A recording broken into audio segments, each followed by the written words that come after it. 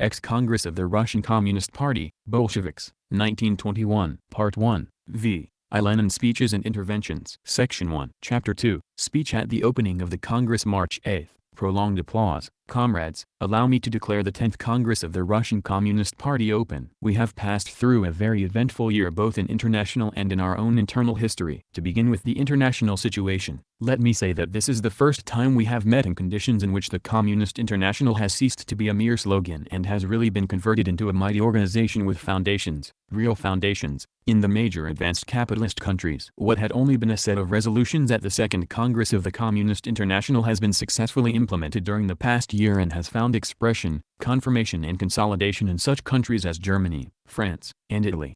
Footnote on Communist International, the Second Congress, which laid the program, tactical and organizational foundations of the Comintern, was held from July 19 to August 7, 1920. It opened in Petrograd, but was transferred to Moscow on July 23. More than 200 delegates represented communist parties and workers' organizations from 37 countries committed to world socialist revolution. With many of the manifestos written by Lenin and Trotsky, the 10th Congress of the RCP dovetailed with the expectations that the Russian Revolution, its coming victory in the Civil War, would lead to revolution in Europe, the international prerequisite for the construction of the socialism. At the first sitting, Lenin gave a report on the international situation and the main tasks of the Comintern. Later he made speeches on the Communist Party, the nationalities and colonial questions, parliamentarism and other questions. He took part in the work of most of the commissions. The Congress adopted Lenin's 21 conditions of affiliation to the Communist International, which was of great importance for creating and strengthening the new type of workers' parties in the capitalist countries. The ideas in Lenin's classic left-wing communism, an infantile disorder, served as the basis of the Congress's resolutions. Lenin also took part in drafting a resolution on the role of the Communist Party in the proletarian revolution, which stressed that the Communist Party was the principal instrument in the liberation of the working class. Lenin's theses on the nationalities and colonial question and on the agrarian question were also adopted as resolutions. The Congress stimulated the international communist movement. Lenin said that after the Congress, communism has become central to the working class movement as a whole. End of footnote. It is enough to name these three countries to show that the Communist International, since its second Congress in Moscow last summer, has become part and parcel of the working class movement in all the major advanced countries of Europe. More than that,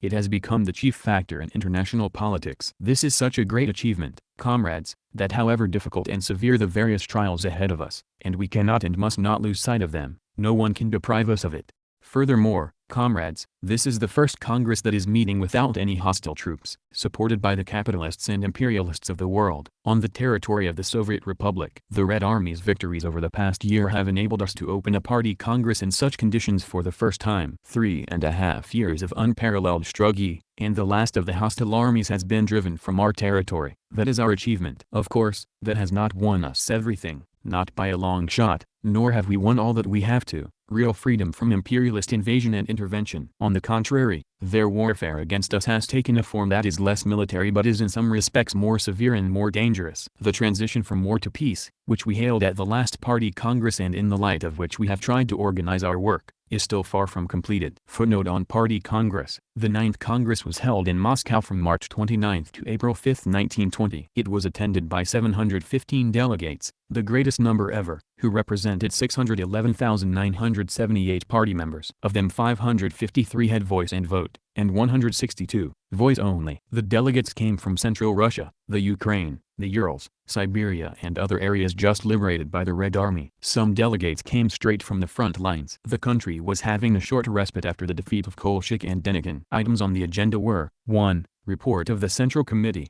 2. Current tasks of economic construction. 3. Trade union movement. 4. Organizational questions. 5. Tasks of the Communist International. 6. Attitude to cooperatives. 7. Transition to the militia system. 8. Election of the Central Committee. 9. Current business. Lenin guided the work of the Congress. He made a report on the Central Committee's political activity and a summing up speech. He spoke on economic construction and the cooperatives. He proposed a list of candidates for election to the Central Committee. He also delivered the closing speech of the Congress. In the resolution, The Current Tasks of Economic Construction, the Congress stated that the main condition of the country's economic rehabilitation is the undeviating implementation of an integrated economic plan projected for the immediate historical period ahead. CKPSSV Rezolutsek.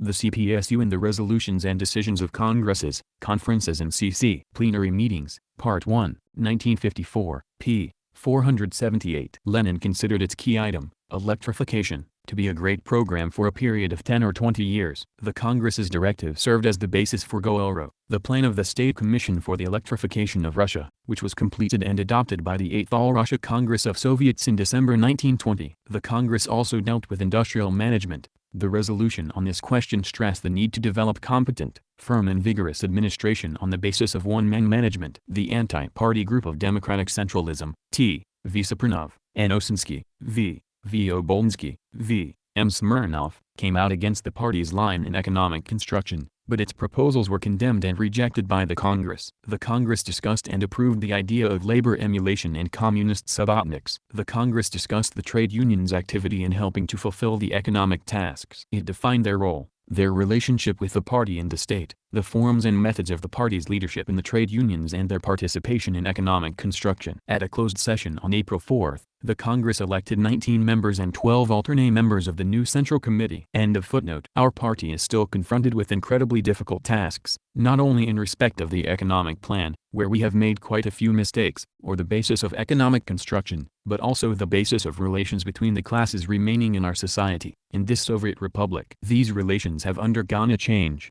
and this, you will all agree, should be one of the chief questions for you to examine and decide here. Comrades, we have passed through an exceptional year. We have allowed ourselves the luxury of discussions and disputes within the party. Footnote: the reference is to the party discussion of the trade union's role and tasks in socialist construction. Lenin analyzed these problems in his articles, The Trade Unions, the Present Situation and Trotsky's Mistakes, The Party Crisis. Once again on the trade unions, the current situation and the mistakes of Trotsky and Bukharin, and also in his speeches at the Second All-Russia Congress of Miners and at the 10th Party Congress. End of footnote. This was an amazing luxury for a party shouldering unprecedented responsibilities and surrounded by mighty and powerful enemies uniting the whole capitalist world. I do not know how you will assess that fact now. Was it fully compatible with our resources, both material and spiritual? It is up to you to appraise this. At all events, however, I must say that the slogan, task and aim which we should set ourselves at this Congress and which we must accomplish at all costs, is to emerge from the discussions and disputes stronger than before. Applause. You, comrades, cannot fail to be aware that all our enemies, and their name is legion, in all their innumerable press organs abroad repeat, elaborate and multiply the same wild rumor that our bourgeois and petty bourgeois enemies spread here inside the Soviet Republic. Namely, discussion means disputes, disputes mean discord, discord means that the communists have become weak. Press hard, seize the opportunity, take advantage of their weakening. This has become the slogan of the hostile world. We must not forget this for a moment. Our task now is to show that, to whatever extent we have allowed ourselves this luxury in the past, whether rightly or wrongly, we must emerge from this situation in such a way that, having properly examined the extraordinary abundance of platforms, shades, slight shades and almost slight shades of opinion that have been formulated and discussed, we at our party Congress could say to ourselves, at all events, whatever form the discussion has taken up to now, however much we have argued among ourselves, and we are confronted with so many enemies, the task of the dictatorship of the proletariat in a peasant country is so vast and difficult that formal cohesion is far from enough. Your presence here at the Congress is a sign that we have that much. Our efforts should be more united and harmonious than never before. There should not be the slightest trace of factionalism, whatever its manifestations in the past. That we must not have on any account. That is the only condition on which we shall accomplish the immense tasks that confront us. I am sure that I express the intention and firm resolve of all of you when I say, at all events, the end of this Congress must find our party stronger, more harmonious, and more sincerely united than ever before. Applause. Chapter 2. Report on the political work of the Central Committee of the RCPB.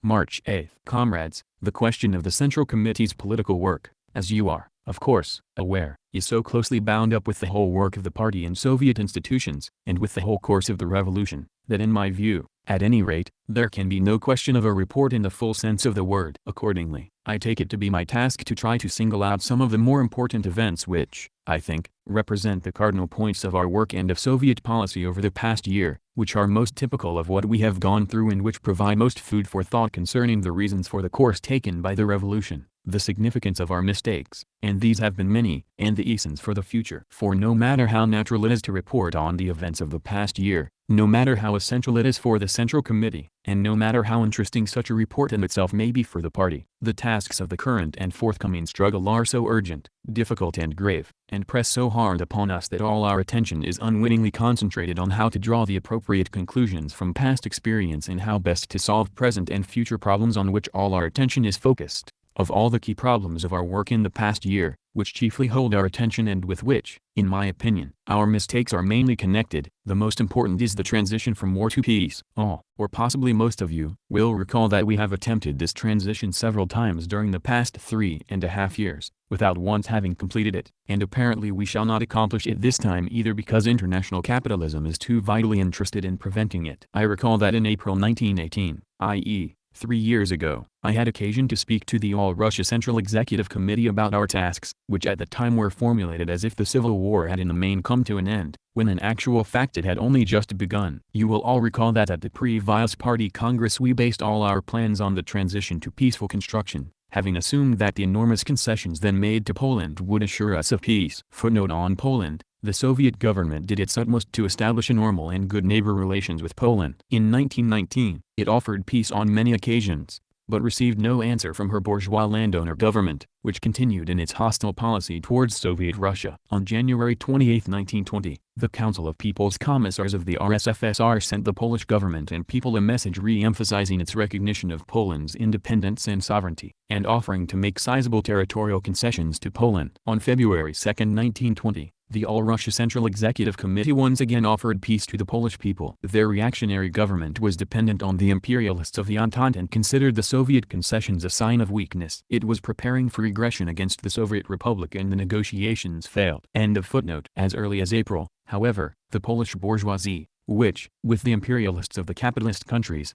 interpreted our peaceful stand as a sign of weakness, started an offensive for which they paid dearly. They got a peace that was much worse. But we were unable to switch to peaceful construction and had once again to concentrate on the war with Poland and subsequently on wiping out Wrangel. That is what determined the substance of our work in the year under review. Once again all our work turned on military problems. Then followed the transition from war to peace when the last enemy soldier was finally driven from the territory of the RSFSR. This transition involved upheavals which we had certainly never foreseen. That is undoubtedly one of the main causes of all our mistakes in policy during the period under review, from which we are now suffering. We now realize that some of the tasks we had grossly underrated were posed by the demobilization of the army, which had to be created in a country that had suffered unparalleled strains and stresses, and that had gone through several years of imperialist war. Its demobilization put a terrible strain on our transport facilities, and this was intensified by the famine due to the crop failure and the fuel shortage, which largely brought the railways to a standstill. That is largely the source of the series of crises, economic, social and political, that hit us. At the end of last year I had occasion to point out that one of the main difficulties of the coming spring would be that connected with the demobilization of the army. I also pointed this out at the big discussion on December 30th,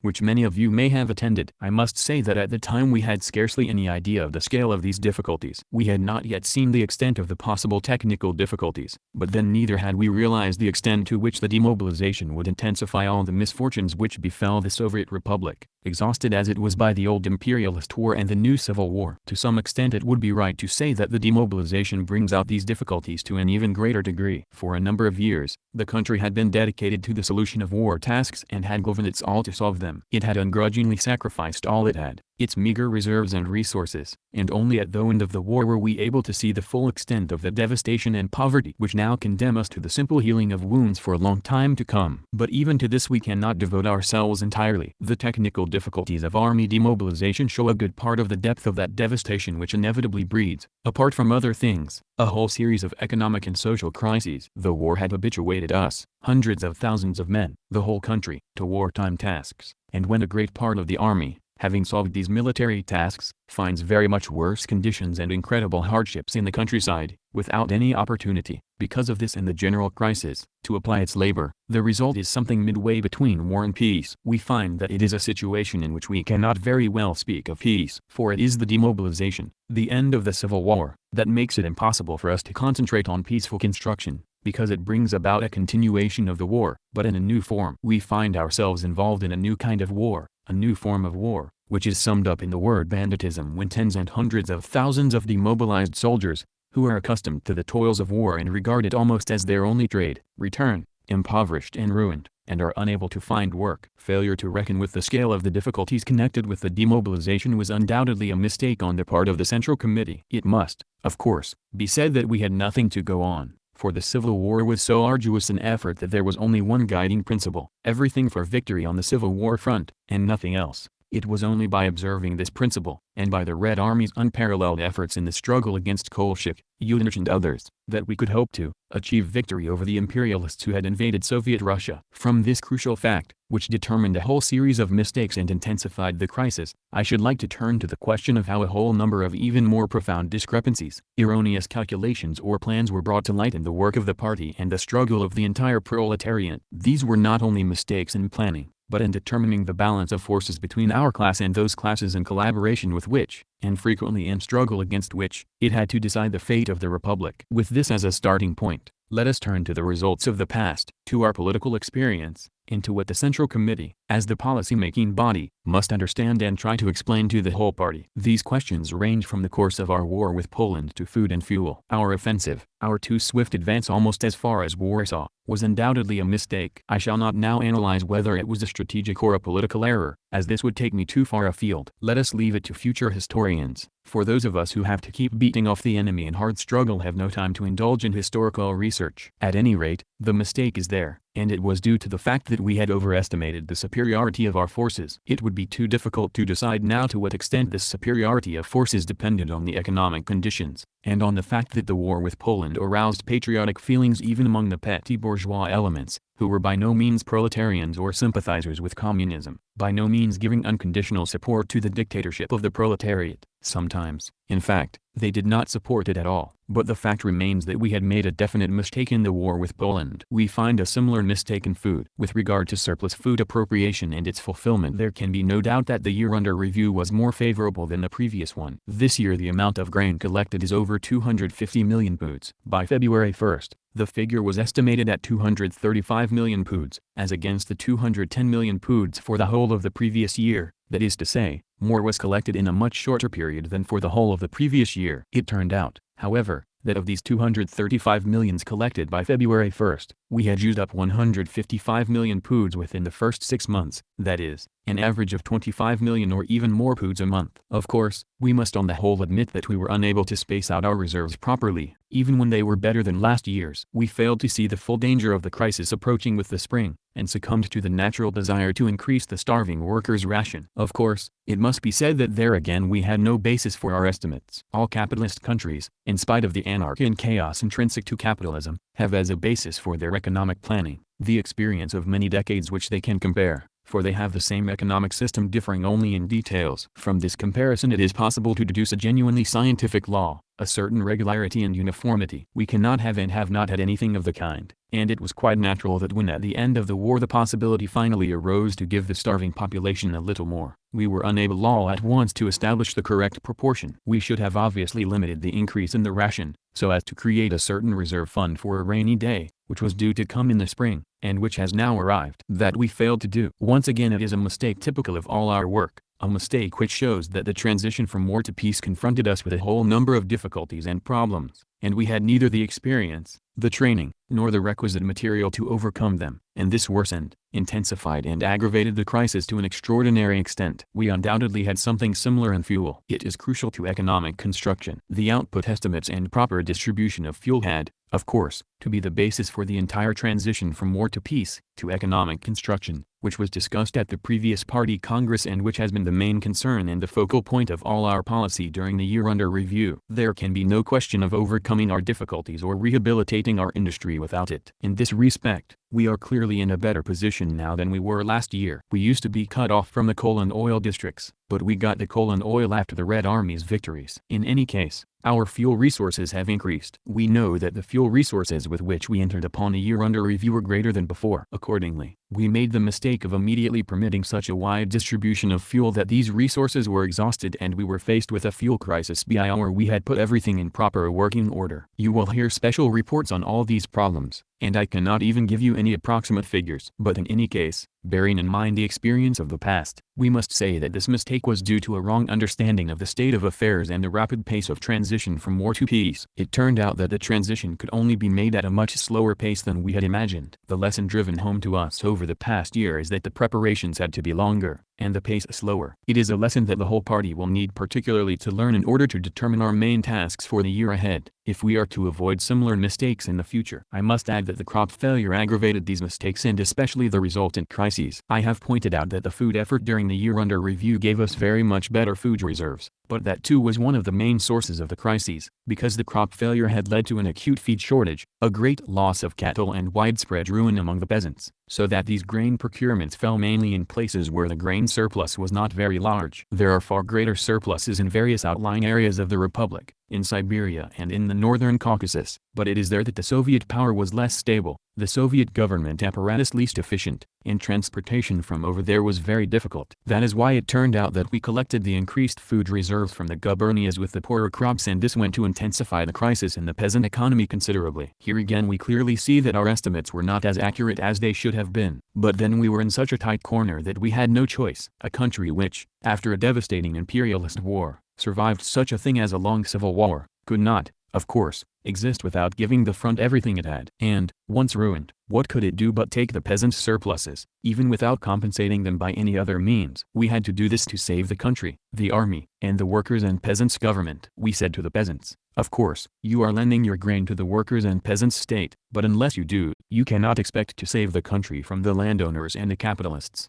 We could do nothing else in the circumstances forced upon us by the imperialists and the capitalists through their war. We had no choice. But these circumstances led to such a weakening of the peasant economy after the long war that the crop failure was due also to the smaller sown area, worsening equipment, lower crop yields, shortage of hands, etc. The crop failure was disastrous, but the collection of surplus grain, which was rather better than we had expected, was accompanied by an aggravation of the crisis that may bring us still greater difficulties and calamities in the months to come. We must carefully reckon with this fact when analyzing our political experience of the past year, and the political tasks we set ourselves for the year ahead. The year under review has left the following year with the same urgent problems. I shall now deal with another point from a totally different sphere, the trade union discussion, which has taken up so much of the party's time. I mentioned it earlier on today, and could naturally only venture the cautious remark that I thought many of you would consider this discussion as being too great a luxury. I must add, for my part, that I think it was quite an impermissible luxury, and we certainly made a mistake when we allowed it, for we had failed to realize that we were pushing into the forefront a question which for objective reasons cannot be there. We allowed ourselves to indulge in this luxury, failing to realize how much attention we distracted from the vital and threatening question before us, namely, this question of the crisis. What are the actual results of this discussion, which has been going on for so many months and which must have bored most of you? You will hear special reports on it, but I should like to draw your attention to one aspect of the matter. It is that in this case the saying, "every cloud has a silver lining," has been undoubtedly justified. Unfortunately, there was rather a lot of cloud, and very little silver lining. Still, the silver lining was there, for although we lost a great deal of time and diverted the attention of our party comrades from the urgent tasks of the struggle against the petty bourgeois elements surrounding us, we did learn to discern certain relationships which we had not seen before. The good thing was that the party was bound to learn something from this struggle. Although we all knew that, being the ruling party, we had inevitably to merge the party and government leadership. They are merged and will remain so. The party nevertheless learned a certain lesson in this discussion which cannot be ignored. Some platforms mostly got the votes of the top section of the party. Some platforms, which were sometimes called the platforms of the workers' opposition, and sometimes by other names, clearly proved to be an expression of a syndicalist deviation. That is not just my personal opinion, but that of the vast majority of those present. Voices. That's right. In this discussion, the party proved itself to have matured to such an extent that, aware of a certain wavering of the top section and hearing the leadership say, "We cannot agree, sort us out," it mobilized rapidly for this task, and the vast majority of the more important party organizations quickly responded, "We do have an opinion, and we shall let you know it." During the discussion we got a number of platforms. There were so many of them that, although in view of my position I should have read them all, I confess I had not.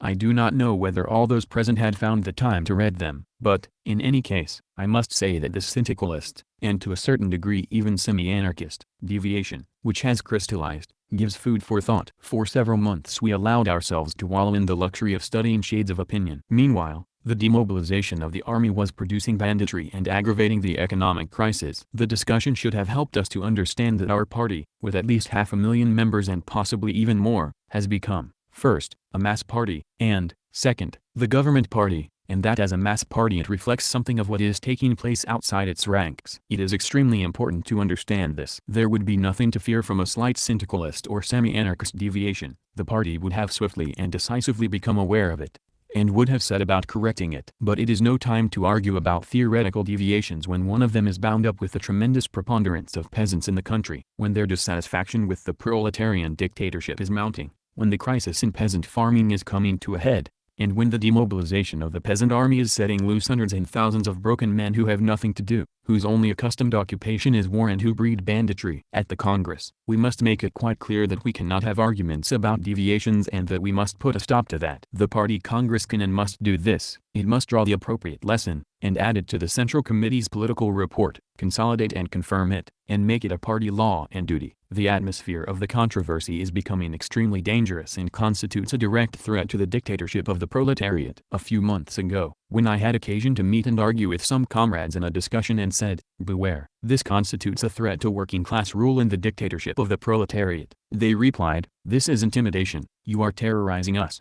On several occasions I have had to hear my remarks being labeled in this manner, and accusations of intimidation thrown about, and I replied that it would be absurd for me to try to intimidate old revolutionaries who had gone through all sorts of ordeals. But when you see the difficulties the demobilization is producing, you can no longer say it was an attempt at intimidation, or even an unavoidable exaggeration in the heat of the controversy. It was, in fact, an absolutely exact indication of what we now have, and of our need for unity, discipline and restraint. We need all this not only because otherwise a proletarian party cannot work harmoniously, but because the spring has brought and will bring even more difficult conditions in which we cannot function without maximum unity. These two main lessons, I think, we shall still be able to learn from the discussion. I think it necessary to say, therefore, that whilst we did indulge in luxury and presented the world with a remarkable example of a party, engaged in a most desperate struggle, permitting itself the luxury of devoting unprecedented attention to the detailed elucidation of separate points of platforms, all this in face of a crop failure, a crisis,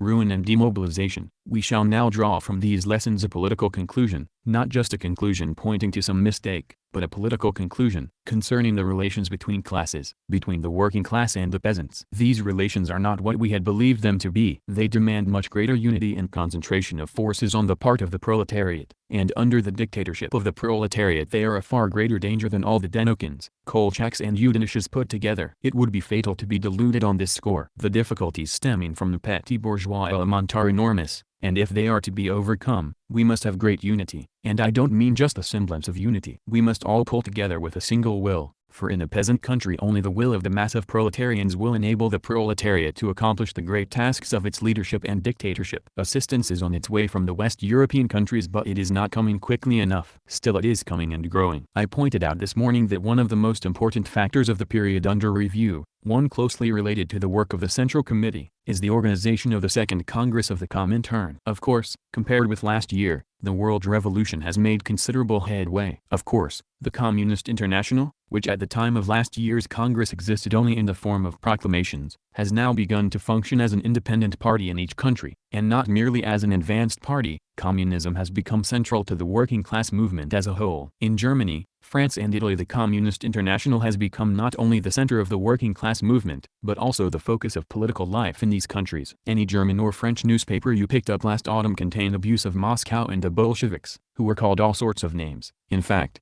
the Bolsheviks and the 21 conditions for admission to the Third International were made the central issue of their entire political life. Footnote on Third International: the 21 conditions for admission to the Comintern were adopted by its Second Congress on August 6, 1920. Lenin worked out 19 of the conditions, which were published before the Congress. He submitted the 20th to the Congress Commission on July 25, 1920, and it was adopted. The 21st condition ran: members of the party who reject the obligations and theses of the Communist International in principle should be expelled from the party. This also applies to delegates of extraordinary party congresses.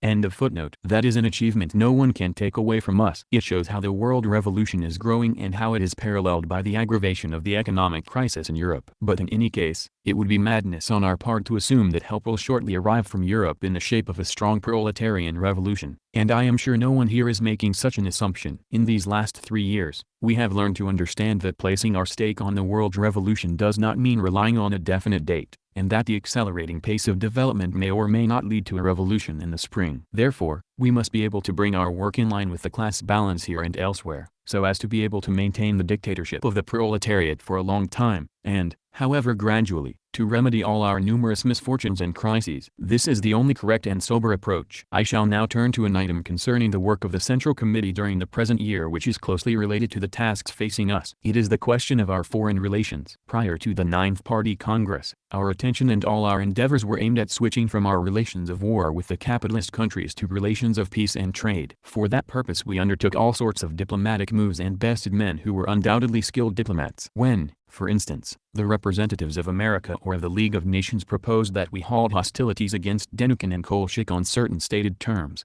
they thought we would land in difficulties. Footnote on League of Nations, an international organization set up at the Paris Peace Conference of Victor Powers in 1919. The League's working organs were its Assembly, Council and Permanent Secretariat headed by a Secretary General. Its covenant, a part of the Peace Treaty of Versailles, was signed by 44 states. It was so couched as to create the impression that the League served the purposes of peace and security, worked for a reduction of armaments, and opposed aggression. Actually, however, it pandered to the aggressors, and encouraged the arms drive and preparations for the Second World War. From 1920 to 1934, the League's activity was hostile to the Soviet state, and in 1920 and 1921 the League was the organizational center of armed intervention against it. On September 15, 1934, on the initiative of French diplomats, 34 member states sent the Soviet Union an invitation to join the League. In joining, the USSR tried to create a peace front, but the reactionary circles of the Western powers resisted its efforts. When the war broke out, the League actually ceased to operate, although it was formally dissolved in April 1946, under a special assembly decision. End of footnote. In actual fact, it was they who landed in difficulties and we who scored a great diplomatic victory. They were made to look silly. They had to withdraw their terms, and this was subsequently exposed in all the diplomatic writings and press of the world. But we cannot rest content with a diplomatic victory. We need more than that. We need genuine trade relations. However, only this year has there been some development in trade relations. There is the question of trade relations with Britain, which has been central since the summer of last year. In this connection, the war with Poland was a considerable setback for us. Britain was ready to sign a trade agreement. The British bourgeoisie wanted it, but court circles in Britain were against it and hampered it, and the war with Poland delayed it. It so happens that the matter has not been settled yet. Today's papers, I think, say that Cresson has told the press in London that he expects the trade agreement to be signed shortly. Footnote: the trade agreement between Britain and Soviet Russia was signed on March 16, 1921. End of footnote. I do not know whether these hopes are fully justified. I cannot be certain that it will actually take place, but for my part I must say that we in the Central Committee have devoted a great deal of attention to this question and considered it correct for us to compromise in order to achieve a trade agreement with Britain. Not only because we could obtain more from Britain than from other countries, she is, in this respect, not as advanced as, say,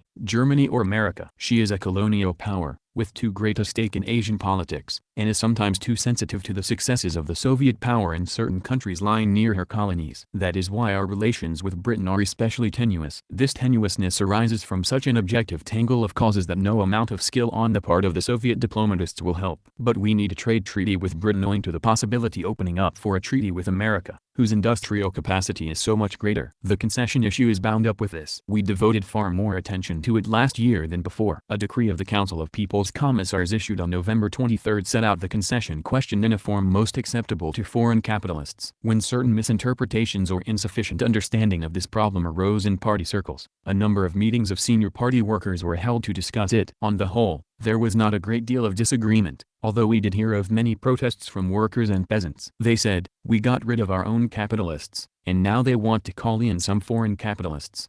Of course, the Central Committee had no statistics at its disposal to decide to what extent these protests were due to ignorance, or expressed the hopes of the kulak or outright capitalist section of the non-party people who believe they have legitimate right to be capitalists in Russia, and not like the foreign capitalists who are invited in without any power, but with real power. Indeed, it is most unlikely that statistics on such factors are available anywhere in the world. But this decree was, at any rate, a step towards establishing relations with a view to granting concessions. I must add that in practice, and this is something we must never forget, we have not secured a single concession. The point at issue is whether we should try to get them at all costs. Whether we get them or not does not depend on our arguments or decisions, but on international capital. On February 1 of this year, the Council of People's Commissars took another decision on the concessions. Its first clause says, to approve in principle the granting of oil concessions in Grozny and Baku and at other working oil fields and to open negotiations which should be pressed forward.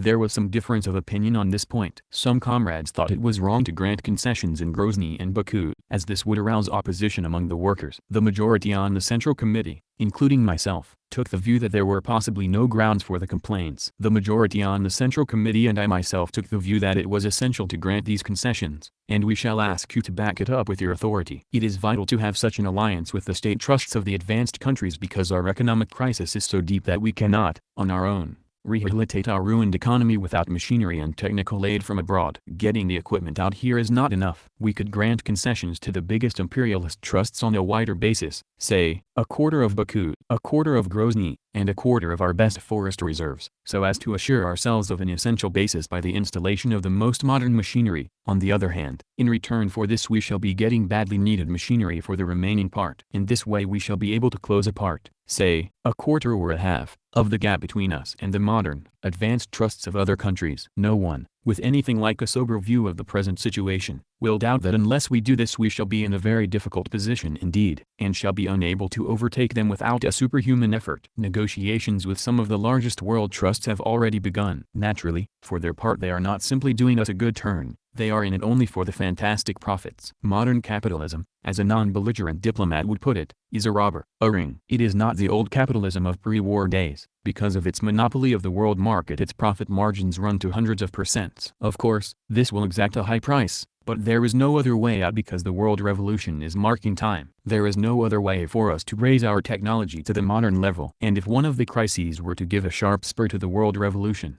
and if it were to arrive before the concession terms ran out, our concession obligations would turn out to be less onerous than they appear on paper. On February 1, 1921, the Council of People's Commissars decided to purchase 18,500,000 poods of coal abroad, for our fuel crisis was already in evidence. It had already become clear by then that we would have to expend our gold reserves not only on the purchase of machinery. In the latter case, our coal output would have increased, for we would have boosted our production if, instead of coal, we had bought machines abroad to develop our coal industry. But the crisis was so acute that we had to opt for the worse economic step and spend our money on the coal we could have produced at home. We shall have to make further compromises to buy consumer goods for the peasants and workers. I should now like to deal with the Kronstadt events. Footnote: the counter-revolutionary mutiny in Kronstadt, which began on February 28, 1921, was organized by the SRS, Mensheviks and White Guards. It involved newly recruited sailors, most of whom came from the countryside and were politically ignorant and discontented with the Gerplus appropriation system. The mutiny was sparked off by the economic hardships and facilitated by the fact that the Kronstadt Bolshevik organization was weakened. The counter-revolutionary bourgeoisie did not dare come out against the Soviet power openly and use the new tactic. In an attempt to deceive the people, the leaders of the mutiny put forward the slogan "Soviets without the Bolsheviks,"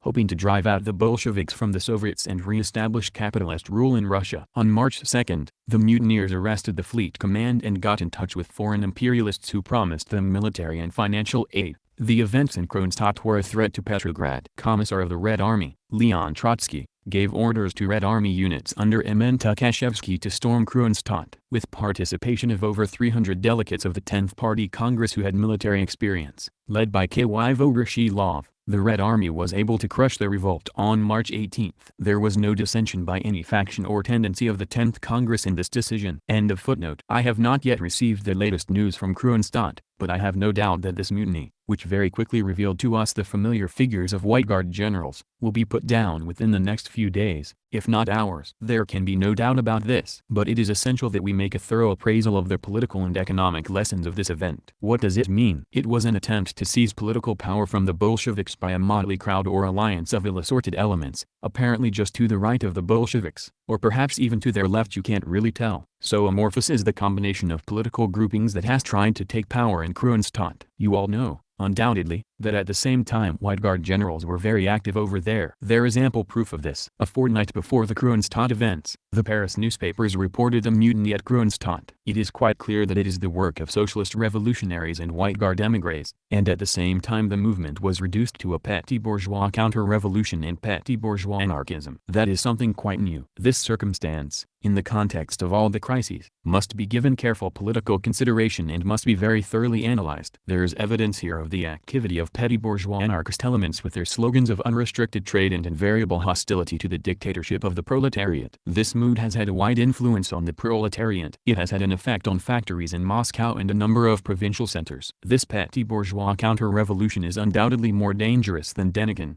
Yudinich and Kolchak put together, because ours is a country where the proletariat is in a minority, where peasant property has gone to ruin and where, in addition, the demobilization has set loose vast numbers of potentially mutinous elements. No matter how big or small the initial, shall I say, shift in power, which the Kronstadt sailors and workers put forward, they wanted to correct the Bolsheviks in regard to restrictions in trade, and this looks like a small shift, which leaves the same slogans of Soviet power with ever so slight a change or correction. Yet, in actual fact the White Guards only used the non-party elements as a stepping stone to get in. This is politically inevitable. We saw the petty bourgeois, anarchist elements in the Russian Revolution, and we have been fighting them for decades. We have seen them in action since February 1917, during the Great Revolution, and their party's attempts to prove that their program differed little from that of the Bolsheviks, but that only their methods in carrying it through were different. We know this not only from the experience of the October Revolution, but also of the outlying regions and various areas within the former Russian Empire where the Soviet power was temporarily replaced by other regimes. Let us recall the Democratic Committee in Samara. Footnote: on June 8, 1918, Samara was occupied by the mutinous Czechoslovak Corps which set up a White Guard SR Menshevik government, the so-called Komuch, a committee of members of the Constituent Assembly. By August 1918, Komuch had, with the aid of Czechoslovak units, occupied some gubernias on the Volga and in the Urals area, but that autumn it was defeated by the Red Army and ceased to exist. End of footnote. They all came in demanding equality, freedom, and a constituent assembly, and every time they proved to be nothing but a conduit for White Guard rule. Because the Soviet power is being shaken by the economic situation, we must consider all this experience and draw the theoretical conclusions a Marxist cannot escape. The experience of the whole of Europe shows the practical results of trying to sit between two stools. That is why in this context we must say that political friction, in this case, is a great danger. We must take a hard look at this petty bourgeois counter-revolution with its calls for freedom to trade. Unrestricted trade, even if it is not as bound up initially with the White Guards as Kronstadt was, is still only the thin end of the wedge for the White Guard element, a victory for capital and its complete restoration. We must, I repeat, have a keen sense of this political danger. It shows what I said in dealing with our platform's discussion.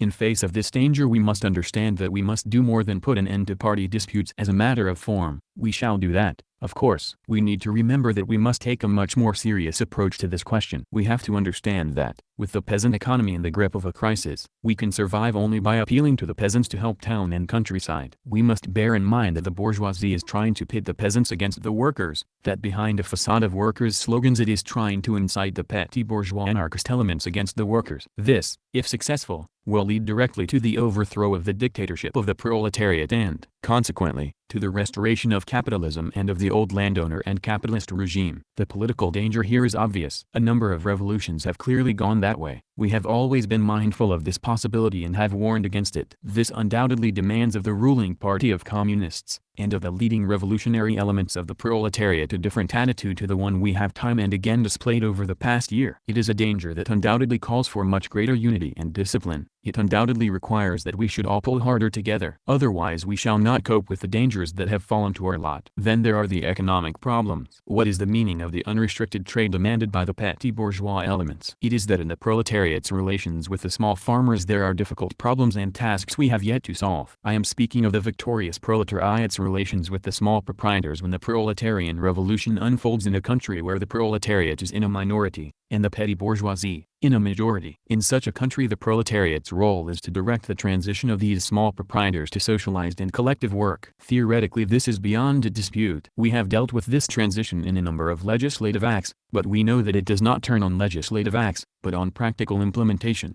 which, we also know, can be guaranteed when you have a very powerful, large-scale industry capable of providing the petty producer with such benefits that he will see its advantages in practice. That is how Marxists and all socialists who have given thought to the social revolution and its tasks have always regarded the question in theory. But Russia's most pronounced characteristic of which I have spoken is that we have, on the one hand, not only a minority, but a considerable minority of proletarians, and, on the other, a vast majority of peasants. And the conditions in which we have had to defend the revolution made the solution of our problems incredibly difficult. We have not been able to show all the advantages of large-scale production, for it lies in ruins, and is dragging out a miserable existence. It can only be rehabilitated by demanding sacrifices from these very same small farmers. To get industry on its feet you need fuel. If you need fuel, you must rely on firewood, and if you rely on firewood, you must look to the peasant and his horse. In conditions of crisis, the fodder shortage and the loss of cattle, the peasant must give his produce on credit to the Soviet power for the sake of a large-scale industry which has not yet given him a thing. That is the economic situation which gives rise to enormous difficulties and demands a deeper analysis of the conditions of transition from war to peace. We cannot run a wartime economy otherwise than by telling the peasants, you must make loans to the workers and peasants' state to help it pull through. When concentrating on economic rehabilitation, we must understand that we have before us a small farmer, a small proprietor and producer who will work for the market until the rehabilitation and triumph of large-scale production. But rehabilitation on the old basis is impossible. It will take years, at least a decade, and possibly longer, in view of the havoc. Until then we shall have to deal, for many long years, with the small producer as such, and the unrestricted trade slogan will be inevitable. It is dangerous, not because it covers up the aspirations of the White Guards and Mensheviks, but because it may become widespread in spite of the peasants' hatred for the White Guards. It is apt to spread because it conforms to the economic conditions of the small producer's existence. It is out of such considerations that the Central Committee adopted its decision to start a discussion on the substitution of a tax for surplus food appropriation and today placed this question squarely before the Congress, a motion which today's resolution approves. Footnote: the substitution of a tax in kind for the surplus appropriation system was discussed on February 8, 1921, at the CC Political Bureau, when Inosinski gave a report on the sowing campaign and the condition of the peasants. A special commission was set up to work out proposals for improving the peasants' condition. For this commission Lenin wrote the rough draft of theses concerning the peasants and defined the main principles on which the tax in kind was to be substituted for surplus appropriation. Under a Political Bureau decision of February 16,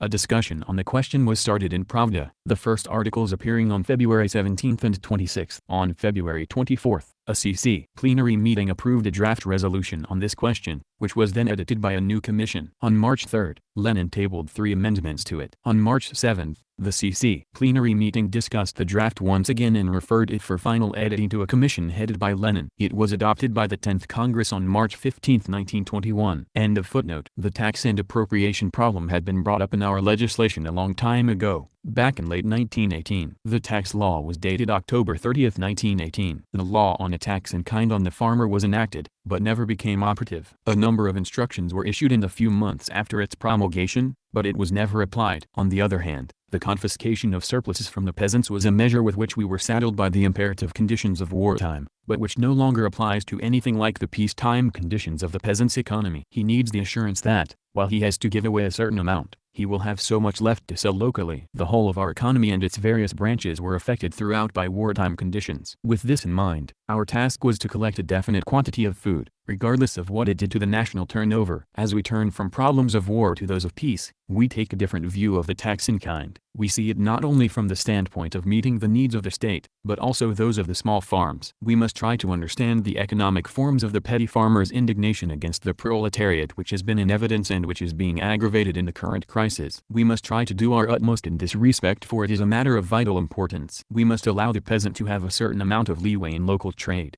and supplant the surplus food appropriation by a tax, to give the small farmer a chance to plan his production and determine its scale in accordance with the tax. We know quite well, of course, that in our conditions this is a very difficult thing to do. The sown area, the crop yield, and the farm implements have all been reduced, the surpluses have undoubtedly decreased, and in very many cases have disappeared altogether. These circumstances must be regarded as a fact. The peasant will have to go hungry for a while in order to save the towns and factories from famine. That is something quite understandable on a country-wide scale, but we do not expect the poverty-stricken lone wolf farmer to understand it. And we know that we shall not be able to do without coercion, on which the impoverished peasants are very touchy. Nor must we imagine that this measure will rid us of the crisis. But we do regard it as our task to make the maximum concessions, to give the small producer the best conditions to come into his own. Up to now, we have been adapting ourselves to the tasks of war. We must now adapt ourselves to the conditions of peace. The Central Committee is faced with this task, the task of switching to the tax in kind in conditions of proletarian power. and it is closely bound up with the question of concessions. Footnote: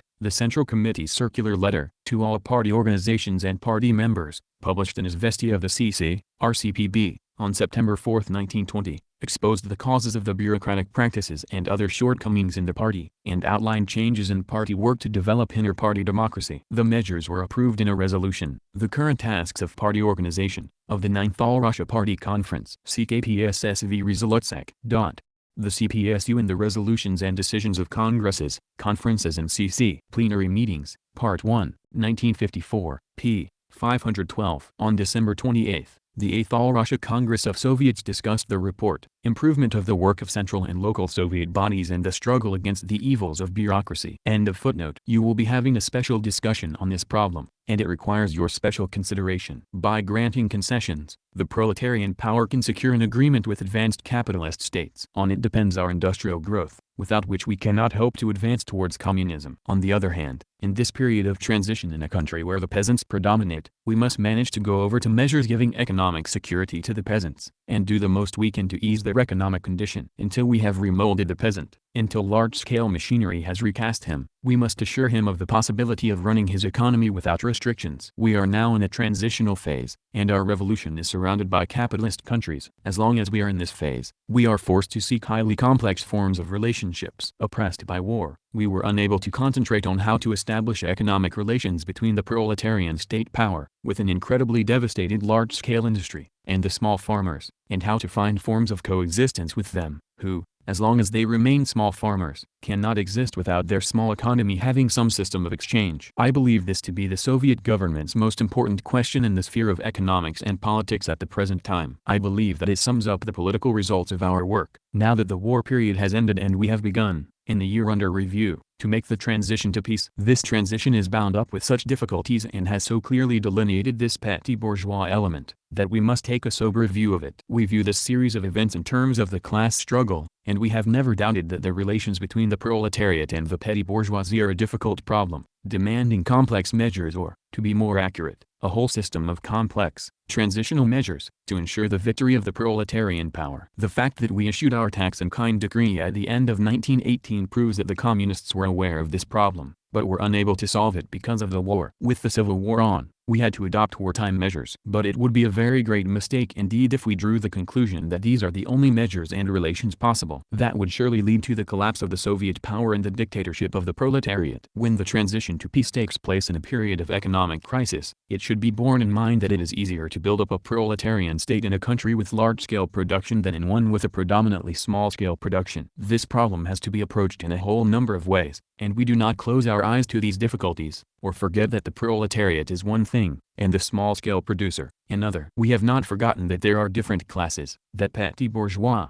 anarchist counter-revolution is a political step to white guard rule. We must face this squarely, with an awareness that this needs, on the one hand, maximum unity, restraint and discipline within the proletarian party, and on the other, a series of economic measures which we have not been able to carry out so far because of the war. We must recognize the need to grant concessions, and purchase machinery and equipment to satisfy agriculture, so as to exchange them for grain and re-establish relations between the proletariat and the peasants which will enable it to exist in peacetime conditions. I trust that we shall return to this problem, and I repeat that, in my view, we are dealing here with an important matter, and that the past year, which must be characterized as a period of transition from war to peace, confronts us with some extremely difficult problems. Let me say a few words in conclusion about combating bureaucratic practices, the question which has taken up so much of our time. It came up before the Central Committee last summer. In August the Central Committee sent a circular to all organizations, and the matter was put before a party conference in September. Finally, at the December Congress of Soviets, it was dealt with on a wider scale. We do have a bureaucratic ulcer. It has been diagnosed and has to be treated in earnest. Of course, in the discussion that we have had, some platforms dealt with the problem quite frivolously, to say the least, and, by and large, from a petty bourgeois viewpoint. There is no doubt that some discontent and stirrings have recently been in evidence among non-party workers. Non-party meetings in Moscow have clearly turned democracy and freedom into slogans leading up to the overthrow of the Soviet power. Many, or, at any rate, some representatives of the workers' opposition have battled against this petty bourgeois,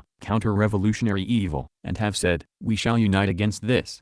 and in actual fact they have been able to display the maximum unity. I cannot tell whether all the supporters of the workers' opposition group and other groups with semi-syndicalist platforms are like them. We need to learn more about this at the Congress. We need to understand that the struggle against the evils of bureaucracy is absolutely indispensable, and that it is just as intricate as the fight against the petty bourgeois element. The bureaucratic practices of our state system have become such a serious malaise that they are dealt with in our party program, because they are connected with this petty bourgeois element, which is widely dispersed. This malaise can only be cured by the working people's unity and their ability not only to welcome the decrees of the workers' and peasants' inspection, have you seen many decrees that have not been welcomed?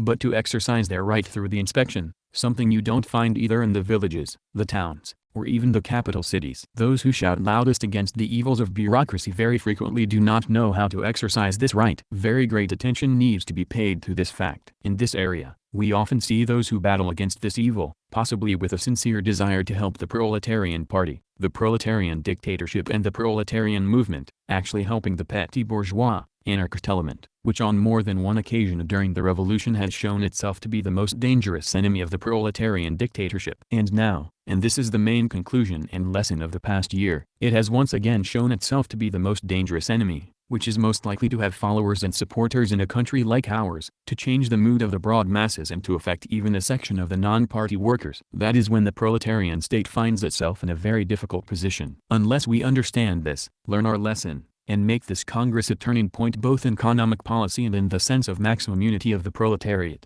we shall have to apply to ourselves the unfortunate saying, we have forgotten nothing of what, small and trifling at times, deserves to be forgotten, and have learned nothing of the serious things this year of the revolution should have taught us. I hope that will not be the case. Stormy applause. Section 3. Chapter 3. Summing up speech on the report of the CC of the RCPB, March 9th. Prolonged applause. Comrades, one would have expected the criticism, remarks, additions and amendments, etc., elicited by the report on the political activity of the Central Committee to concentrate on political work and political mistakes, and to give political advice.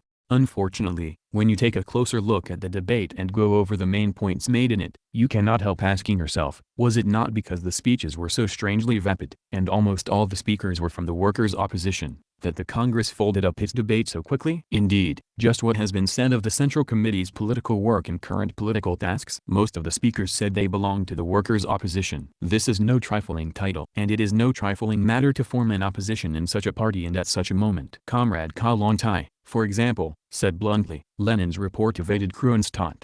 When I heard that I didn't know what to say. Everyone present at this Congress knows perfectly well, newspaper reports will naturally not be as explicit as the speeches here are, that my report tied in everything, from beginning to end, with the lessons of Kronstadt. If anything, I deserve to be reproached for devoting the greater part of my report to the lessons that flow from the Kronstadt events, and the smaller part to past mistakes, political facts and crucial points in our work, which, in my opinion, determine our political tasks and help us to avoid such mistakes in the future. What did we hear of the lessons of Kronstadt? When people come forward in the name of an opposition, which they call a workers' opposition, and say that the Central Committee has failed to steer the party's policy properly, we must tell them that we need pointers indicating what was wrong on the main questions, and ways of rectifying it. Unfortunately, we heard absolutely nothing, not a word or sound, about the present situation and its lessons. No one even touched upon the conclusion that I drew. It may be wrong, but the whole point of making reports at Congresses is precisely to rectify what it is wrong. The political conclusion to be drawn from the present situation is that the party must be united and any opposition prevented. The economic conclusion is that we must not rest content with what has been achieved in the policy of reaching an agreement between the working class and the peasantry. We must seek new ways and put them to the test. I was quite specific about what we needed to do. Perhaps I was wrong,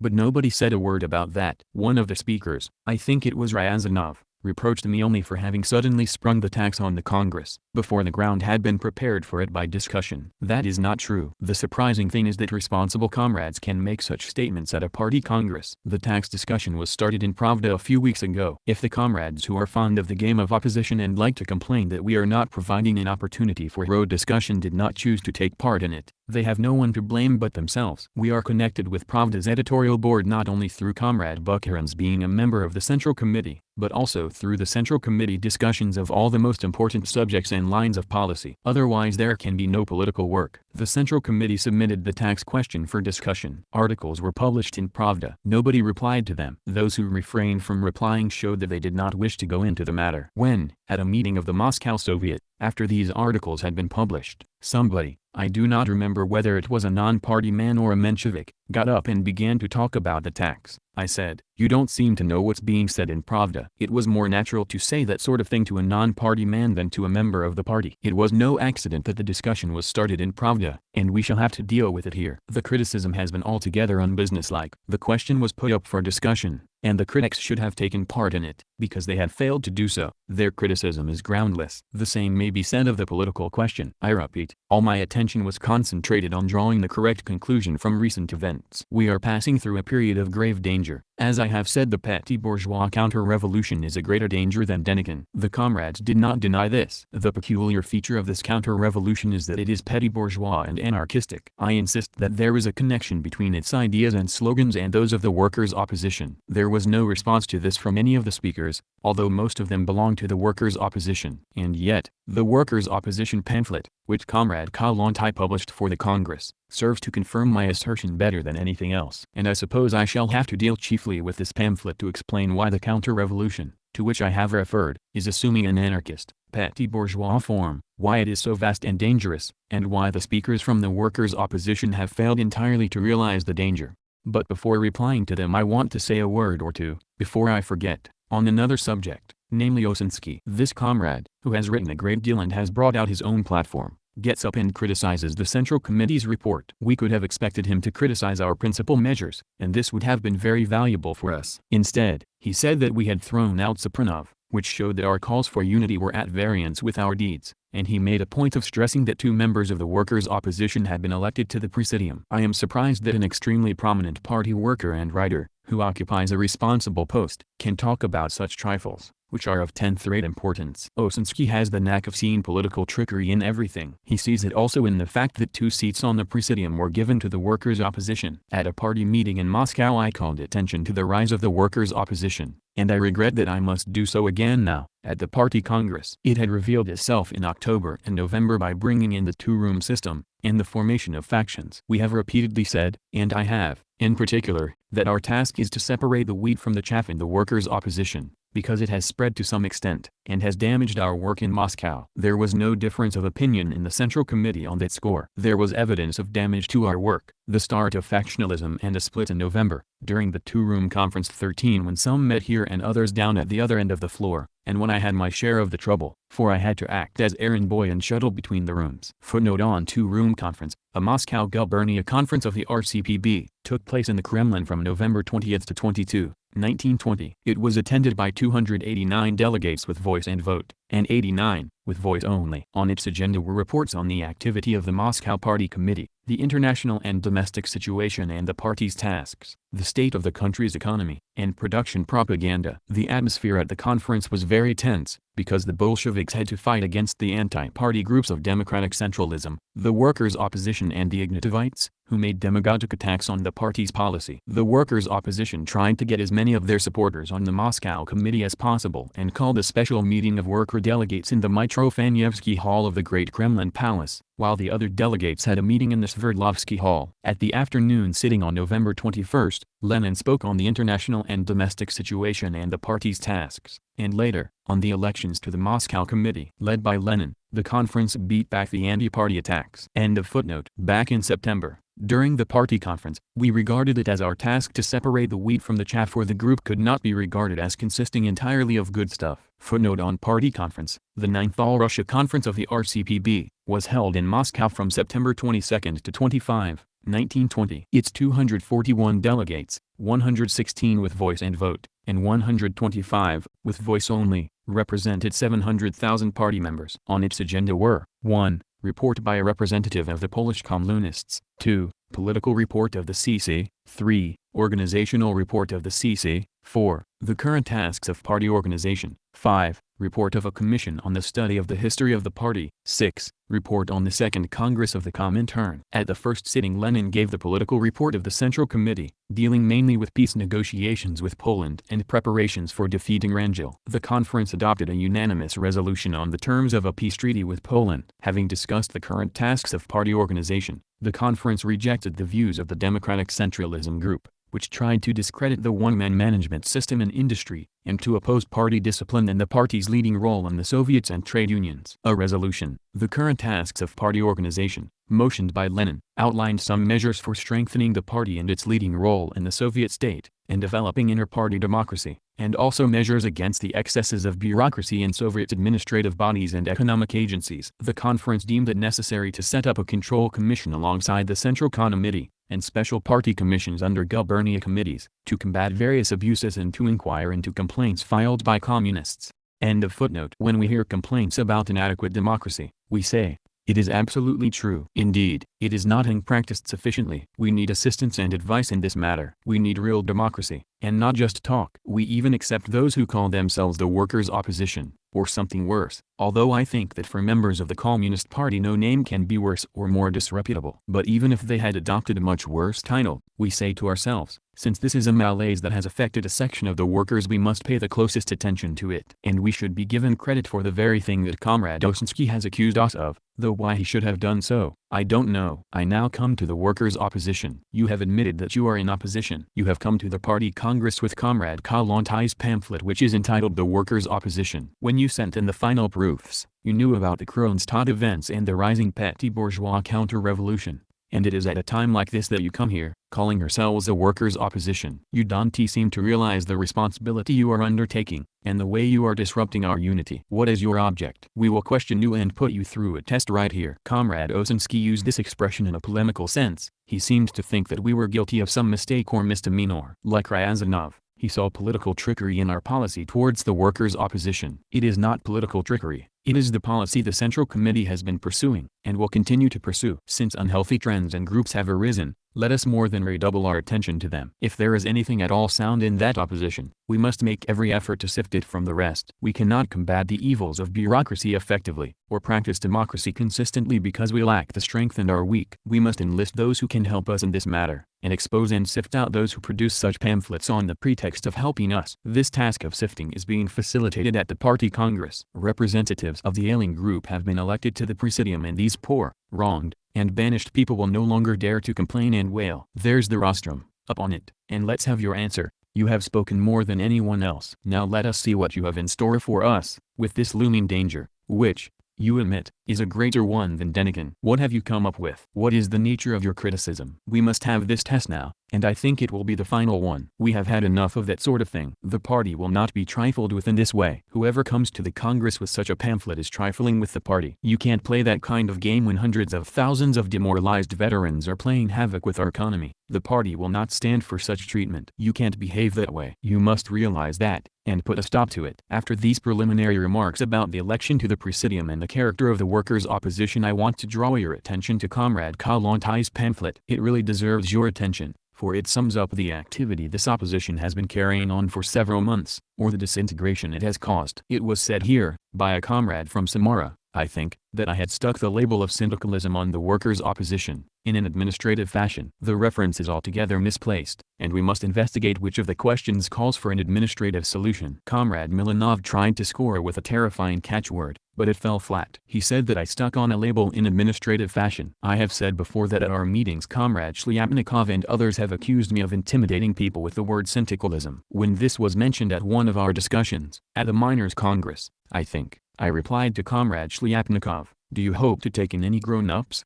After all, Comrade Shliapnikov and I have known each other for many, many years, ever since the period of our underground work and emigration. How can he say that I am trying to intimidate anyone by characterizing certain deviations? And when I say that the stand of the workers' opposition is wrong, and that it is syndicalism, what has administrating got to do with it? And why does Comrade Kollontai write that I have been bandying the word syndicalism about in frivolous fashion? She ought to produce some proof before saying anything like that. I am prepared to allow that my proof is wrong, and that Comrade Kollontai's statement is weightier. I am prepared to believe that. But we must have some little proof, not in the form of words about intimidating or administrating, which, unfortunately, my official duties compel me to engage in a great deal, but in the form of a definite reply, refuting my accusation that the workers' opposition is a deviation towards syndicalism. I made it before the whole party, with a full sense of responsibility, and it was printed in a pamphlet in 250,000 copies, and everyone has read it. Evidently, all the comrades have prepared for this Congress, and they should know that the syndicalist deviation is an anarchist deviation, and that the workers' opposition, which is hiding behind the backs of the proletariat, is a petty bourgeois,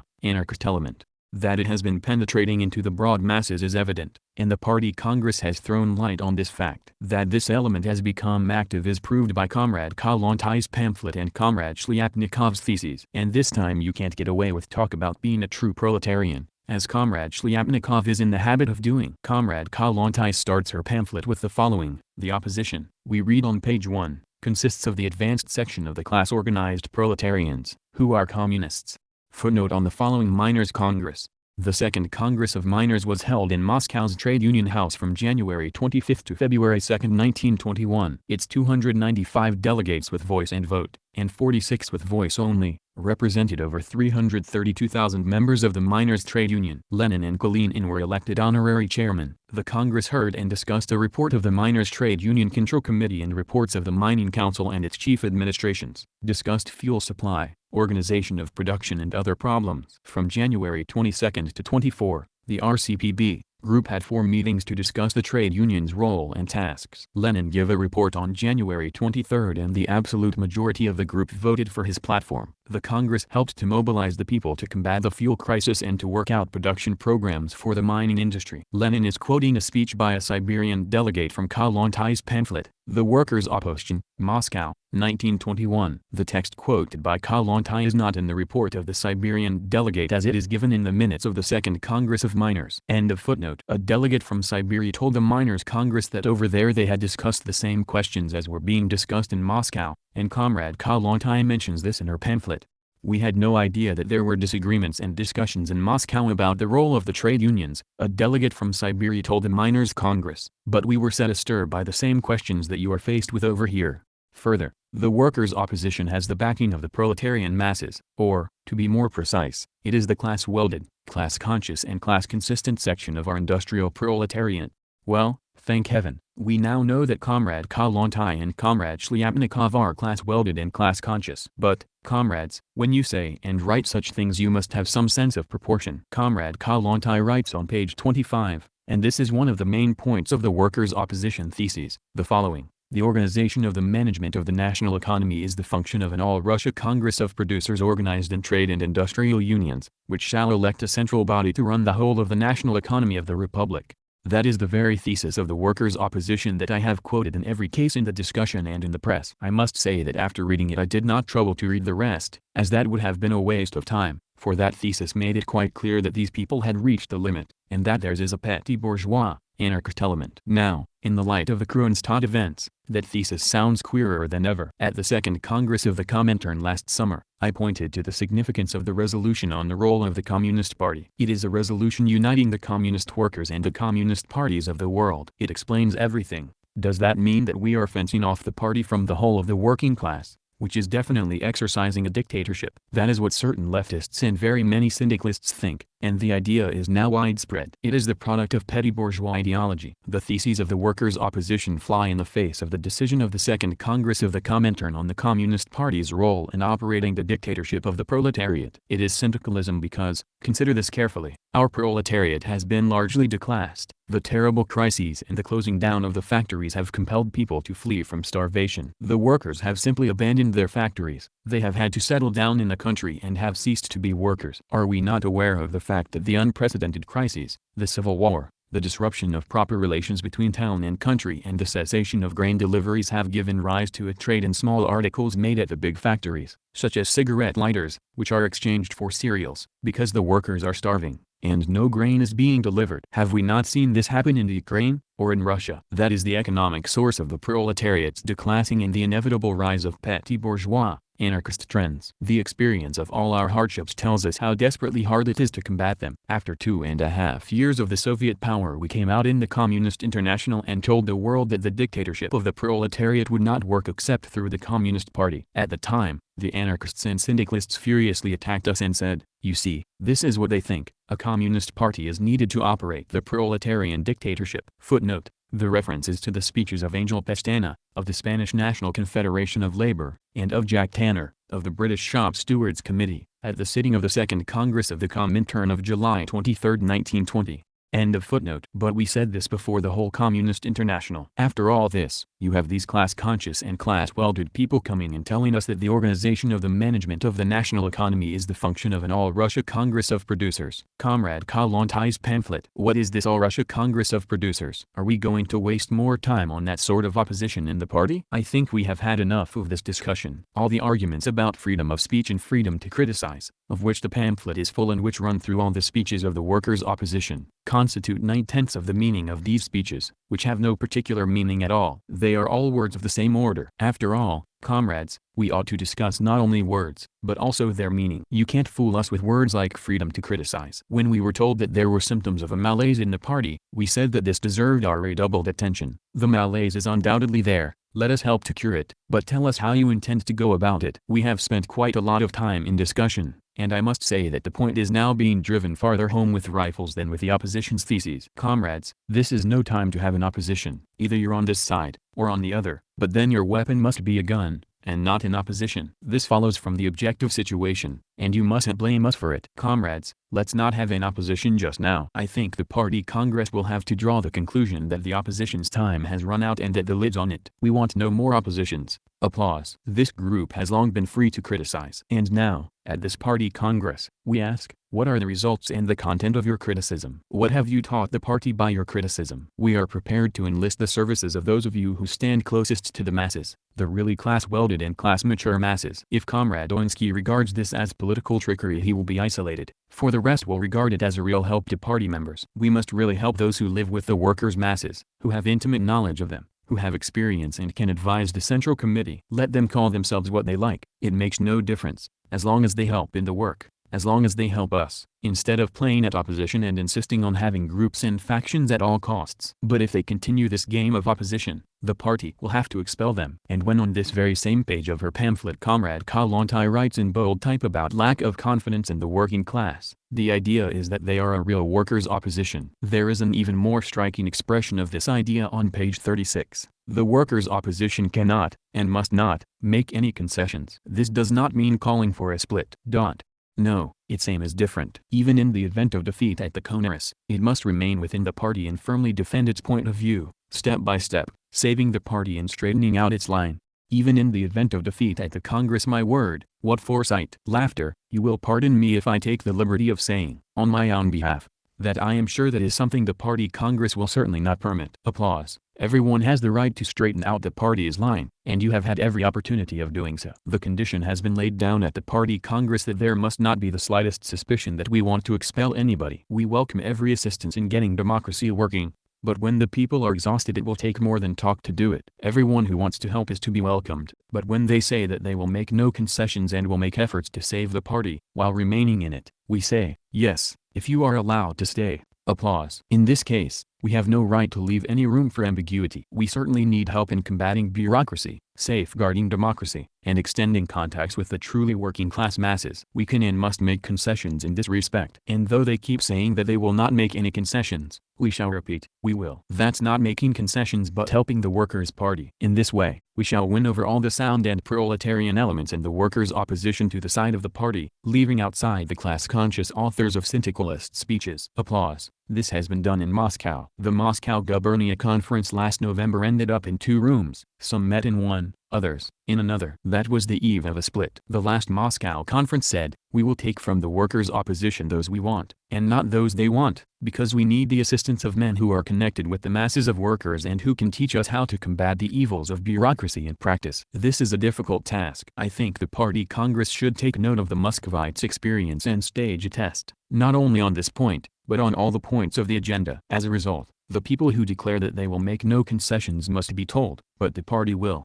We must all pull together. By means of this policy we shall sift the sound elements from the unsound in the workers' opposition, and the party will be strengthened. Just think, it was said here that production should be run by an all-Russia Congress of Producers. I find myself groping for words to describe this nonsense. but am reassured by the fact that all the party workers present here are also Soviet functionaries who have been doing their work for the revolution for 1, 2 or 3 years. It is not worth criticizing that sort of thing in their presence. When they hear such tedious speeches they close the discussion, because it is frivolous to speak of an all-Russia Congress of producers running the national economy. A proposal of that kind could be made in a country where the political power has been taken but no start has been made on the work. We have made a start. And it is a curious fact that on page 33 of this pamphlet we find the following: the workers' opposition is not so ignorant as to disregard the great role of technique and of technically trained forces.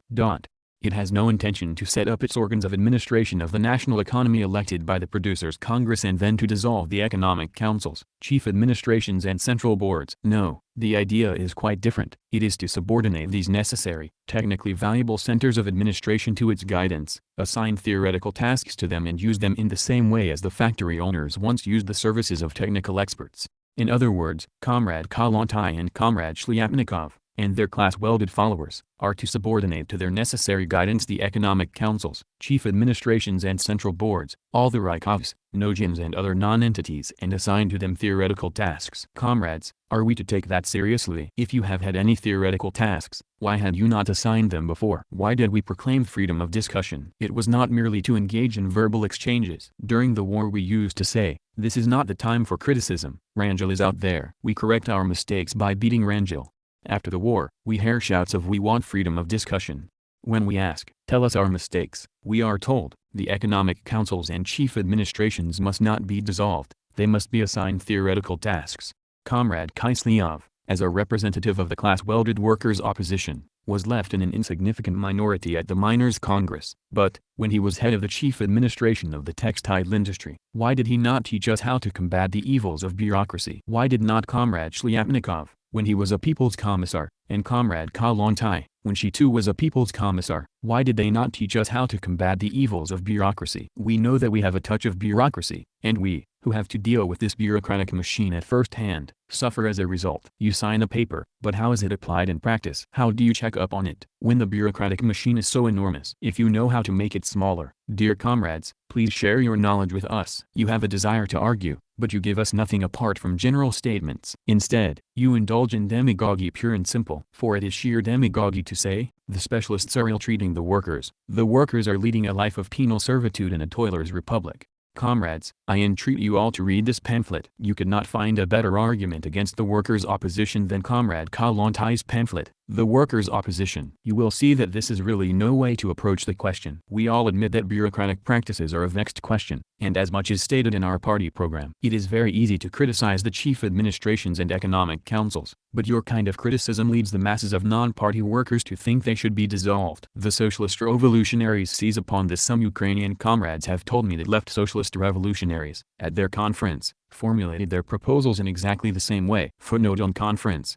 The reference is to the Kharkiv non-party city conference on March 5 to 6, 1921, on the food problem. It was attended by about 2,000 delegates. Left socialist revolutionaries and Mensheviks sharply criticized the activity of economic and food supply bodies, but the conference did not support their resolution. On the report of the chairman of the Kharkiv Gubernia Executive Committee, it adopted a resolution mapping out concrete measures to improve the workers' food supplies. End of footnote. And what about the Kronstadt resolutions? Footnote. The references to the anti-Soviet documents of the Kronstadt mutineers, a resolution of a general meeting of the battleship's 1st and 2nd Brigades on March 1, and the Provisional Committee's appeal to the population of the fortress and the town of Kronstadt, issued on March 2, 1921. End of footnote. You have not all read them? We will show them to you. They say the same thing. I emphasize the danger of Kronstadt because it lies precisely in the fact that the change demanded was apparently very slight. The Bolsheviks must go. We will correct the regime a little. That is what the Kronstadt rebels are demanding. But what actually happened was that Savinkov arrived in Revel. The Paris newspapers reported the events a fortnight before they actually occurred, and a White Guard general appeared on the scene. That is what actually happened. All revolutions have gone that way. That is why we are saying, since we are faced with that sort of thing, we must unite, and, as I said in my first speech, counter it with rifles, no matter how innocent it may appear to be. To this the workers' opposition does not reply, but says, we shall not dissolve the economic councils but subordinate them to our guidance. The All-Russia Congress of Producers is to subordinate to its guidance the Economic Council's 71 chief administrations. I ask you, is that a joke? Can we take them seriously? This is the petty bourgeois, anarchist element not only among the masses of the workers, but also in our own party, and that is something we cannot tolerate in any circumstances. We have allowed ourselves a luxury. We gave these people the opportunity to express their opinions in the greatest possible detail and have heard their side of it several times. When I had occasion to debate with comrades Trotsky and Kiselyov at the Second Miners' Congress, 2 points of view were definitely revealed. The workers' opposition said, Lenin and Trotsky will unite. Trotsky came out and said, those who fail to understand that it is necessary to unite are against the party. Of course we will unite, because we are men of the party. I supported him. Of course, Comrade Trotsky and I differed, and when more or less equal groups appear within the Central Committee, the party will pass judgment, and in a way that will make us unite in accordance with the party's will and instructions. Those are the statements Comrade Trotsky and I made at the Miners' Congress, and repeat here. But the workers' opposition says, we will make no concessions, but we will remain in the party. No, that trick won't work. Applause. I repeat that in combating the evils of bureaucracy we welcome the assistance of every worker, whatever he may call himself, if he is sincere in his desire to help. This help is highly desirable if sincere. In this sense we will make concessions. I take the word in quotation marks. No matter how provocative the statements against us, we shall make concessions because we know how hard the going is. We cannot dissolve the economic councils and chief administrations. It is absolutely untrue to say that we have no confidence in the working class and that we are keeping the workers out of the governing bodies. We are on the lookout for every worker who is at all fit for managerial work. We are glad to have him and give him a trial. If the party has no confidence in the working class and does not allow workers to occupy responsible posts, it ought to be ousted. Go on. Be logical and say it. I have said that that is not true. We are on our last legs for want of men and we are prepared to take any assistance, with both hands, from any efficient man, especially if he is a worker. But we have no men of this type, and this creates the ground for anarchy. We must keep up the fight against the evils of bureaucracy, and it demands hundreds of thousands of men. Our program formulates the task of combating the evils of bureaucracy as one of extremely long duration. The wider the dispersal of the peasantry, the more inevitable are bureaucratic practices at the center. It is easy to write things like this. There is something rotten in our party. You know what weakening the Soviet apparatus means when there are 2 million Russian émigrés abroad. They were driven out by the Civil War. They have gratified us by holding their meetings in Berlin, Paris, London, and all the other capitals but ours. They support this element that is called the small producer, the petty bourgeois element. We shall do everything that can be done to eliminate bureaucratic practices by promoting workers from below, and we shall accept every piece of practical advice on this matter. Even if we give this the inappropriate name of concessions, as some here have done, there is no doubt that, despite this pamphlet, 99% of the Congress will say, in spite of this we will make concessions and win over all that is sound.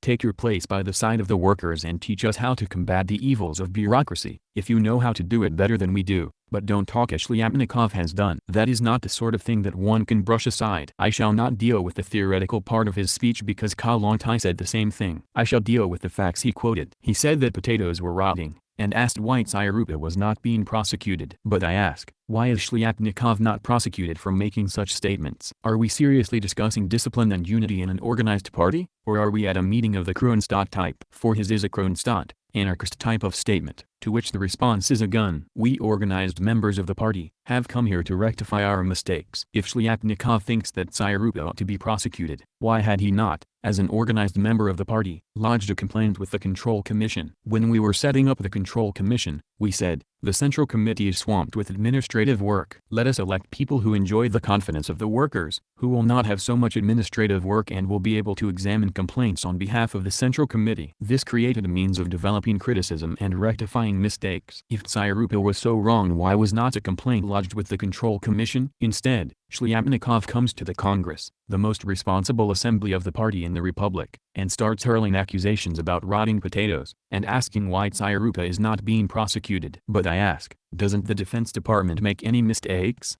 Are not bateaux lost and wagons and supplies abandoned? Shall we then prosecute the military workers? Comrade Shliapnikov comes here and hurls accusations which he himself does not believe, and which he cannot prove. Potatoes are rotting. Of course, many mistakes will be made, for our machinery wants adjustment, and our transport is not running smoothly. But when instead of a rectification of our mistakes such accusations are hurled at random, and when, in addition, as several comrades here have noted, there is an undertone of malice in this question of why Tsarupa is not being prosecuted, then I say, why not prosecute us, the Central Committee? We think that such talk is demagogy. Either proceedings should be started against Tsarupa and us, or against Shliapnikov, but no work can be done in such a spirit. When party comrades talk as Shliapnikov has done here, and he always talks like that at other meetings, and Comrade Kalantai's pamphlet says the same thing. Although she mentions no names, we say, we cannot go on like this, for it is the kind of demagogy that the Magno-anarchists and the Kronstadt elements jump at. We are both members of the party, and both of us are standing before this most responsible tribunal. If Tsairupa has committed an unlawful act and we, the Central Committee, have condoned it, then why not come out with a definite charge, instead of throwing about words that will be caught up here, in Moscow, tomorrow, and immediately carried by the grapevine telegraph to the bourgeoisie. Tomorrow all the gossips in the Soviet offices will be rubbing their hands in glee and repeating your words with delight. If Tsairupa is the kind of man Shliapnikov accuses him of being, and if, as he demands, he ought to be prosecuted, then I say that we must seriously ponder over his words. Such accusations are not lightly made. Those who make accusations of this sort should be either removed from the party or told, we are putting you on this potato job. You go to such and such a gubernia and let's see whether you have less rotting potatoes than in the gubernias under Tsairupa's charge. Chapter 4. Preliminary Draft Resolution on Improving the Condition of Workers and Needy Peasants. The exhaustion caused by the privation and the calamities and havoc of the 7-Year War, and the overstrain due to the virtually superhuman exertions on the part of the working class of Russia over the past 3.5 years, have now been so aggravated that they demand urgent measures on the part of the Soviet power. The 10th Congress of the RCP accordingly demands that the whole party and all party and Soviet establishments should redouble their attention to this question and immediately work out measures to improve the condition of the workers and ease their hardships at all costs.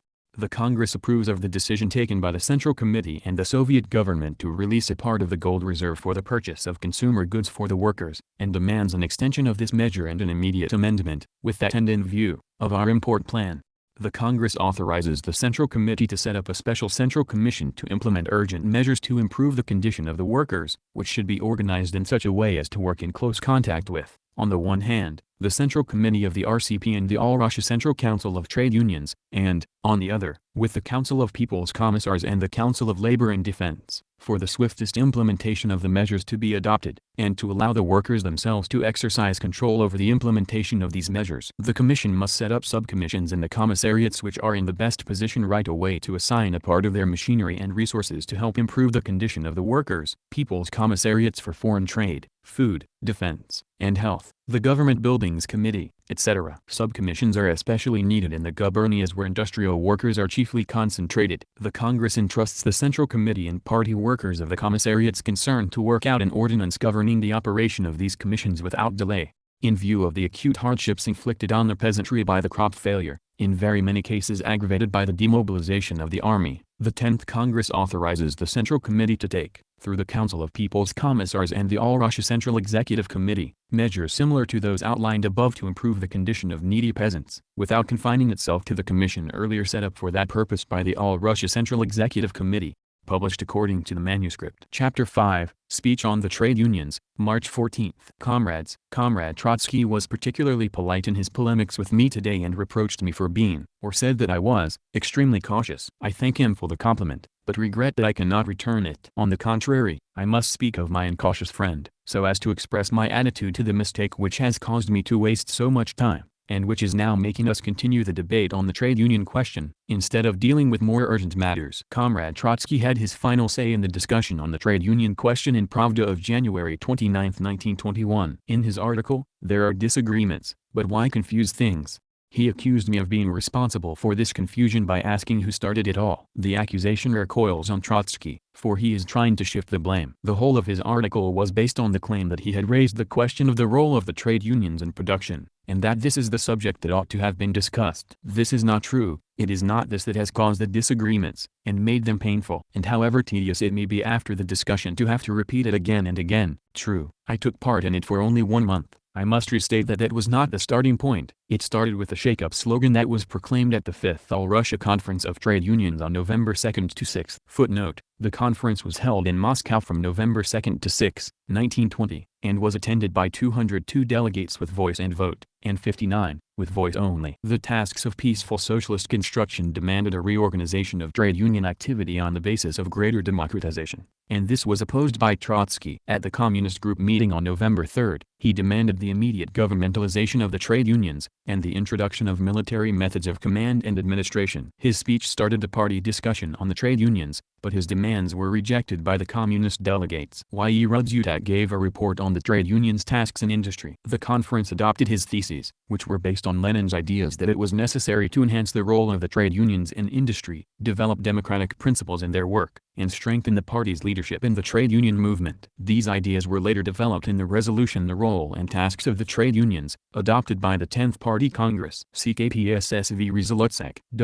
The CPSU in the Resolutions and Decisions of Congresses, Conferences and CC Plenary Meetings, Part 1, 1954, pages 534-49, p. 210 and a foot onti. Already at that time it was realized by everyone who had not overlooked Rudzutak's resolution, and among those were the members of the Central Committee, including myself, that no disagreements could be found on the role of the trade unions in production. But the 3-month discussion revealed them. They existed, and they were a political mistake. During a discussion at the Bolshoi Theater, Comrade Trotsky accused me before responsible party workers of disrupting the discussion. Footnote: the references to Trotsky's speech at a joint meeting of communist delegates to the 8th Congress of Soviets and communist members of the All-Russia Central Council of Trade Unions and the Moscow City Council of Trade Unions on December 30, 1920. End of footnote. I take that as a compliment. I did try to disrupt the discussion in the form it was being conducted, because with the severe spring ahead of us such pronouncements were harmful. Only the blind could have failed to see that. Comrade Trotsky now laughs at my asking who started it all, and is surprised that I should reproach him for refusing to serve on the commission. I did it because this is very important, Comrade Trotsky, very important.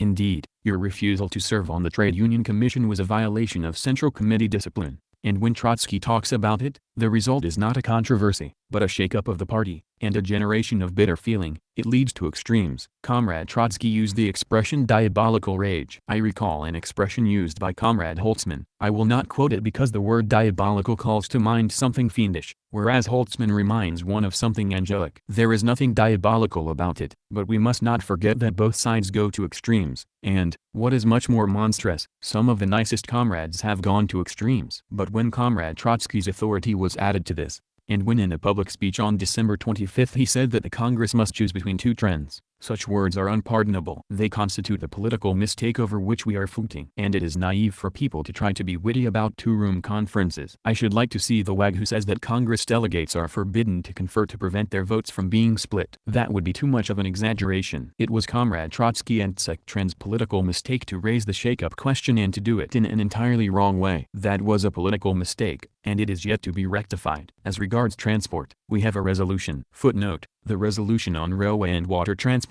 and its further development was adopted by the 8th All-Russia Congress of Soviets on December 29, 1920. End of footnote. What we are discussing is the trade union movement, and the relationship between the vanguard of the working class and the proletariat. There is nothing discreditable in our dismissing anybody from a high post. This casts no reflection upon anybody. If you have made a mistake, the Congress will recognize it as such and will restore mutual relations and mutual confidence between the vanguard of the working class and the workers' mass. That is the meaning of the Platform of 10. Footnote: the Platform of 10, draft decision of the 10th Congress of the RCPB, on the role and tasks of the trade unions, was worked out during the trade union discussion in November 1920 and signed by V.I. Lenin, F. A. Sergeyev, Artyom, G. Wyzynov, F. M. I. Kalinin, L. B. Kamenev, S. A. Lazovsky, J. V. Stalin, M. P. Tomsky, Y. E. Rudzutak and G. I. Petrovsky. The 10th Congress's resolution on the role and tasks of the trade unions was based on the Platform of 10, which was supported by the majority of party members. CKPSSV Rezolutsek.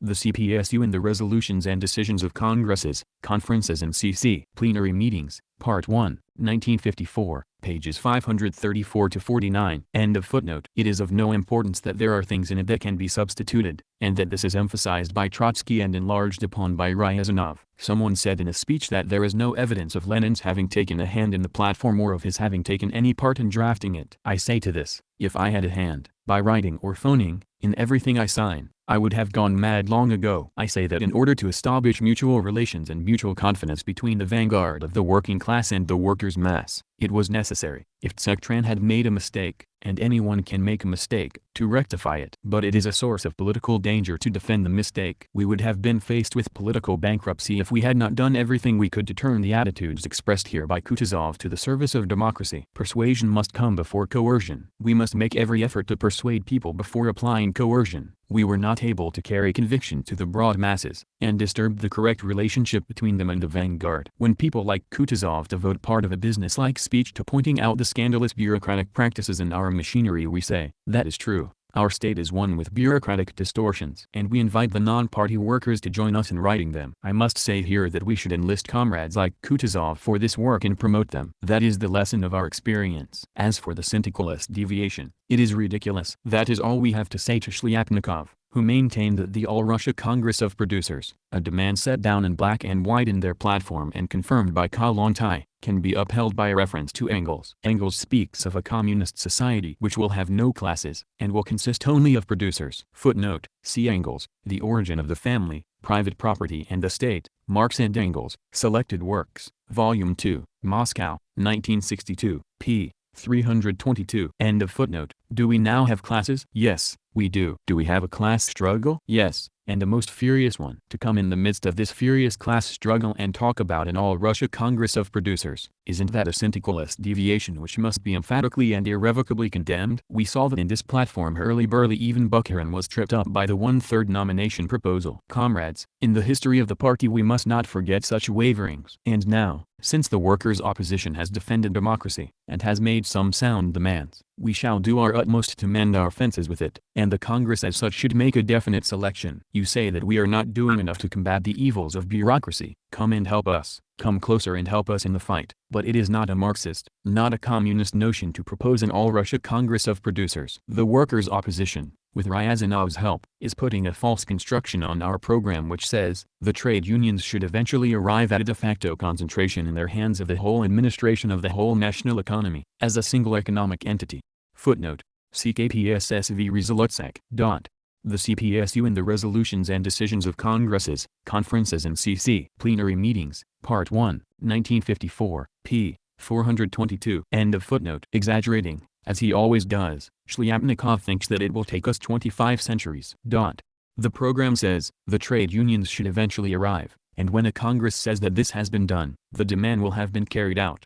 Comrades, if the Congress now declares before the proletariat of the whole of Russia and of the whole world that it regards the proposals of the workers' opposition as a syndicalist semi-deviation, I am sure that all the truly proletarian and sound elements in the opposition will follow us and help us to regain the confidence of the masses, which has been shaken by Tsek mistake. I am sure that we shall strengthen and rally our ranks in a common effort and march forward together to the hard struggle that lies ahead. And marching forward unanimously, with firmness and resolution, we shall win out. Applause. Section 3. Chapter 6. Report on the substitution of a tax in kind for the surplus grain appropriation system. March 15. Comrades, the question of substituting a tax for surplus grain appropriation is primarily and mainly a political question, for it is essentially a question of the attitude of the working class to the peasantry. We are raising it because we must subject the relations of these two main classes, whose struggle or agreement determines the fate of our revolution as a whole, to a new or, I should perhaps say, a more careful and correct re-examination and some revision. There is no need for me to dwell in detail on the reasons for it. You all know very well of course what totality of causes, especially those due to the extreme want arising out of the war, ruin, demobilization, and the disastrous crop failure. You know about the totality of circumstances that has made the condition of the peasantry especially precarious and critical and was bound to increase its swing from the proletariat to the bourgeoisie. A word or two on the theoretical significance of, or the theoretical approach to, this issue. There is no doubt that in a country where the overwhelming majority of the population consists of small agricultural producers, a socialist revolution can be carried out only through the implementation of a whole series of special transitional measures which would be superfluous in highly developed capitalist countries where wage workers in industry and agriculture make up the vast majority. Highly developed capitalist countries have a class of agricultural wage workers that has taken shape over many decades. Only such a class can socially, economically, and politically support a direct transition to socialism. Only in countries where this class is sufficiently developed is it possible to pass directly from capitalism to socialism, without any special country-wide transitional measures. We have stressed in a good many written works, in all our public utterances, and all our statements in the press, that this is not the case in Russia. For here industrial workers are a minority and petty farmers are the vast majority. In such a country, the socialist revolution can triumph only on two conditions. First, if it is given timely support by a socialist revolution in one or several advanced countries. As you know, We have done very much indeed in comparison with the past to bring about this condition, but far from enough to make it a reality. The second condition is agreement between the proletariat, which is exercising its dictatorship, that is, holds state power, and the majority of the peasant population. Agreement is a very broad concept which includes a whole series of measures and transitions. I must say at this point that our propaganda and agitation must be open and above board. We must condemn most resolutely those who regard politics as a series of cheap little tricks, frequently bordering on deception. Their mistakes have to be corrected. You can't fool a class. We have done very much in the past 3 years to raise the political consciousness of the masses. They have been learning most from the sharp struggles. In keeping with our world outlook, the revolutionary experience we have accumulated over the decades, and the lessons of our revolution, we must state the issues plainly. The interests of these two classes differ. The small farmer does not want the same thing as the worker. We know that so long as there is no revolution in other countries, only agreement with the peasantry can save the socialist revolution in Russia. And that is how it must be. I stated, frankly, at all meetings and in the entire press. We know that this agreement between the working class and the peasantry is not solid, to put it mildly, without entering the word mildly in the minutes. But, speaking plainly, it is very much worse. Under no circumstances must we try to hide anything. We must plainly state that the peasantry is dissatisfied with the form of our relations, that it does not want relations of this type and will not continue to live as it has hitherto. This is unquestionable. The peasantry has expressed its will in this respect definitely enough. It is the will of the vast masses of the working population. We must reckon with this, and we are sober enough politicians to say frankly, let us re-examine our policy in regard to the peasantry. The state of affairs that has prevailed so far cannot be continued any longer. We must say to the peasants, if you want to turn back, if you want to restore private property and unrestricted trade in their entirety, it will certainly and inevitably mean falling under the rule of the landowners and the capitalists. This has been proved by a number of examples from history and examples of revolutions. The briefest examination of the ABC of communism and political economy will prove that this is inevitable. Let us then look into the matter. Is it or is it not in the interest of the peasantry to part ways with the proletariat only to slip back, and let the country slip back, to the rule of the capitalists and landowners? Consider this, and let us consider it together.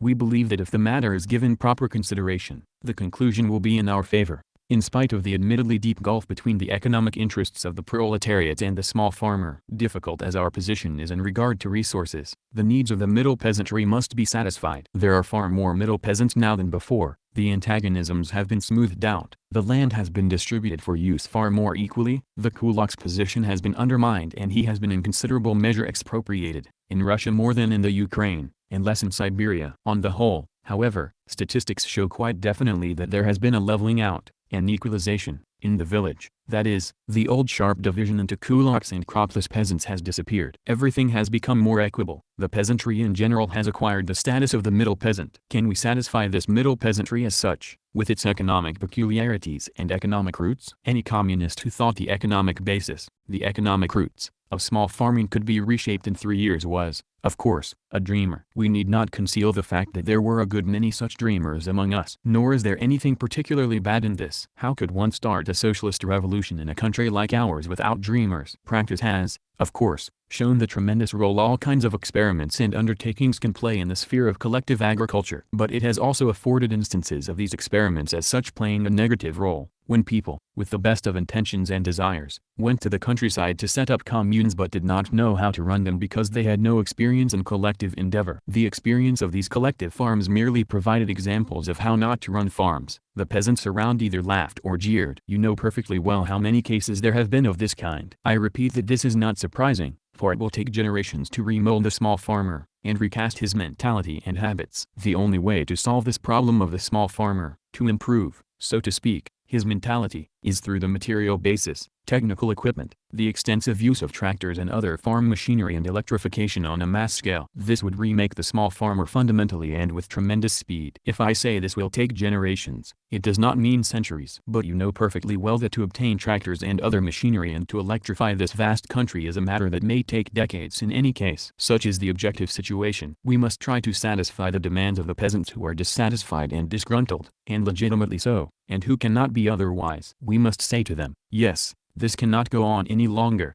How is the peasant to be satisfied and what does satisfying him mean? Where is the answer? Naturally it lies in the demands of the peasantry. We know these demands, but we must verify them and examine all that we know of the farmer's economic demands from the standpoint of economic science. If we go into this, we shall see at once that it will take essentially two things to satisfy the small farmer. The first is a certain freedom of exchange, freedom for the small private proprietor, and the second is the need to obtain commodities and products. What indeed would free exchange amount to if there was nothing to exchange, and freedom of trade, if there was nothing to trade with? It would all remain on paper, and classes cannot be satisfied with scraps of paper. They want the goods. These two conditions must be clearly understood. The second, how to get commodities and whether we shall be able to obtain them, we shall discuss later. It is the first condition, free exchange, that we must deal with now. What is free exchange? It is unrestricted trade, and that means turning back towards capitalism. Free exchange and freedom of trade mean circulation of commodities between petty proprietors. All of us who have studied at least the elements of Marxism know that this exchange and freedom of trade inevitably lead to a division of commodity producers into owners of capital and owners of labor power, a division into capitalists and wage workers, i.e., a revival of capitalist wage slavery, which does not fall from the sky but springs the world over precisely from the agricultural commodity economy. This we know perfectly well in theory, and anyone in Russia who has observed the small farmer's life and the conditions under which he farms must have seen this. How then can the Communist Party recognize freedom to trade and accept it? Does not the proposition contain irreconcilable contradictions? The answer is that the practical solution of the problem naturally presents exceedingly great difficulties. I can foresee, and I know from the talks I have had with some comrades, that the preliminary draft on replacing surplus grain appropriation by a tax, it has been handed out to you, gives rise to legitimate and inevitable questions, mostly as regards permitting exchange of goods within the framework of local economic turnover. This is set forth at the end of point 8. What does it mean? What limits are there to this exchange? How is it all to be implemented? Anyone who expects to get the answer at this Congress will be disappointed. We shall find the answer in our legislation. It is our task to lay down the principle to be followed and provide the slogan. Our party is the government party, and the decision the party Congress passes will be obligatory for the entire republic. It is now up to us to decide the question in principle. We must do this and inform the peasantry of our decision, for the sowing season is almost at hand. Further, we must muster our whole administrative apparatus, all our theoretical forces and all our practical experience, in order to see how it can be done. Can it be done at all? Theoretically speaking, can freedom of trade, freedom of capitalist enterprise for the small farmer, be restored to a certain extent without undermining the political power of the proletariat? Can it be done? Yes, it can, for everything hinges on the extent. If we were able to obtain even a small quantity of goods and hold them in the hands of the state, the proletariat exercising political power, and if we could release these goods into circulation, we, as the state, would add economic power to our political power. Release of these goods into circulation would stimulate small farming, which is in a terrible state and cannot develop owing to the grievous war conditions and the economic chaos. The small farmer, so long as he remains small, needs a spur,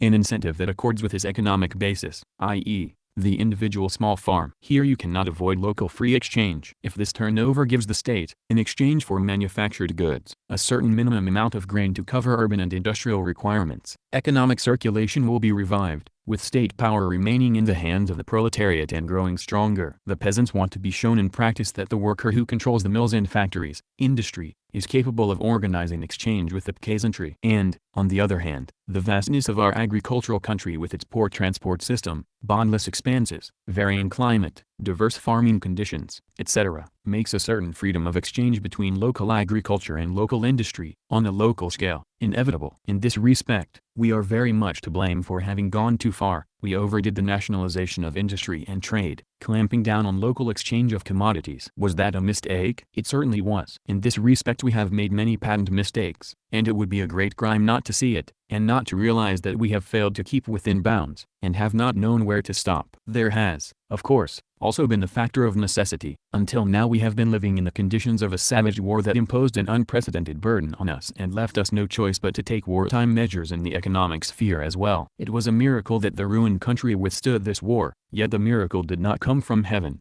but grew out of the economic interests of the working class and the peasantry, whose mass enthusiasm created the miracle that defeated the landowners and capitalists. But at the same time it is an unquestionable fact that we went further than was theoretically and politically necessary, and this should not be concealed in our agitation and propaganda. We can allow free local exchange to an appreciable extent, without destroying, but actually strengthening the political power of the proletariat. How this is to be done, practice will show. I only wish to prove to you that theoretically it is conceivable. The proletariat, wielding state power, can, if it has any reserves at all, put them into circulation and thereby satisfy the middle peasant to a certain extent, on the basis of local economic exchange. Now a few words about local economic exchange. First of all, The cooperatives. They are now in an extreme state of decline, but we naturally need them as a vehicle of local economic exchange. Our program stresses that the cooperatives left over from capitalism are the best distribution network and must be preserved. That is what the program says. Have we lived up to this? To a very slight extent, if at all. Again, partly because we have made mistakes, partly because of the wartime necessity. The cooperatives brought to the fore the more businesslike, economically more advanced elements,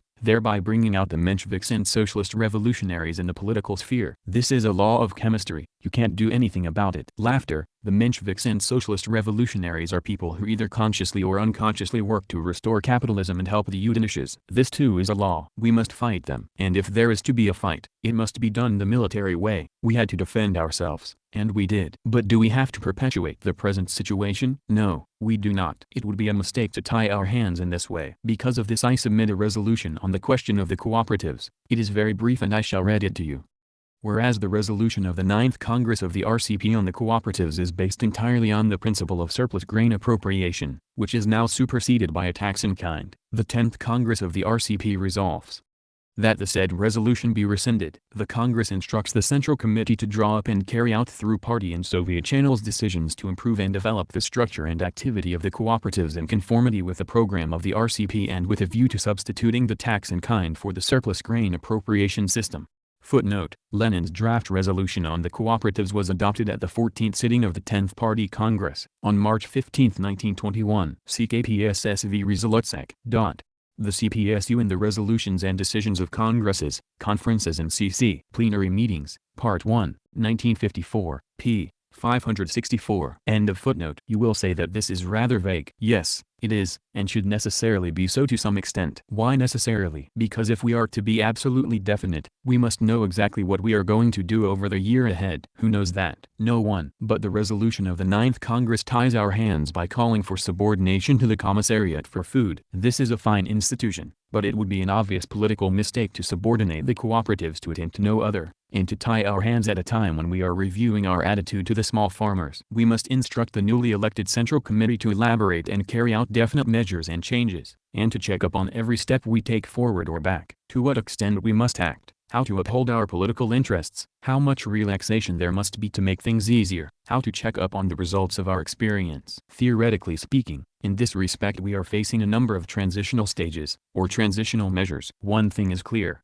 The resolution of the 9th Congress assumed that we would be advancing in a straight line, but it turned out, as has happened again and again throughout the history of revolutions, that the movement took a zigzag course. To tie one's hands with such a resolution would be a political mistake. Annulling it, we say that we must be guided by our program, which stresses the importance of the cooperative machinery. As we annul the resolution, we say, work with a view to replacing surplus grain appropriation by a tax. But when are we to do this? Not before the harvest, that is, in a few months' time. Will it be done the same way everywhere? In no circumstances. It would be the height of stupidity to apply the same pattern to Central Russia, the Ukraine, and Siberia. I propose that this fundamental idea of unrestricted local exchange be formulated as a decision of this Congress. Footnote: the 10th Congress of the RCPB adopted a resolution on the substitution of a tax in kind for the surplus appropriation system. See KPSSV Rezolutsek.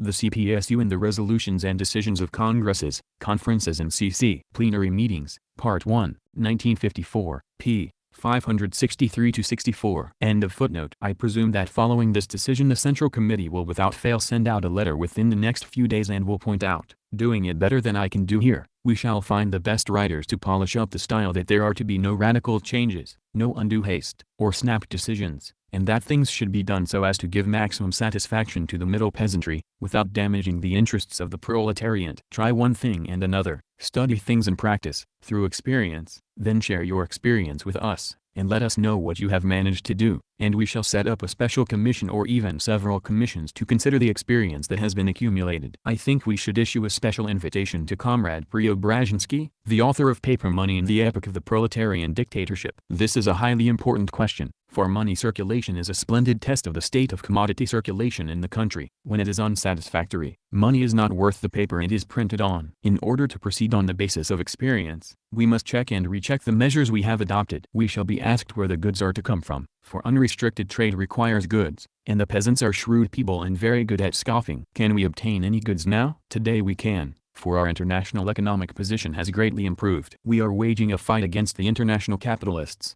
who, when they were first confronted by this republic, called us brigands and crocodiles. I was told by an English artiste that she had heard these very words spoken by one of the most influential politicians. Footnote on artiste, Claire Sheridan, an English sculptor, who visited Soviet Russia in 1920. End of footnote. Crocodiles are despicable. That was the verdict of international capital. It was the verdict of a class enemy and quite correct from his point of view. However, the correctness of such conclusions has to be verified in practice. If you are world capital, a world power, and you use words like crocodile and have all the technical means at your disposal, why not try and shoot it? Capital did shoot, and got the worst of it. It was then that the capitalists, who are forced to reckon with political and economic realities, declared, "We must trade."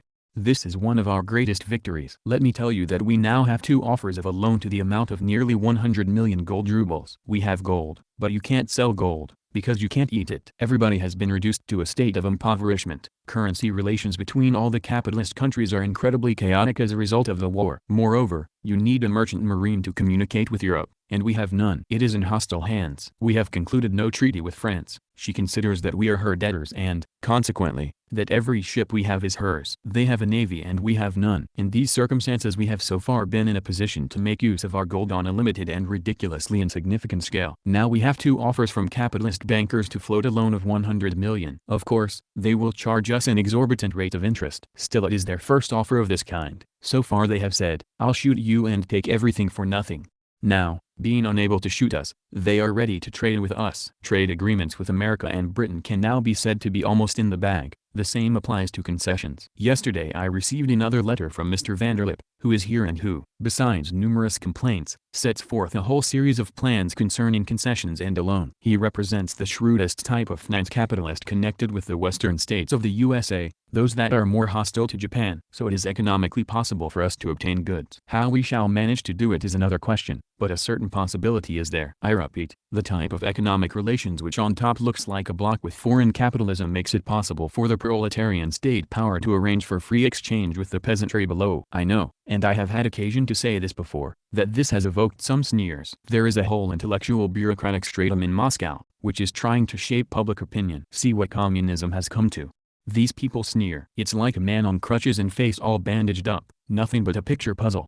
I have heard enough of jibes of this kind. They are either bureaucratic or just irresponsible. Russia emerged from the war in a state that can most of all be likened to that of a man beaten to within an inch of his life. The beating had gone on for 7 years, and it's a mercy she can hobble about on crutches. That is the situation we are in. To think that we can get out of this state without crutches is to understand nothing. So long as there is no revolution in other countries, it would take us decades to extricate ourselves, and in these circumstances we cannot grudge hundreds of millions or even thousands of millions worth of our immense wealth, our rich raw material sources, in order to obtain help from the major capitalists. Later we shall recover it all and to spare. The rule of the proletariat cannot be maintained in a country laid waste as no country has ever been before, a country where the vast majority are peasants who are equally ruined, without the help of capital, for which, of course, exorbitant interest will be extorted. This we must understand. Hence, the choice is between economic relations of this type and nothing at all. He who puts the question otherwise understands absolutely nothing in practical economics and is sidestepping the issue by resorting to jibes. We must recognize the fact that the masses are utterly worn out and exhausted. What can you expect after 7 years of war in this country, if the more advanced countries still feel the effects of 4 years of war? In this backward country, the workers, who have made unprecedented sacrifices, and the mass of the peasants are in a state of utter exhaustion after 7 years of war. This condition borders on complete loss of working capacity. What is needed now is an economic breathing space. We had hoped to use our gold reserve to obtain some means of production. It would be best of all to make our own machines, but even if we bought them, we would thereby build up our industry. To do this, however, you must have a worker and a peasant who can work, yet in most cases they are in no condition for it. They are exhausted, worn out. They must be assisted, and contrary to our old program, the gold reserve must be used for consumer goods. That program was theoretically correct, but practically unsound. I shall pass on to you some information I have here from Comrade Lazava. It shows that several 100,000 poods of various items of food have already been bought in Lithuania, Finland, and Latvia and are being shipped in with the utmost speed. Today we have learned that a deal has been concluded in London for the purchase of 18,500,000 poods of coal, which we decided to buy in order to revive the industry of Petrograd and the textile industry. If we obtain goods for the peasant, it will, of course, be a violation of the program, an irregularity, but we must have a respite, for the people are exhausted to a point where they are not able to work. I must say a few words about the individual exchange of commodities. When we speak of free exchange, we mean individual exchange of commodities, which in turn means encouraging the kulaks. What are we to do? We must not close our eyes to the fact that the switch from the appropriation of surpluses to the tax will mean more kulaks under the new system. They will appear where they could not appear before. This must not be combated by prohibitive measures but by association under state auspices and by government measures from above. If you can give the peasant machines, you will help him grow, and when you provide machines or electric power, tens or hundreds of thousands of small kulaks will be wiped out. Until you can supply all that, you must provide a certain quantity of goods. If you have the goods, you have the power. To preclude, deny or renounce any such possibility means making all exchange unfeasible and not satisfying the middle peasant, who will be impossible to get along with. A greater proportion of peasants in Russia have become middle peasants, and there is no reason to fear exchange on an individual basis. Everyone can give something in exchange to the state. 1. His grain surplus. Another, his garden produce. A third, his labor. Basically the situation is this: we must satisfy the middle peasantry economically and go over to free exchange, otherwise it will be impossible, economically impossible, in view of the delay in the world revolution, to preserve the rule of the proletariat in Russia. We must clearly realize this and not be afraid to say it. In the draft decision to substitute a tax in kind for the surplus appropriation system, the text has been handed out to you. You will find many discrepancies, even contradictions, and that is why we have added these words at the end. The Congress, approving in substance. This is a rather loose word covering a great deal of ground. The proposition submitted by the Central Committee to substitute a tax in kind for surplus grain appropriation, instructs the Central Committee of the party to coordinate these propositions with the utmost dispatch. We know that they have not been coordinated, for we had no time to do so. We did not go into the details. The ways of levying the tax in practice will be worked out in detail in the tax implemented by a law issued by the All Russia Central Executive Committee and the Council of People's Commissars. The procedure outlined is this. If you adopt the draft today, it will be given the force of a decision at the very first session of the All Russia Central Executive Committee, which will not issue a law either, but modified regulations. The Council of People's Commissars and the Council of Labor and Defense will later make them into a law, and, what is still more important, issue practical instructions. It is important that people in the localities should understand the significance of this and help us. Why must we replace surplus appropriation by a tax? Surplus appropriation implied confiscation of all surpluses and establishment of a compulsory state monopoly. We could not do otherwise, for our need was extreme. Theoretically speaking, state monopoly is not necessarily the best system from the standpoint of the interests of socialism. A system of taxation and free exchange can be employed as a transitional measure in a peasant country possessing an industry, if this industry is running, and if there's a certain quantity of goods available. The exchange is an incentive, a spur to the peasant. The proprietor can and will sure why make an effort in his sovereign interest when he knows that all his surplus produce will not be taken away from him and that he will only have to pay a tax, which should whenever possible be fixed in advance. The basic thing is to give the small farmer an incentive and a spur to till the soil. We must adapt our state economy to the economy of the middle peasant, which we have not managed to remake in 3 years, and will not be able to remake in another 10. The state had to face definite responsibilities in the sphere of food. Because of this, the appropriation quotas were increased last year. The tax must be smaller. The exact figures have not been defined, nor can they be defined. Popov's booklet, Grain Production of the Soviet and Federated Republics, gives the exact data issued by our Central Statistical Board and shows why agricultural production has fallen off. If there is a crop failure, surpluses cannot be collected because there will be none. They would have to be taken out of the peasants' mouths. If there is a crop, everybody will go moderately hungry and the state will be saved, or it will perish, unless we take from people who do not eat their fill as it is. This is what we must make clear in our propaganda among the peasants. A fair harvest will mean a surplus of up to 500 million foods. This will cover consumption and yield a certain reserve. The important thing is to give the peasants an economic incentive. The small proprietor must be told, it is your job as a proprietor to produce, and the state will take a minimum tax.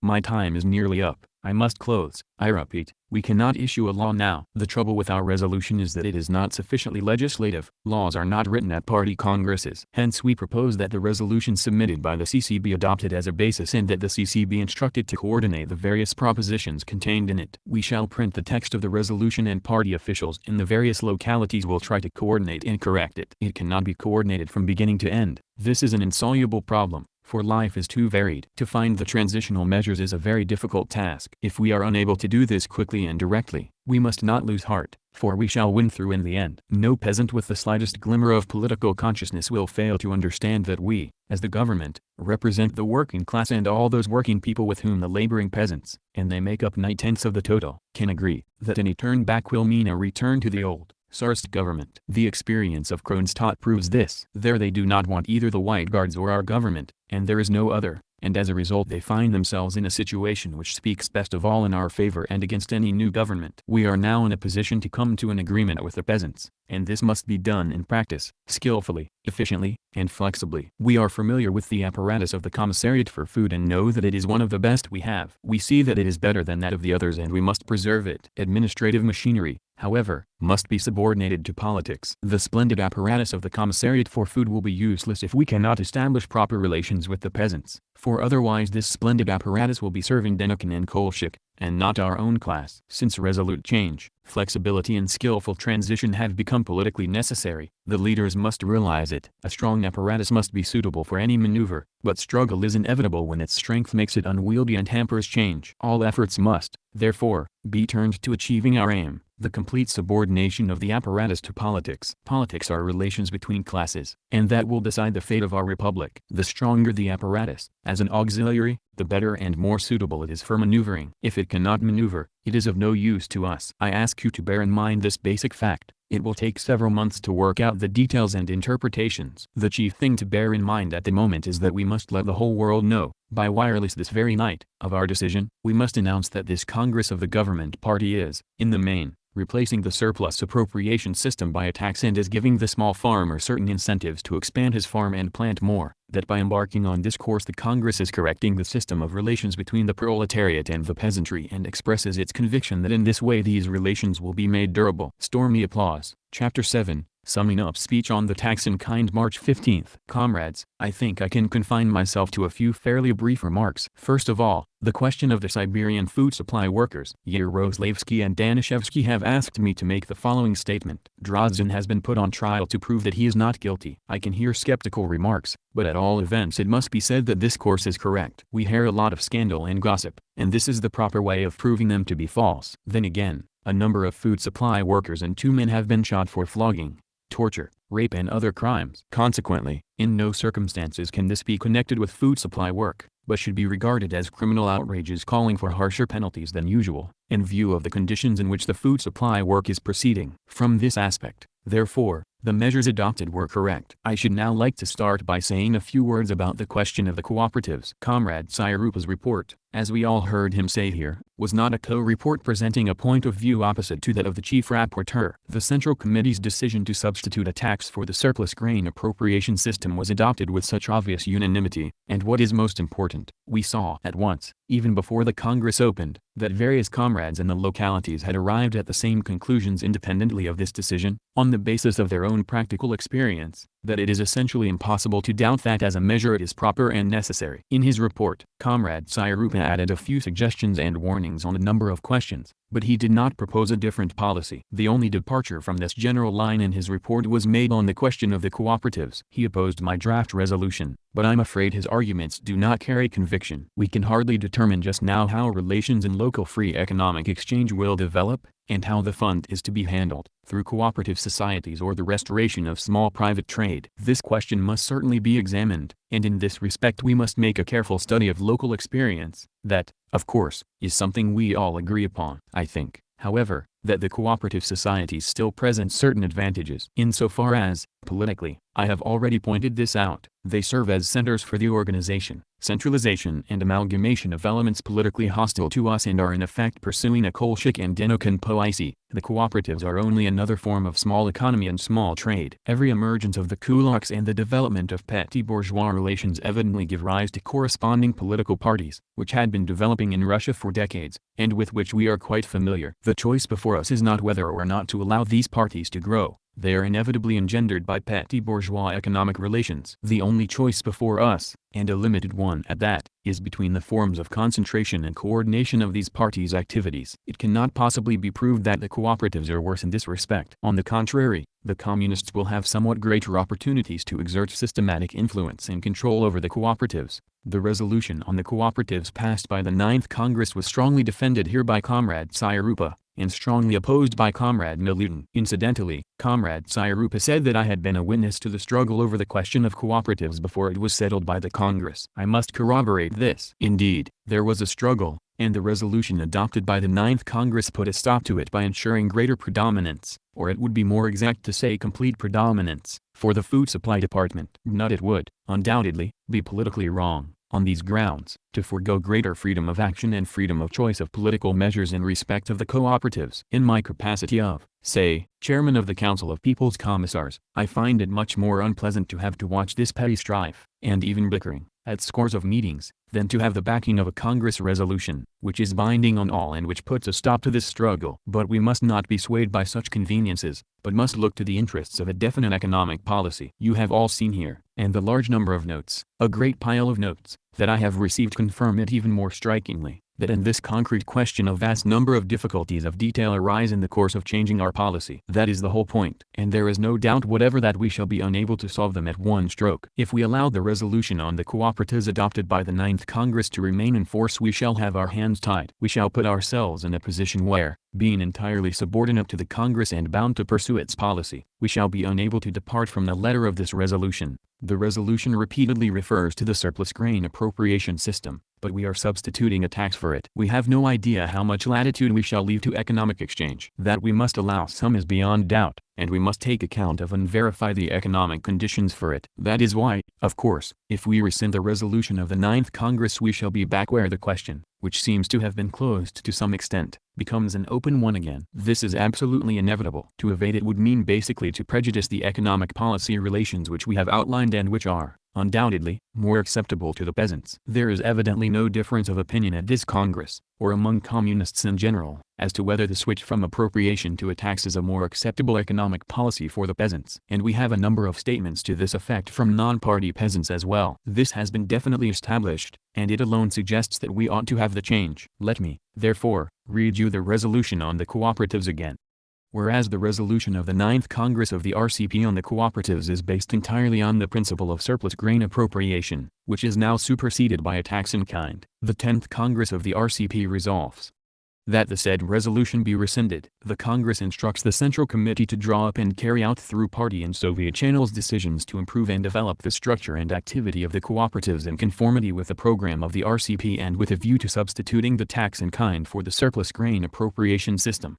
On behalf of the Central Committee, I shall ask the Congress to adopt the first resolution, the preliminary draft on substituting a tax for the surplus grain appropriation system, to adopt it as a basis and instruct the Central Committee of the party to coordinate the proposals, make the final draft and submit it to the All-Russia Central Executive Committee, and also the second resolution on the cooperatives. I now come to the remarks made here. I must say that the questions I have received in writing are so numerous, there is such a heap of them, that not only am I unable to enumerate the subjects they touch upon, but I am compelled to give up the effort to classify them all in a suitable way for discussion here. I regret to say that I am compelled to abandon this task, but I will keep these notes as material for any future discussion of the subject. Perhaps it will be possible to utilize them in greater detail in the press, or, at all events, to collect and classify them and then compile a detailed and really full summary for the benefit of the comrades economists, executives and political leaders who will be directly engaged in the task of drafting the law substituting the tax for surplus appropriation. At present, I can only select the two main trends and say a few words about the two main objections or remarks about the two main types or groups of questions raised in these notes. The first deals with technical questions. These are numerous and detailed references to the difficulties and the many problems that will arise in carrying out these measures. I pointed out in my report that this was absolutely inevitable and that it is quite impossible at present to determine at once how we shall proceed to solve these difficulties. The second deals with general principles of economic policy. Many, I should say most, of the speakers, and these written questions, all pointed to the inevitable increase in the strength of the petty bourgeoisie, the bourgeoisie and capitalism. A number of comrades wrote in their notes, "This is throwing open the door for the development of a bourgeoisie, small industry and capitalist relationships."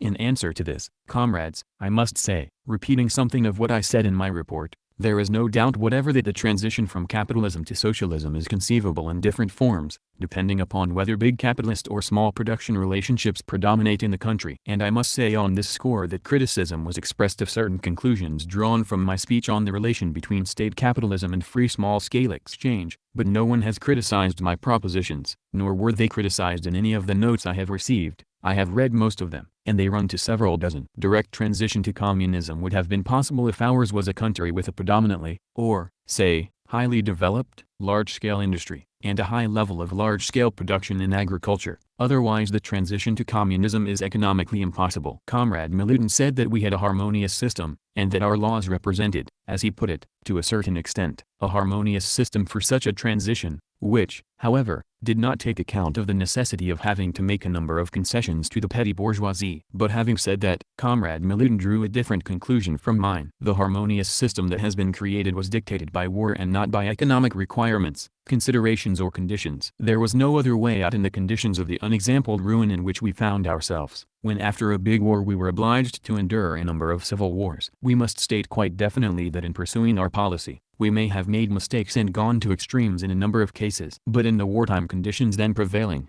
the policy was in the main a correct one. We had no alternative but to resort to wholesale and instant monopoly, including the confiscation of all surplus stocks, even without compensation. That was the only way we could tackle the task. That was not a harmonious economic system. It was not a measure called forth by economic conditions, but one largely dictated to us by war conditions. The main economic consideration now is to increase the quantity of products. Our principal productive forces, the peasants and workers, are in such a state of impoverishment, ruin, weariness and exhaustion that for a time we must subordinate everything to this main consideration, increasing the quantity of products at all costs. Some ask, what connection is there between the substitution of a tax for the surplus grain appropriation system and the sowing campaign now in progress? In their notes, the comrades strive to expose a number of contradictions. I think that, in the main, there is economic consistency here, and not contradiction. The sowing campaign is based on a number of measures directed towards taking the utmost possible advantage of all economic opportunities to increase the sown area. For this purpose, we must redistribute the seed, store it properly and transport it.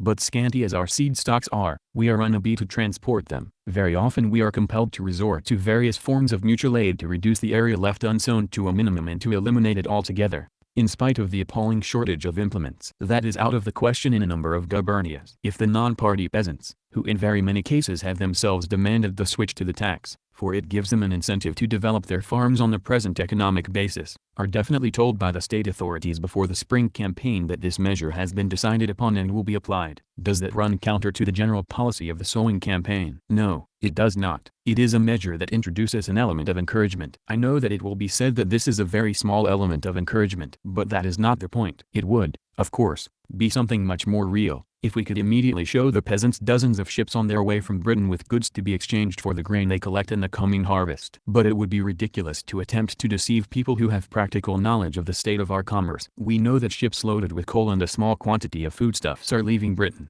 We have the information from Comrade Creyson. We know that pending the conclusion of a trade agreement, which has not been signed yet, semi-legal commerce is being carried on with individual merchants whom the bourgeois government cannot, of course, prohibit from trading with us. It is a difficult task to break through the economic blockade, and, of course, we cannot make any great promises. At all events, we are doing all we can, and we are altering the imports plan accordingly. From the standpoint of the small proprietor, the small farmer, the tax, which is to be smaller than surplus appropriation, will be more definite and will enable him to sow more, and assure him of the opportunity of using his surplus to improve his farm. From his standpoint, it is a policy of rendering the utmost assistance to the industrious farmer, and this is being emphasized in the sowing campaign. In the last analysis, all the objections can be reduced to the following: who will gain most by this? The petty bourgeoisie, which is economically hostile to communism, or large-scale industry, which is the basis of the transition to socialism and, in the light of the state of the productive forces, that is, the touchstone of social development, is the basis of socialist economic organization, for it unites the advanced industrial workers, the class which is exercising the dictatorship of the proletariat. Several speakers tried to prove or draw the economic deduction that the petty bourgeoisie, handicraft commodity production, will undoubtedly gain most, and they urged this particularly on the grounds that as a result of our granting concessions, large-scale industry will cease to be socialist. I think there is fundamental economic error in these arguments. Even if it could be definitely proved that small industry will gain most, relatively, or even, say, absolutely, it would not,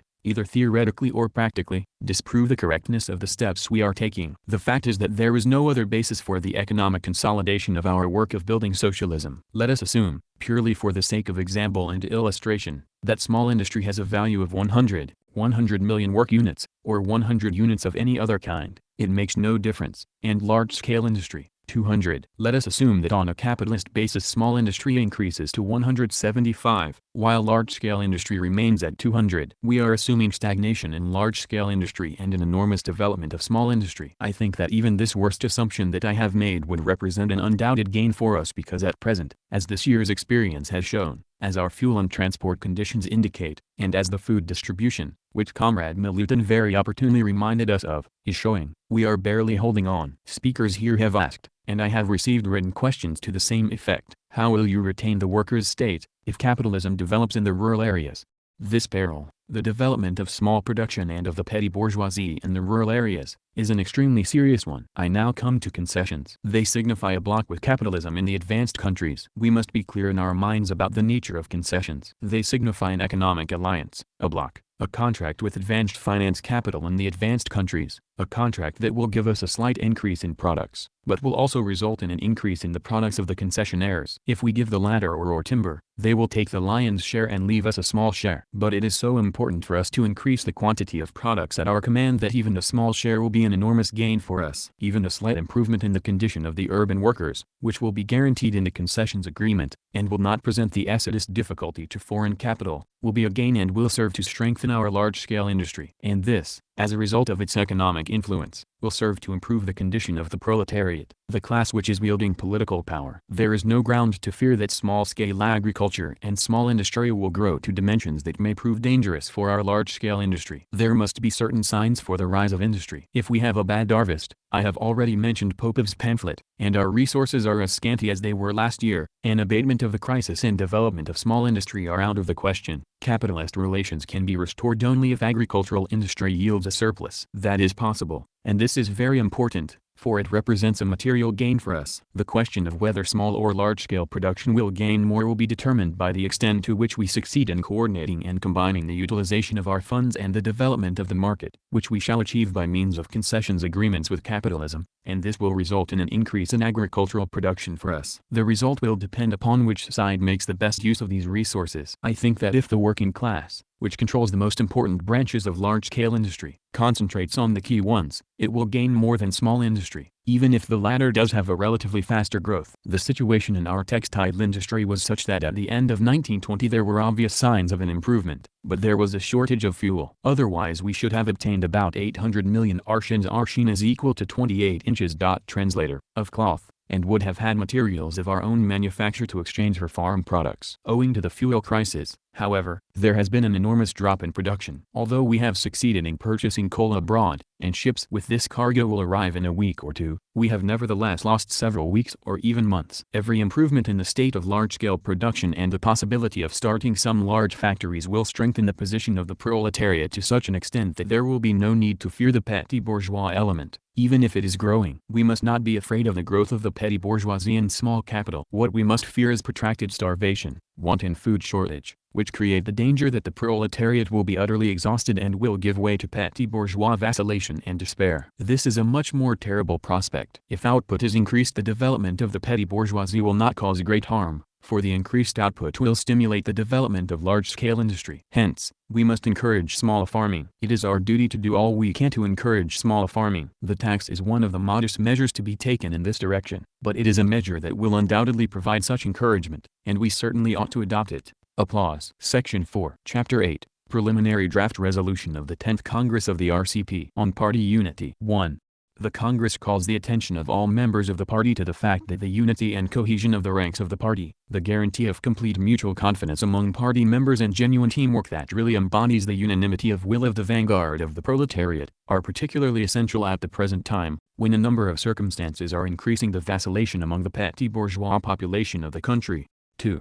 Notwithstanding this, even before the general party discussion on the trade unions, certain signs of factionalism had been apparent in the party. The formation of groups WLTH separate platforms, striving to a certain degree to segregate and create their own group discipline. Such symptoms of factionalism were manifested, for example, at a party conference in Moscow, November 1920, and at a party conference in Kharkiv, by the so-called Workers' Opposition Group, and partly by the so-called Democratic Centralism Group. Footnote on Kharkiv. The Fifth All-Ukraine Party Conference was held in Kharkiv in November 1920. Out of 316 delegates, only 23, or 7% voted for the workers' opposition platform. All class-conscious workers must clearly realize that factionalism of any kind is harmful and impermissible, for no matter how members of individual groups may desire to safeguard party unity, factionalism in practice inevitably leads to the weakening of teamwork and to intensified and repeated attempts by the enemies of the governing party, who have wormed their way into it, to widen the cleavage and to use it for counter-revolutionary purposes. The way the enemies of the proletariat take advantage of every deviation from a thoroughly consistent communist line was perhaps most strikingly shown in the case of the Kronstadt mutiny, when the bourgeois counter-revolutionaries and white guards in all countries of the world immediately expressed their readiness to accept the slogans of the Soviet system, if only they might thereby secure the overthrow of the dictatorship of the proletariat in Russia, and when the socialist revolutionaries and the bourgeois counter-revolutionaries in general resorted in Kronstadt to slogans calling for an insurrection against the Soviet government of Russia ostensibly in the interest of the Soviet power. These facts fully prove that the white guards strive, and are able, to disguise themselves as communists, and even as the most left-wing communists, solely for the purpose of weakening and destroying the bulwark of the proletarian revolution in Russia. Bolshevik leaflets distributed in Petrograd on the eve of the Kronstadt mutiny likewise show how the Mensheviks took advantage of the disagreements and certain rudiments of factionalism in the Russian Communist Party actually in order to egg on and support the Kronstadt mutineers, the socialist revolutionaries and the white guards, while claiming to be opponents of mutiny and supporters of the Soviet power, only with supposedly slight modifications. 3. In this question, propaganda should consist, on the one hand, in a comprehensive explanation of the harmfulness and danger of factionalism from the standpoint of party unity and of achieving unanimity of will among the vanguard of the proletariat as the fundamental condition for the success of the dictatorship of the proletariat, and, on the other hand, in an explanation of the peculiar features of the latest tactical devices of the enemies of the Soviet power. These enemies, having realized the hopelessness of counter-revolution under an openly white guard flag, are now doing their utmost to utilize the disagreements within the Russian Communist Party and to further the counter-revolution in one way or another by transferring power to a political group which is outwardly closest to recognition of the Soviet power. Propaganda must also teach the lessons of preceding revolutions, in which the counter-revolution made a point of supporting the opposition to the extreme revolutionary party which stood closest to the latter, in order to undermine and overthrow the revolutionary dictatorship and thus pave the way for the subsequent complete victory of the counter-revolution, of the capitalists and landowners. 4. In the practical struggle against factionalism, every organization of the party must take strict measures to prevent all factional actions. Criticism of the party's shortcomings, which is absolutely necessary, must be conducted in such a way that every practical proposal shall be submitted immediately, without any delay, in the most precise form possible, for consideration and decision to the leading local and central bodies of the party. Moreover, every critic must see to it that the form of his criticism takes account of the position of the party, surrounded as it is by a ring of enemies, and that the contents of his criticism is such that, by directly participating in Soviet and party work, he can test the rectification of the errors of the party or of individual party members in practice. Analyses of the party's general line, estimates of its practical experience, checkups of the fulfillment of its decisions, studies of methods of rectifying errors, etc., must under no circumstances be submitted for preliminary discussion to groups formed on the basis of platforms, etc., but must in all cases be submitted for discussion directly to all the members of the party. For this purpose, the Congress orders a more regular publication of discussion talk and special symposiums to promote unceasing efforts to ensure that criticism shall be concentrated on essentials and shall not assume a form capable of assisting the class enemies of the proletariat. Footnote on Discussion talk. Discussion talk. Discussion Bulletin, a non-periodical publication of the Party Central Committee, issued under a decision of the 9th All-Russia Conference of the RCPB, held in September 1920. CKPSSV Rezolutsek. The CPSU and the Resolutions and Decisions of Congresses, Conferences and CC Plenary Meetings, Part 1, 1954, p. 509. End of footnote. 5. Rejecting in principle the deviation towards syndicalism and anarchism, which is examined in a special resolution, and instructing the Central Committee to secure the complete elimination of all factionalism, the Congress at the same time declares that every practical proposal concerning questions to which the so-called workers' opposition group, for example, has devoted special attention, such as purging the party of non-proletarian and unreliable elements, combating bureaucratic practices, developing democracy and workers' initiative, etc., must be examined with the greatest care and tested in practice. Footnote on Special Resolution. The resolution on the syndicalist and anarchist deviation in our party. CKPSSV Rezolutsek. The CPSU and the Resolutions and Decisions of Congresses, Conferences and CC Plenary Meetings, Part 1, 1954, pages 530-33. End of footnote. The party must know that we have not taken all the necessary measures in regard to these questions because of various obstacles, but that, while ruthlessly rejecting impractical and factional pseudo-criticism, the party will unceasingly continue, trying out new methods, to fight with all the means at its disposal against the evils of bureaucracy, for the extension of democracy and initiative, for detecting, exposing and expelling from the party elements that have wormed their way into its ranks, etc. 6. The Congress, therefore, hereby declares dissolved and orders the immediate dissolution of all groups without exception formed on the basis of one platform or another, such as the Workers' Opposition Group, the Democratic Centralism Group, etc. Non-observance of this decision of the Congress shall entail unconditional and instant expulsion from the party. 7. In order to ensure strict discipline within the party and in all Soviet work and to secure the maximum unanimity in eliminating all factionalism, the Congress authorizes the Central Committee, in cases of breach of discipline or of a revival or toleration of factionalism, to apply all party penalties, including expulsion, and in regard to members of the Central Committee, reduction to the status of alternate members and, as an extreme measure, expulsion from the party. A necessary condition for the application of such an extreme measure to members of the Central Committee, alternate members of the Central Committee and members of THC Control Commission is the convocation of a plenary meeting of the Central Committee, to which all alternate members of the Central Committee and all members of the Control Commission shall be invited. If such a General Assembly of the most responsible leaders of the party deems it necessary by a two-thirds majority to reduce a member of the Central Committee to the status of alternate member, or to expel him from the party, this measure shall be put into effect immediately. Footnote: under a decision of the 10th Congress, point 7 of the resolution, on party unity, was not published at the time. See KPSSV Rezolutsek. The CPSU in the Resolutions and Decisions of Congresses, Conferences and CC Plenary Meetings, Part 1, 1954, p. 785, Item 14. It appeared in the Bulletin of the 13th Party Conference. End of footnote. Published according to the manuscript. Chapter 9. Preliminary Draft Resolution of the 10th Congress of the RCP. On the Syndicalist and Anarchist Deviation in Our Party. 1. A syndicalist and anarchist deviation has been definitely revealed in our party in the past few months. It calls for the most resolute measures of ideological struggle and also for purging the party and restoring its health. 2.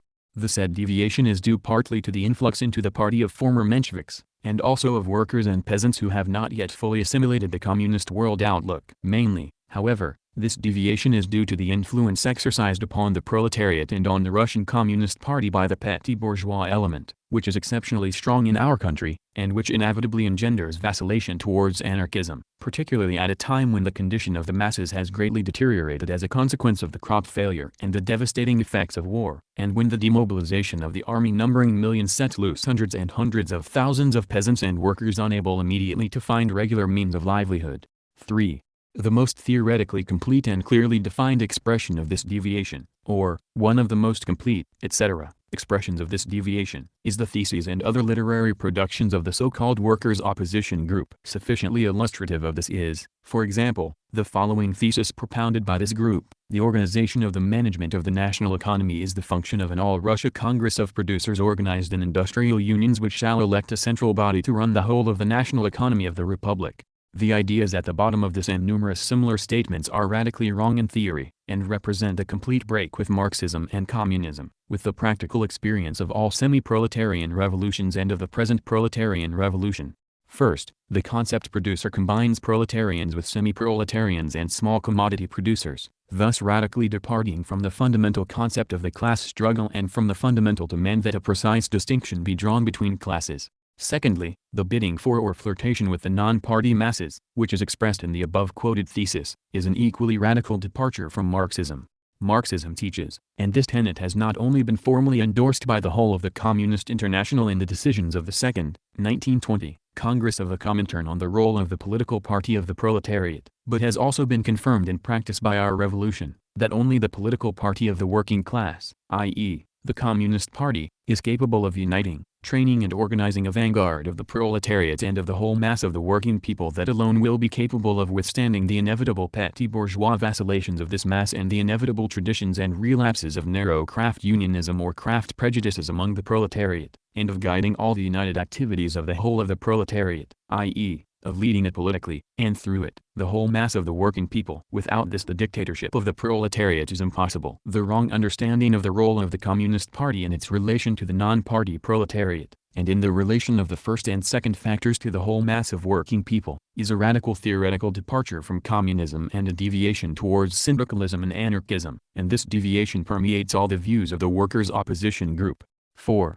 The 10th Congress of the Russian Communist Party declares that it also regards as radically wrong all attempts on the part of the said group and of other persons to defend their fallacious views by referring to paragraph 5 of the economic section of the program of the Russian Communist Party, which deals with the role of the trade unions. This paragraph says that the trade unions should eventually arrive at a de facto concentration in their hands of the whole administration of the whole national economy, as a single economic entity, and that they will ensure in this way indissoluble ties between the central state administration, the national economy and the broad masses of working people, drawing these masses into direct economic management.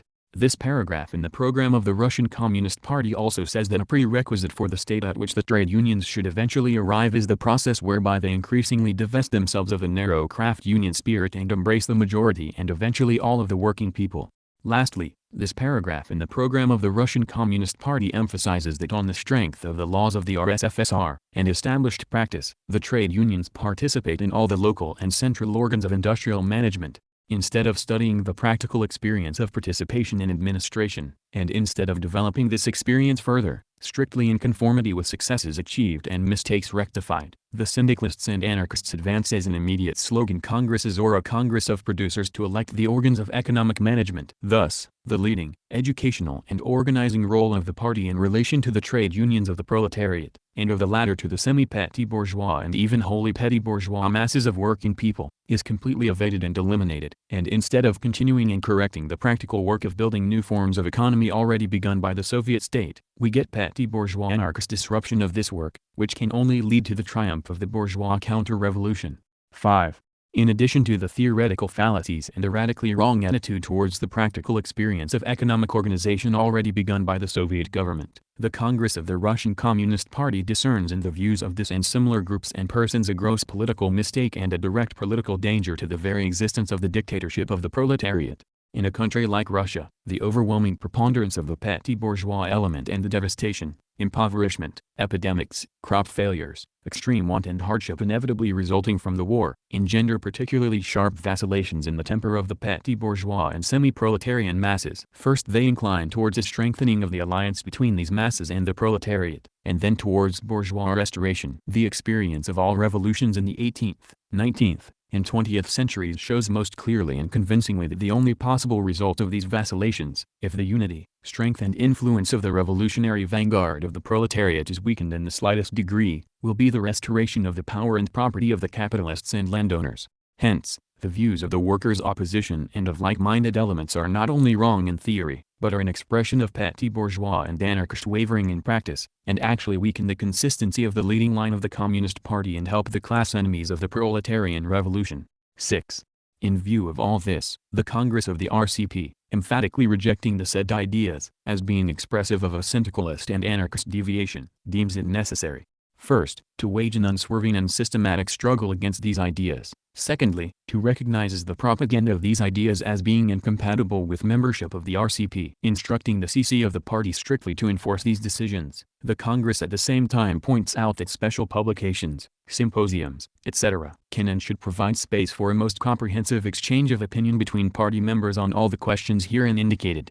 Published according to the manuscript. Chapter 10, Report on Party Unity and the Anarcho-Syndicalist Deviation, March 16. Footnote: Lenin gave a report on party unity and the anarcho-syndicalist deviation at the final, 16th, sitting of the Congress on March 16, 1921. The workers' opposition and the democratic centralism groups came out against Lenin's draft resolutions on these questions. But after Lenin's summing up speech, his resolutions were carried by an overwhelming majority. End of footnote. Comrades, I do not think there is any need to say a great deal on this question because the subjects on which an official pronouncement must now be made on behalf of the party Congress, that is, on behalf of the whole party, were touched upon in all the questions discussed at the Congress. The resolution on unity largely contains a characterization of the political situation. You must have all read the printed text of this resolution that has been distributed. Point 7. which introduces an exceptional measure, namely, the right to expel a member from the Central Committee by a two-thirds majority of a general meeting of members of the CC, alternate members and members of the Central Control Commission, is not for publication. This measure was repeatedly discussed at private conferences at which representatives of all shades expressed their opinions. Let us hope, comrades, that it will not be necessary to apply this point, but it is necessary to have it, in view of the new situation, when we are on the eve of a new and fairly sharp turn, and want to abolish all traces of separatism.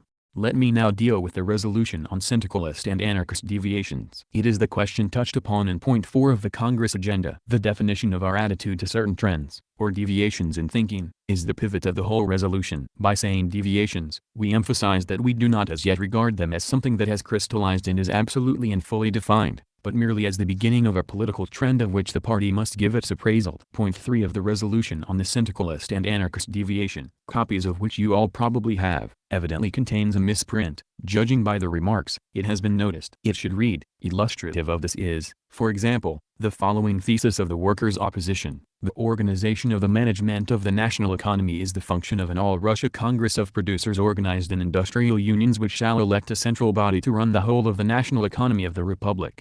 We have repeatedly discussed this point during the Congress, at restricted conferences as well as at the open general sessions of the Congress. I think we have already made it clear that it is quite impossible to defend this point on the plea that Engels had spoken of an association of producers, because it is quite obvious, and an exact quotation of the appropriate passage will prove, that Engels was referring to a classless communist society. That is something we all take for granted. Once society is rid of classes, only the producers remain, without any division into workers and peasants. And we know perfectly well from all the works of Marx and Engels that they drew a very clear distinction between the period in which classes still exist and that in which they no longer do. Marx and Engels used to ridicule the idea that classes could disappear before communism, and said that communism alone meant their abolition. Footnote: see Marx, Critique of the Gotha Program, Marx's letter to J. Wiedemeyer of March 5, 1852, and Engels, Anti-Dühring, The Origin of the Family, Private Property and the State. End of footnote. The position is that we are the first to raise the question of abolishing classes in the practical plane, and that two main classes remain in this peasant country, the working class and the peasantry. Alongside of them, however, are whole groups left over from capitalism. Our program definitely says that we are taking the first steps and shall have a number of transitional stages, but in the practical work of Soviet administration and in the whole history of the revolution we have constantly had graphic illustrations of the fact that it is wrong to give theoretical definitions of the kind the opposition has given in this case. We know perfectly well that classes have remained in our country and will remain for a long time to come, and that in a country with a predominantly peasant population they are bound to remain for many, many years. It will take us at least 10 years to organize large-scale industry to produce a reserve and secure control of agriculture. This is the shortest period even if the technical conditions are exceptionally favorable. But we know that our conditions are terribly unfavorable. We have a plan for building up Russia on the basis of modern large-scale industry. It is the electrification plan drawn up by our scientists. The shortest period provided for in that plan is 10 years, and this is based on the assumption that conditions will be something like normal. But we know perfectly well that we do not have such conditions, and it goes without saying that 10 years is an extremely short period for us. We have reached the very core of the question. The situation is such that classes hostile to the proletariat will remain, so that in practice we cannot now create that which Engels spoke about. There will be a dictatorship of the proletariat. Then will come the classless society. Marx and Engels sharply challenged those who tended to forget class distinctions and spoke about producers, the people, or working people in general. Anyone who has read Marx and Engels will recall that in all their works they ridicule those who talk about producers, the people, working people in general. There are no working people or workers in general. There are either small proprietors who own the means of production, and whose mentality and habits are capitalistic, and they cannot be anything else, or wage workers with an altogether different cast of mind, wage workers in large-scale industry, who stand in antagonistic contradiction to the capitalists and are ranged in struggle against them.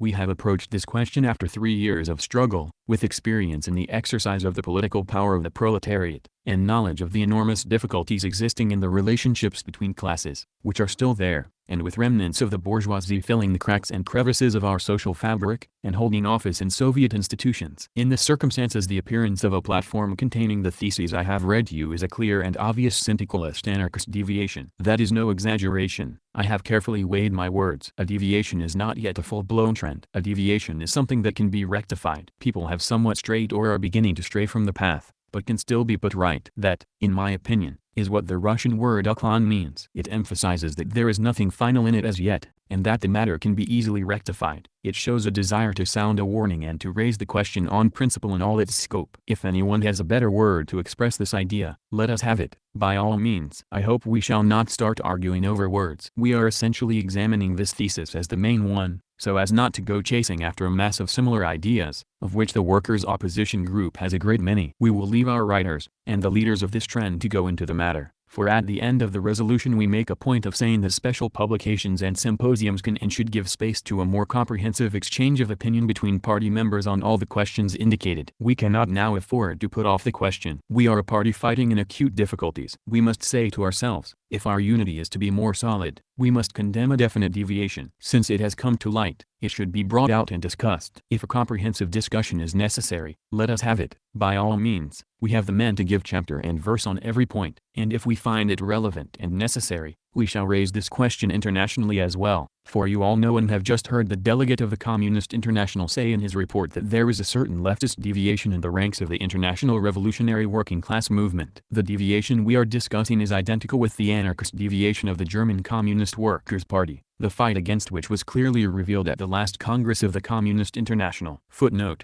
an anarchist leftist group broke away from the German Communist Party and in April 1920 formed the so-called Communist Workers' Party of Germany. The leftists held petty bourgeois, anarcho-syndicalist views. Their representatives to the Second Congress of the Comintern, Otteray and Emerges, failed to win any support, and walked out. The party had no support within the working class and later degenerated into an insignificant sectarian group. End of footnote. Some of the terms used there to qualify it were stronger than deviation. You know that this is an international question. That is why it would be wrong to have done with it by saying, let's have no more discussions. Full stop. But a theoretical discussion is one thing, and the party's political line, a political struggle, is another. We are not a debating society. Of course, we are able to publish symposiums and special publications and will continue to do so, but our first duty is to carry on the fight against great odds, and that needs unity. If we are to have proposals, like organizing an All-Russia Congress of Producers, introduced into the political discussion and struggle, we shall be unable to march forward united and in step. That is not the policy we have projected over the next few years. It is a policy that would disrupt the party's teamwork, for it is wrong not only in theory, but also in its incorrect definition of the relations between classes, the crucial element which was specified in the resolution of the Second Congress of the Communist International, and without which there is no Marxism. Footnote: its resolution on the agrarian question adopted on August 4, 1920. Sivtra Congress. The Second Congress of the Communist International, July to August 1920, Moscow, 1934, pages 522-31. End of footnote. The situation today is such that the non-party element is yielding to the petty bourgeois vacillations which are inevitable in Russia's present economic condition. We must remember that in some respects the internal situation presents a greater danger than Denikin and Yudenich, and our unity must not be formal but must go deep down below the surface. If we are to create this unity, a resolution like the one proposed is indispensable. The next very important thing in my opinion is point 4 of this resolution, which gives an interpretation of our program. It is an authentic interpretation, that is, the author's interpretation. Its author is the Congress, and that is why it must give its interpretation in order to put a stop to all this wavering, and to the tricks that are sometimes being played with our program, as if what it says about the trade unions is what some people would like it to say. You have heard Comrade Ryazanov's criticism of the program. Let us thank the critic for his theoretical researches. You have heard Comrade Shliapnikov's criticism. That is something we must not ignore. I think that here, in this resolution, we have exactly what we need just now. We must say on behalf of the Congress, which endorses the program and which is the party's supreme organ, here is what we understand the program to mean. This, I repeat, does not cut short theoretical discussion. Proposals to amend the program may be made. No one has suggested that this should be prohibited. We do not think that our program is so perfect as not to require any modification whatever, but just now we have no formal proposals, nor have we allocated any time for the examination of this question. If we read the program carefully we shall find the following: the trade unions, should eventually arrive at a de facto concentration, etc. The words, should eventually arrive at a de facto concentration, should be underlined. And a few lines above that we read, on the strength of the laws, the trade unions participate in all the local and central organs of industrial management. We know that it took decades to build up capitalist industry, with the assistance of all the advanced countries of the world. Are we so childish as to think that we can complete this process so quickly at this time of dire distress and impoverishment, in a country with a mass of peasants, with workers in a minority, and a proletarian vanguard bleeding and in a state of prostration? We have not even laid the main foundation. We have only begun to give an experimental definition of industrial management with the participation of the trade unions. We know that want is the principal obstacle. It is not true to say that we are not enlisting the masses. On the contrary, we give sincere support to anyone among the mass of workers with the least sign of talent or ability. All we need is for the conditions to ease off ever so little. We need a year or two, at least, of relief from famine. This is an insignificant period of time in terms of history, but in our conditions it is a long one. A year or two of relief from famine, with regular supplies of fuel to keep the factories running, and we shall receive 100 times more assistance from the working class, and far more talent will arise from its ranks than we now have. No one has or can have any doubts about this. The assistance is not forthcoming at present, but not because we do not want it. In fact, we are doing all we can to get it. No one can say that the government, the trade unions, or the party's central committee have missed a single opportunity to do so. But we know that the want in the country is desperate, that there is hunger and poverty everywhere, and that this very often leads to passivity. Let us not be afraid to call a spade a spade. It is these calamities and evils that are hindering the rise of mass energy. In such a situation, when the statistics tell us that 60% of the members of management boards are workers, it is quite impossible to try to interpret the words in the program. The trade union should eventually arrive at a de facto concentration, etc. Aloshlyapnikov. An authentic interpretation of the program will enable us to combine the necessary tactical solidarity and unity with the necessary freedom of discussion, and this is emphasized at the end of the resolution. What does it say in essence? Point 6 reads, in view of all this, the Congress of the RCP, emphatically rejecting the said ideas, as being expressive of a syndicalist and anarchist deviation, deems it necessary, first, to wage an unswerving and systematic struggle against these ideas. Secondly, to recognize the propaganda of these ideas as being incompatible with membership of the RCP. Instructing the CC of the party strictly to enforce these decisions, the Congress at the same time points out that special publications, symposiums, etc., can and should provide space for a most comprehensive exchange of opinion between party members on all the questions herein indicated. Do you not see, you all who are agitators and propagandists in one way or another, the difference between the propaganda of ideas within political parties engaged in struggle, and the exchange of opinion in special publications and symposiums? I am sure that everyone who takes the trouble to understand this resolution will see the difference, and we hope that the representatives of this deviation whom we are taking into the Central Committee will treat the decisions of the Party Congress as every class-conscious disciplined party member does. We hope that with their assistance we, in the Central Committee, shall look into this matter, without creating a special situation. We shall investigate and decide what it is that is going on in the party, whether it is the propaganda of ideas within a political party engaged in struggle, or the exchange of opinion in special publications and symposiums. There is the opportunity for anyone interested in a meticulous study of quotations from Engels. We have theoreticians who can always give the party useful advice. That is necessary. We shall publish 2 or 3 big collections. That is useful and absolutely necessary. But is this anything like the propaganda of ideas, or a conflict of platforms? How can these two things be confused? They will not be confused by anyone who desires to understand our political situation. Do not hinder our political work, especially in a difficult situation, but go on with your scientific research. We shall be very happy to see Comrade Shlyapnikov supplement his recent book on his experiences in the underground revolutionary struggle with a second volume written in his spare time over the next few months and analyzing the concept of producer. But the present resolution will serve as our landmark. We opened the widest and freest discussion. The platform of the workers' opposition was published in the central organ of the party in 250,000 copies. We have weighed it up from all sides. We have elected delegates on its basis, and finally we have convened at this Congress, which, summing up the political discussion, says, the deviation has come to light. We shall not play hide and seek, but shall say openly, a deviation is a deviation and must be straightened out. We shall straighten it out, and the discussion will be a theoretical one. That is why I renew and support the proposal that we adopt both these resolutions, consolidate the unity of the party, and give a correct definition to what should be dealt with by party meetings, and what individuals, Marxists, communists who want to help the party by looking into theoretical questions,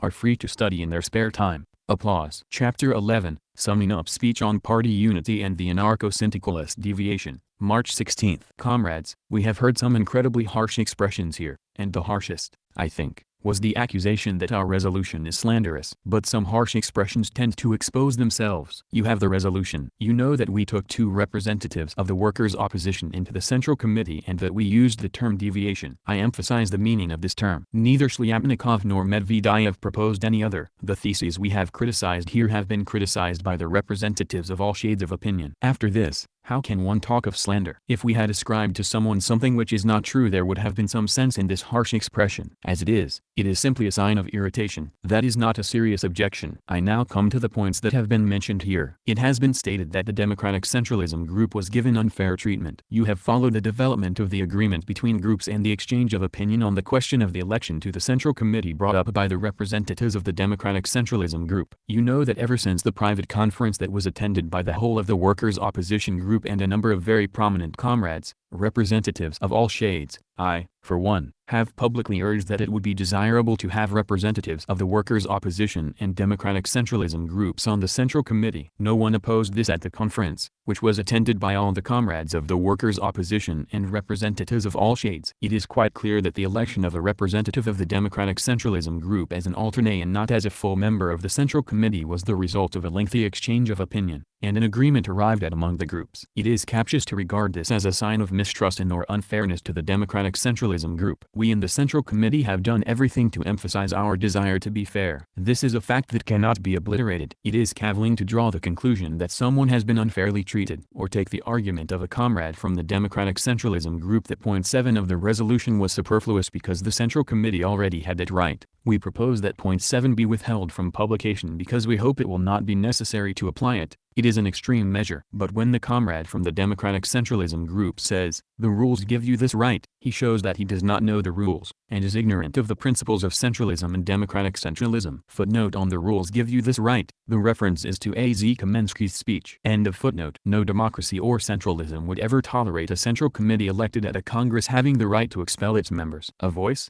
bypassing the party, particularly bypassing the party. The Congress elects the Central Committee, thereby expressing its supreme confidence and vesting leadership in those whom it elects. And our party has never allowed the Central Committee to have such a right in relation to its members. This is an extreme measure that is being adopted specially, in view of the dangerous situation. A special meeting is called, the Central Committee, plus the alternate members, plus the Control Commission, all having the same right of vote. Our rules make no provision for such a body or plenum of 47 persons, and never has anything like it been practiced. Hence, I repeat that the comrades of the Democratic Centralism group know neither the rules, nor the principles of centralism or democratic centralism. It is an extreme measure. I hope we shall not have to apply it. It merely shows that the party will resort to what you have heard about in the event of disagreements which in one aspect verge on a split. We are not children. We have gone through some hard times. We have seen splits and have survived them. We know what a trial they are, and are not afraid of giving the danger its proper name.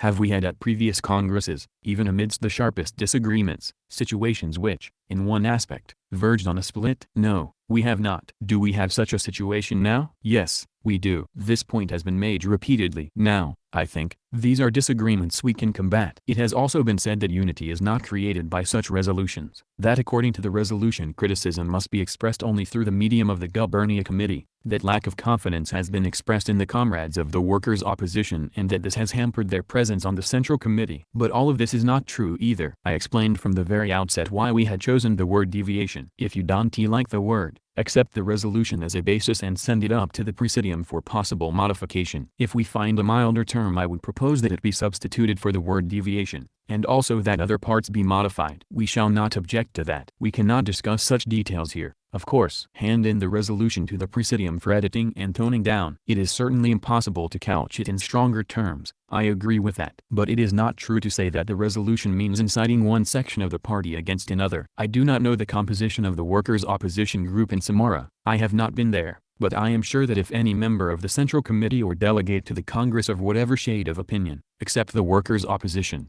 were to set out to prove at a meeting of the Samara organization that there is no incitement in the resolution, but a call for unity and for winning over the majority of the members of the workers' opposition, he would certainly succeed. When people here use the term incitement, they forget about point 5 of the resolution on unity, which notes the services of the workers' opposition. Are these not set down alongside each other? On the one hand, there is the guilty of a deviation, and on the other, point 5 says, the Congress at the same time declares that every practical proposal concerning questions to which the so-called workers' opposition group, for example, has devoted special attention, such as purging the party of non-proletarian and unreliable elements, combating bureaucratic practices, developing democracy and workers' initiative, etc., must be examined with the greatest care, etc. Is that incitement? It is a recognition of services. We say, on the one hand, in the discussion, you have shown a deviation which is politically dangerous, and even Comrade Medvedev's resolution admits this, although his wording is different. Footnote on Medvedev, on behalf of the workers' opposition,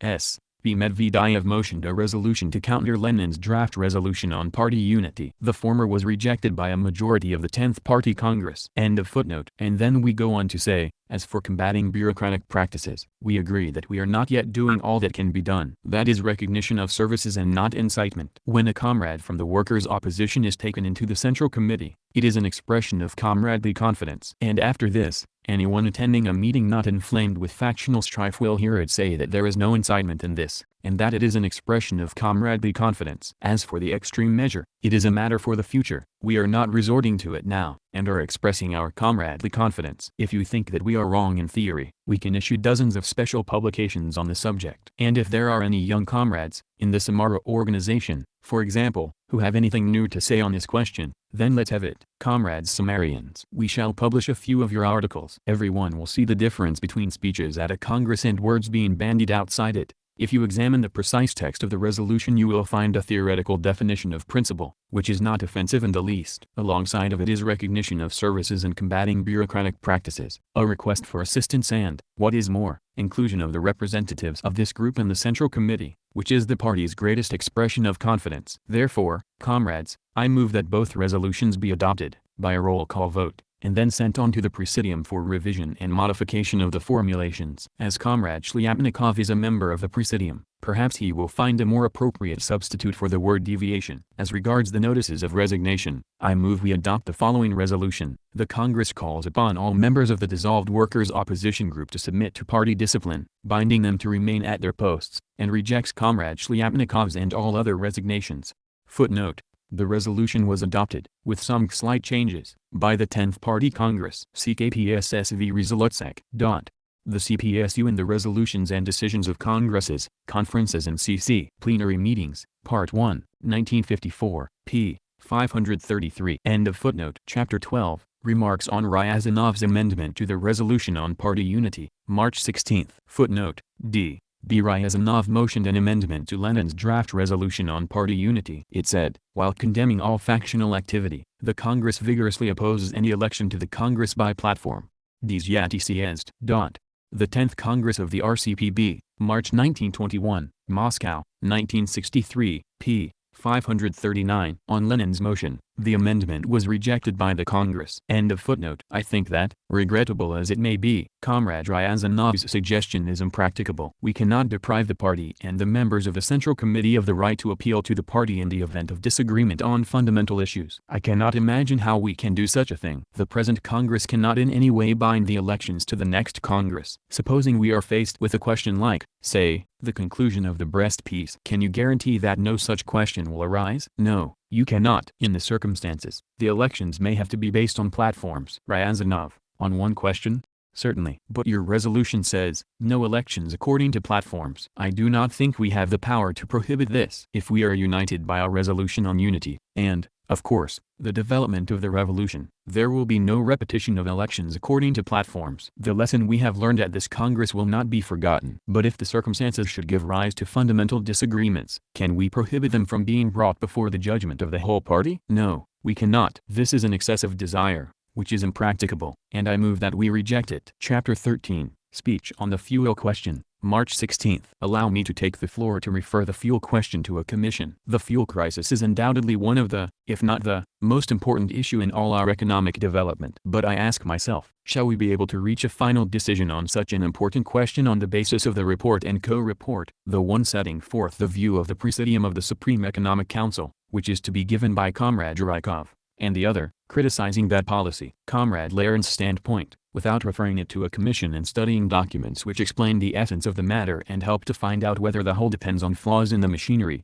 scandalous practices and crimes, or the weakness of the peasant economy and the peasant horse, without which the supply of firewood is impossible. I ask myself, can we adopt a decision without a commission? And I say that we cannot. It would therefore be much better for us to elect an enlarged commission consisting mostly of comrades from the provinces, who are familiar with the fuel, and specifically the firewood, business, who have more than a book knowledge of it, and have actually had experience in the line. The commission would hear not only the rapporteurs but would summon a number of persons and see that the statements made by the rapporteur and co-rapporteur are documented. It will then report to the Central Committee, which will, on that basis, have to adopt a number of crucial decisions in that sphere. This procedure will yield much more productive and useful results than discussions at the Congress, which could make us waste a whole day and eventually lead us up to no further than reference of the question to a commission. Chapter 14, Proposal on the Fuel Question, March 16. I move that we instruct the Central Timber Board immediately to confer with delegates to the Congress who have practical experience in the work of fuel and firewood enterprises, with the view of working out right away urgent measures, especially in floating.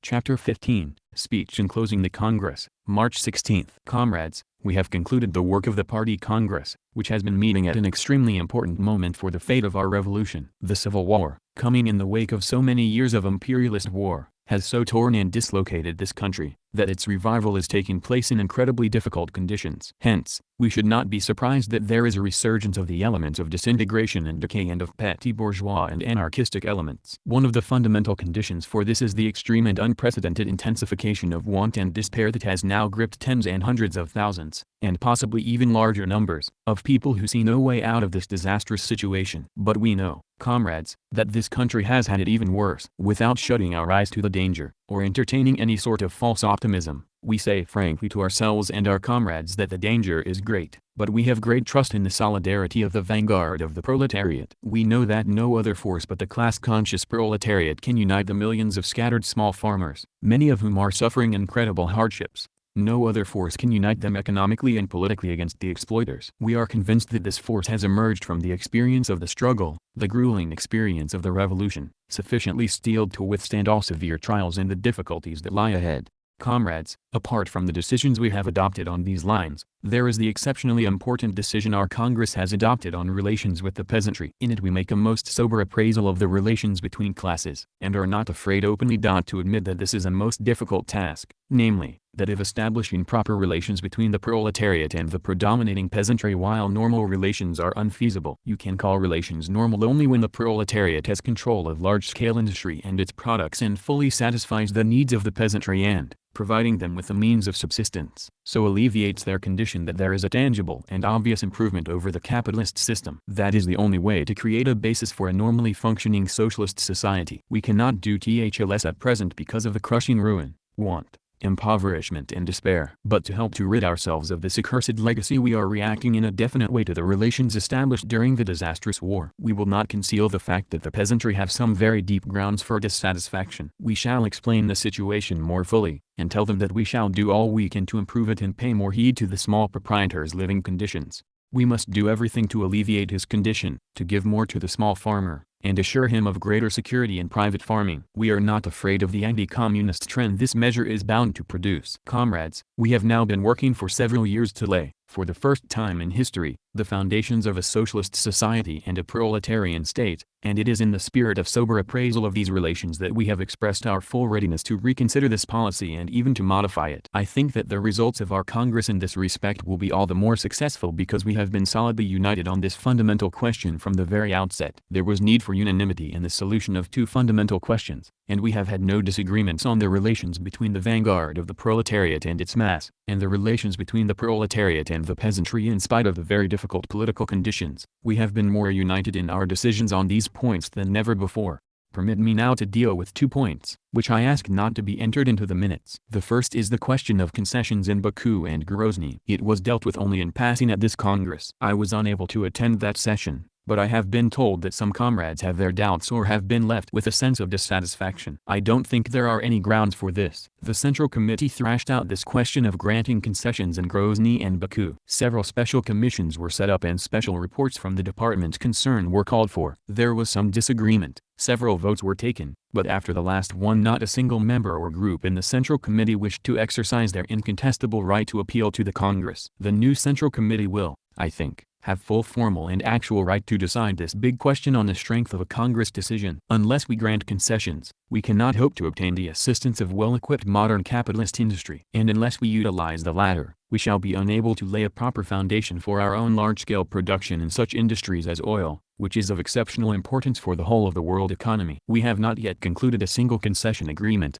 but we shall do all we can to do so. Have you read in the newspapers about the opening of the Baku-Tiflis oil pipeline? There will soon be news of a similar pipeline to Batum. This will give us an outlet to the world market. We have to improve our economic position and the technical equipment of our republic, and give our workers more food and goods. Everything that helps to ease things in this respect is of tremendous value to us. That is why we are not afraid of leasing parts of Grozny and Baku. By leasing out 1/4 of Grozny and 1/4 of Baku, we shall be able, if we succeed, to raise the rest of them to the modern technical level of advanced capitalism. There is no other way for us to do this at present. Those who know the state of our economy will understand this. But once we have a base, even if it costs us hundreds of millions of gold rubles, we shall do everything to develop the rest. The second question that I ask not to be published is the Presidium's special decision concerning the manner of reporting. You know that at this Congress we have repeatedly had to work in an atmosphere of excessive tension, and a larger number of delegates were kept away from the sittings of the Congress than has usually been the case. We must,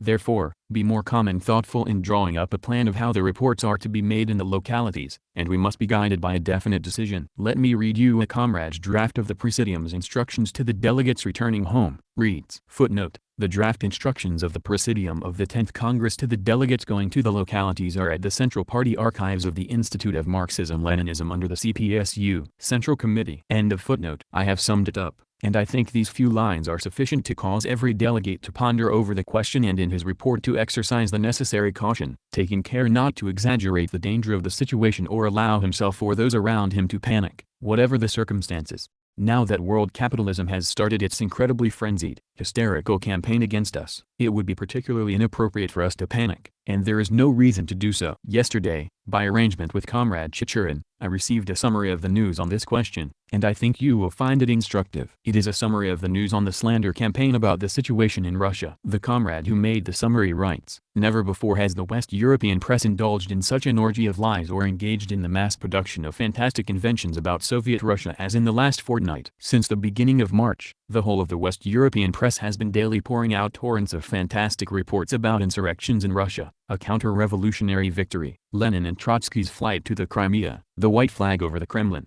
barricades in Petrograd and Moscow and their streets running with blood, hordes of workers converging on Moscow from the hills to overthrow the Soviet government, Budyonny's defection to the rebels, a counter-revolutionary victory in a number of Russian towns, a succession of names adding up to virtually all the gubernia capitals of Russia. The scope and method of the campaign betray it as a far-reaching plan adopted by all the leading governments." On March 2, the British Foreign Office announced through the Press Association that it regarded these reports as improbable, but immediately thereafter issued its own bulletin about a rising in Petrograd, a bombardment of Petrograd by the Kronstadt fleet, and fighting in the streets of Moscow.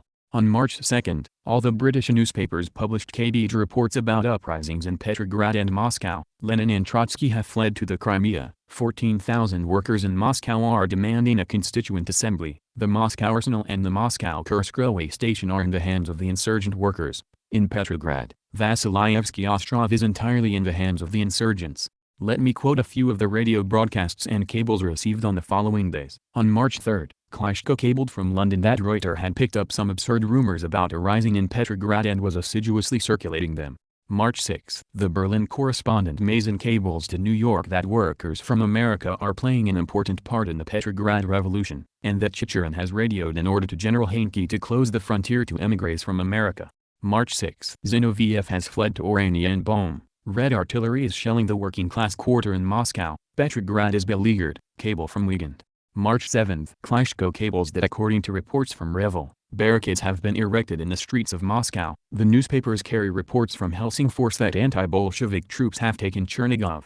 March 7. Petrograd and Moscow are in the hands of the insurgents. Insurrection in Odessa. Semyonov advancing in Siberia at the head of 25,000 Cossacks. A revolutionary committee in Petrograd is in control of the fortifications and the fleet, reported by the Pole wireless station in England. Nauen, March 7. The factory quarter in Petrograd is in revolt. An anti-Bolshevik insurrection has broken out in Volhynia. Paris, March 7. Petrograd in the hands of a revolutionary committee. Le Matin quotes reports from London saying the white flag is flying over the Kremlin. Footnote on Le Matin. Le Matin, a French bourgeois daily, published in Paris from 1884. Its last issue appeared in August 1944. End of footnote. Paris, March 8.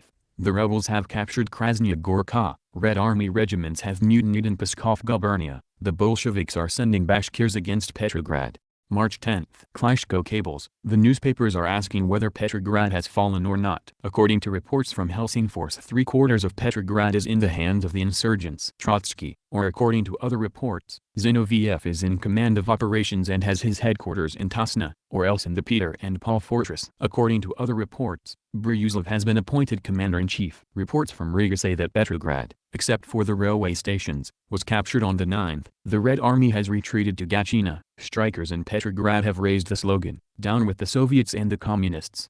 The British War Office states that it is not yet known whether or not the Kronstadt rebels have joined up with the Petrograd rebels, but, according to information at its disposal, Zinoviev is in the Peter and Paul fortress, where he is in command of the Soviet troops.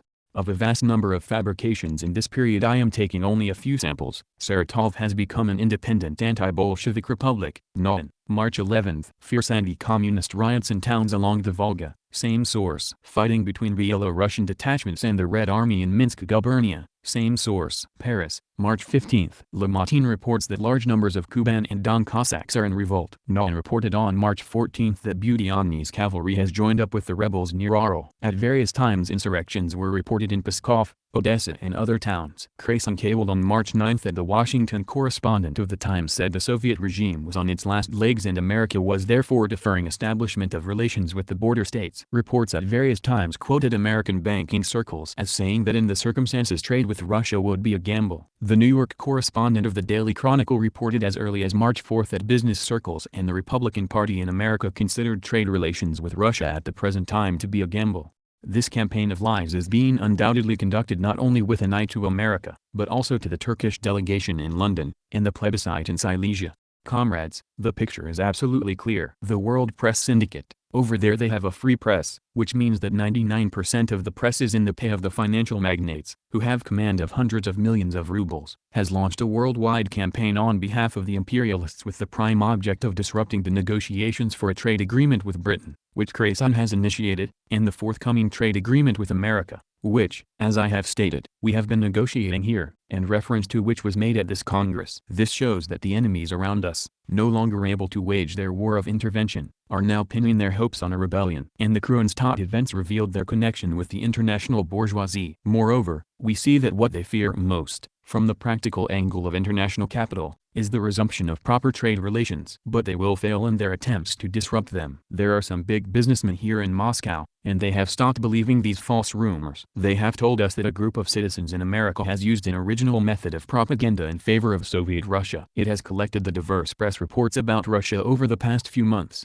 about the flight of Lenin and Trotsky, about Trotsky shooting Lenin, and vice versa, and has published them in a pamphlet. You couldn't find a better way of popularizing the Soviet power. Day after day they collected reports of the assassination of Lenin and Trotsky and showed how many times each had been shot or killed. Such reports were repeated month after month. Finally, all these reports were collected in a pamphlet and published. The American bourgeois press has got a bad name for itself. That is the enemy whom 2 million Russian emigres, landowners and capitalists, are serving. This is the army of the bourgeoisie confronting us. Let them try to disrupt trade relations and belittle the practical achievements of the Soviet power. We know that they will fail. And the reports of the international press, which controls hundreds of thousands of newspapers and supplies news to the whole world, show once again how we are surrounded by enemies and how much weaker they are as compared with last year. That, comrades, is what we must understand. I think that the majority of the delegates present here have realized just how far we can let our disagreements go. It was naturally impossible to keep within these bounds during condemned the struggle at the Congress. Men who have just emerged from the heat of battle cannot be expected to see these limits all at once. But we must have no doubts in our own mind when we look at our party as the nucleus of the world revolution, and at the campaign which the World Syndicate of States is now waging against us. Let them wage their campaign. We have sized it up, and we have exactly sized up our own disagreements. We know that by closing our ranks at this Congress we shall emerge from our disagreements solidly united, with the party much stronger and marching with ever greater resolution towards international victories. Stormy applause. Part 2. J. V. Stalin Speeches and Interventions. Footnote: the 10th Congress of the RCPB was held on March 8 to 16, 1921. It discussed the reports of the Central Committee and the Central Control Commission, and also reports on the trade unions and their role in the economic life of the country, on the tax in kind, on party affairs, on the immediate tasks of the party and the national question, on party unity and the anarcho-syndicalist deviation, etc. The political report of the Central Committee, and the reports on the tax in kind, on party unity, and on the anarcho-syndicalist deviation, were made by V.I. Lenin. The Congress summed up the discussion that had taken place on the trade union question and by an overwhelming majority endorsed Lenin's platform. In its resolution on party unity, drafted by V.I. Lenin, the Congress condemned all the factional groups, ordered their immediate dissolution, and pointed out that party unity was the fundamental condition for the success of the proletarian dictatorship. The Congress adopted V.I. Lenin's resolution on the syndicalist and anarchist deviation in our party, which condemned the so-called workers' opposition and declared that propaganda of the ideas of the anarcho-syndicalist deviation was incompatible with membership of the Communist Party. The 10th Congress adopted a decision to pass from the produce surplus appropriation system to the tax in kind, to pass to the new economic policy. J. V. Stalin's report on the immediate tasks of the party and the national question was heard on March 10.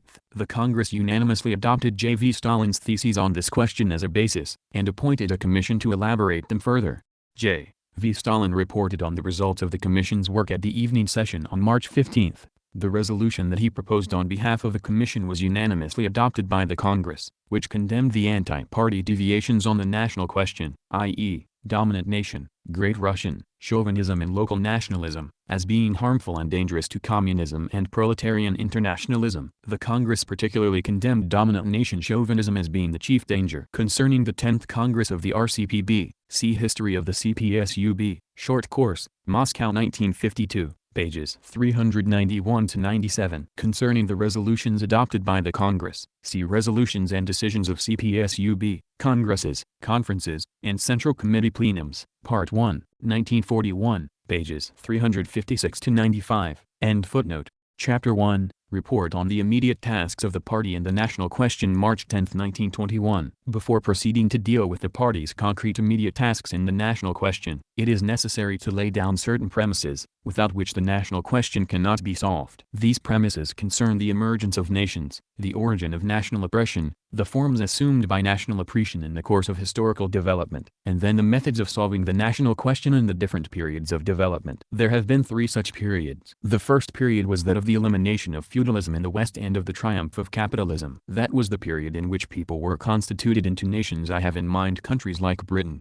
excluding Ireland, France and Italy. In the West, in Britain, France, Italy and, partly, Germany, the period of the liquidation of feudalism and the constitution of people into nations coincided, on the whole, with the period in which centralized states appeared. As a consequence of this, in the course of their development, the nations there assumed state forms. And since there were no other national groups of any considerable size within these states, there was no national oppression there. In Eastern Europe, on the contrary, the process of formation of nations and of the liquidation of feudal disunity did not coincide in time with the process of formation of centralized states. I have in mind Hungary, Austria, and Russia. In those countries capitalism had not yet developed. It was, perhaps, only just beginning to develop, but the needs of defense against the invasion of the Turks, Mongols and other Oriental peoples called for the immediate formation of centralized states capable of checking the onslaught of the invaders. Since the process of formation of centralized states in Eastern Europe was more rapid than the process of the constitution of people into nations, mixed states were formed there, consisting of several peoples who had not yet formed themselves into nations, but who were already united in a common state. Thus, the first period is characterized by nations making their appearance at the dawn of capitalism.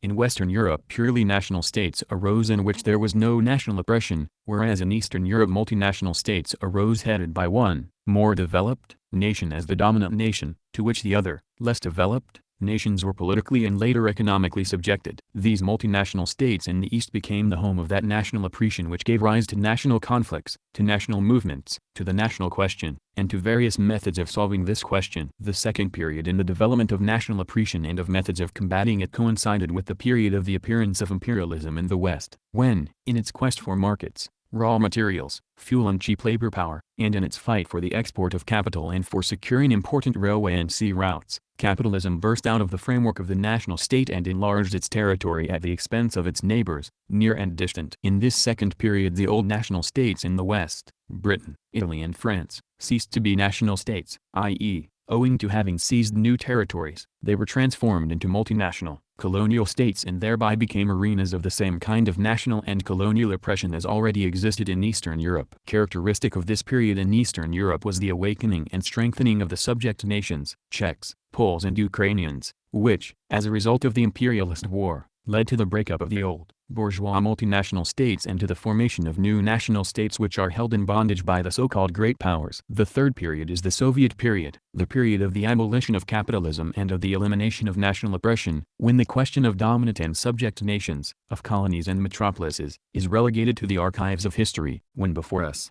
in the territory of the RSFSR, nations are rising having equal rights to development, but which have retained a certain historically inherited inequality owing to their economic, political and cultural backwardness. The essence of this national inequality consists in the fact that, as a result of historical development, we have inherited from the past a situation in which one nation, namely, the Great Russian, is politically and industrially more developed than the other nations. Hence the actual inequality, which cannot be abolished in 1 year, but which must be abolished by giving the backward nations and nationalities economic, political and cultural assistance. Such are the three periods of development of the national question that have historically passed before us. The first two periods have one feature in common. Namely, in both periods nations suffer oppression and bondage, as a consequence of which the national struggle continues and the national question remains unsolved. But there is also a difference between them, namely, in the first period the national question remains within the framework of each multinational state and affects only a few, chiefly European, nations. In the second period, however, the national question is transformed from an intrastate question into an interstate question, into a question of war between imperialist states to keep the unequal nationalities under their domination, to subject to their influence new nationalities and races outside Europe. Thus, in this period, the national question, which formerly had been of significance only in cultured countries, loses its isolated character and merges with the general question of the colonies. The development of the national question into the general colonial question was not a historical accident. It was due, firstly, to the fact that during the imperialist war the imperialist groups of belligerent powers themselves were obliged to appeal to the colonies from which they obtained manpower for their armies. Undoubtedly, this inevitable appeal of the imperialists to the backward nationalities of the colonies,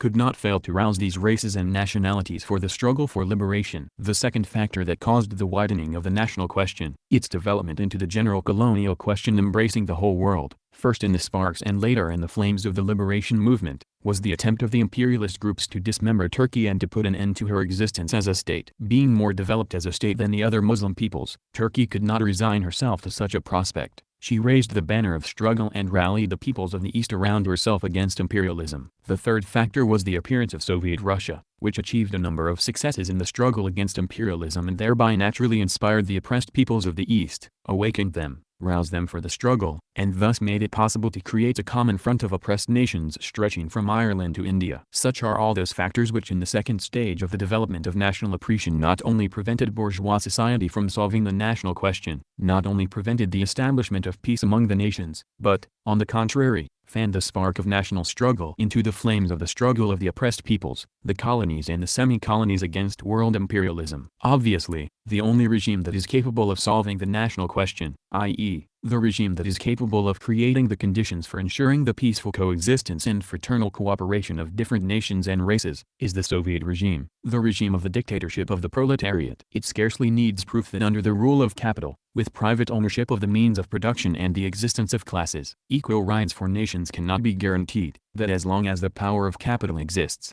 As long as the struggle for the possession of the means of production goes on, there can be no equal rights for nations, just as there can be no cooperation between the laboring masses of the different nations. History tells us that the only way to abolish national inequality, the only way to establish a regime of fraternal cooperation between the laboring masses of the oppressed and non-oppressed nations, is to abolish capitalism and establish the Soviet system. Further, history shows that although individual peoples succeed in liberating themselves from their own national bourgeoisie and also from the foreign bourgeoisie, i.e., although they succeed in establishing the Soviet system in their respective countries, they cannot, as long as imperialism exists, maintain and successfully defend their separate existence unless they receive the economic and military support of neighboring Soviet republics. The example of Hungary provides eloquent proof that unless the Soviet republics form a state union, unless they unite and form a single military and economic force, they cannot withstand the combined forces of world imperialism either on the military or on the economic front. A federation of Soviet republics is the needed form of state union, and the living embodiment of this form is the RSFSR. Such, comrades, are the premises that I wanted to speak of here first of all, before proceeding to prove that our party must take certain steps in the matter of solving the national question within the RSFSR. Although, under the Soviet regime in Russia and in the republics associated with her, there are no longer either dominant or nations without rights,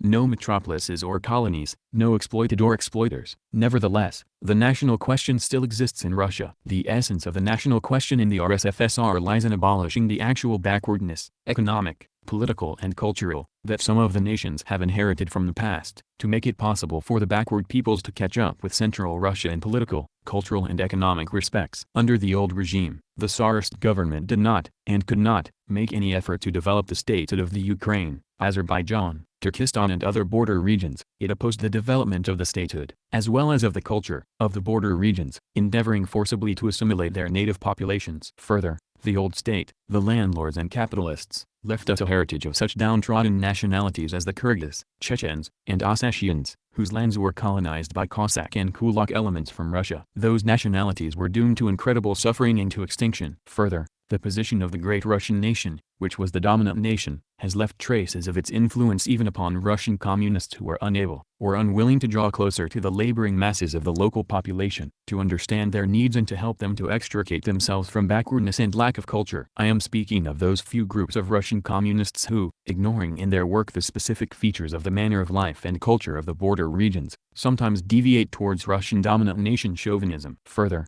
the position of the non-Russian nationalities which have experienced national oppression has not failed to influence the communists among the local population, who are sometimes unable to distinguish between the class interests of the laboring masses of their respective nations and so-called national interests. I am speaking of the deviation towards local nationalism that is sometimes observed in the ranks of the non-Russian communists, and which finds expression in the East in, for example, pan-Islamism and pan-Turkism. Lastly, we must save the Kyrgyz, the Bashkirs and certain mountain races from extinction. We must provide them with the necessary land at the expense of the Kulak colonizers. Such are the problems and tasks which together constitute the essence of the national question in our country. Having described these immediate tasks of the party in the national question, I would like to pass to the general task, the task of adapting our communist policy in the border regions to the specific conditions of economic life that obtain mainly in the East. The point is that a number of nationalities, chiefly Turk, comprising about 25 million people, have not been through, did not manage to go through, the period of industrial capitalism, and, therefore, have no industrial proletariat, or scarcely any. Consequently, they will have to skip the stage of industrial capitalism and pass from the primitive forms of economy to the stage of Soviet economy. To be able to perform this very difficult but by no means impossible operation, it is necessary to take into account all of the specific features of the economic condition, and even of the historical past, manner of life and culture of these nationalities. It would be unthinkable and dangerous to transplant to the territories of these nationalities the measures that had force and significance here, in Central Russia. Clearly, in applying the economic policy of the RSFSR,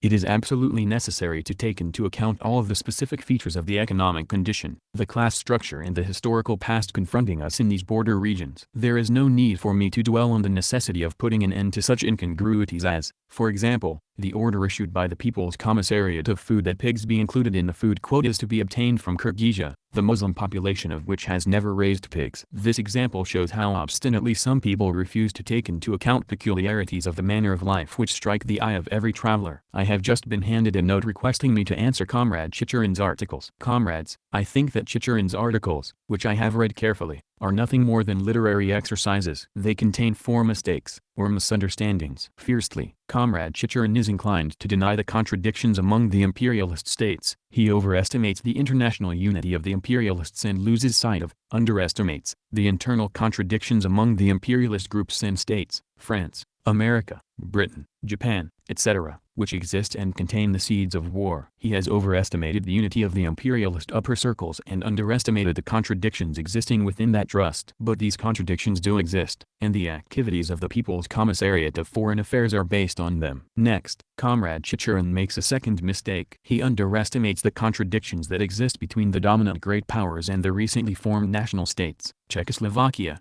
Poland, Finland, etc., which are in financial and military subjection to those great powers. Comrade Chicherin has completely lost sight of the fact that, although those national states are in subjection to the great powers, or to be more exact, because of this, there are contradictions between the great powers and those states, which made themselves felt, for example, in the negotiations with Poland, Estonia, etc. It is precisely the function of the People's Commissariat of Foreign Affairs to take all these contradictions into account, to base itself on them, to maneuver within the framework of these contradictions. Most surprisingly, Comrade Chicherin has underestimated this factor. The third mistake of Comrade Chicherin is that he talks too much about national self-determination, which has indeed become an empty slogan conveniently used by the imperialists. Strangely enough, Comrade Chicherin has forgotten that we parted with that slogan 2 years ago. That slogan no longer figures in our program. Our program does not speak of national self-determination, which is a very vague slogan, but of the right of nations to secede, a slogan which is more precise and definite. These are two different things. Strangely enough, Comrade Chicherin fails to take this factor into account in his articles and, as a result,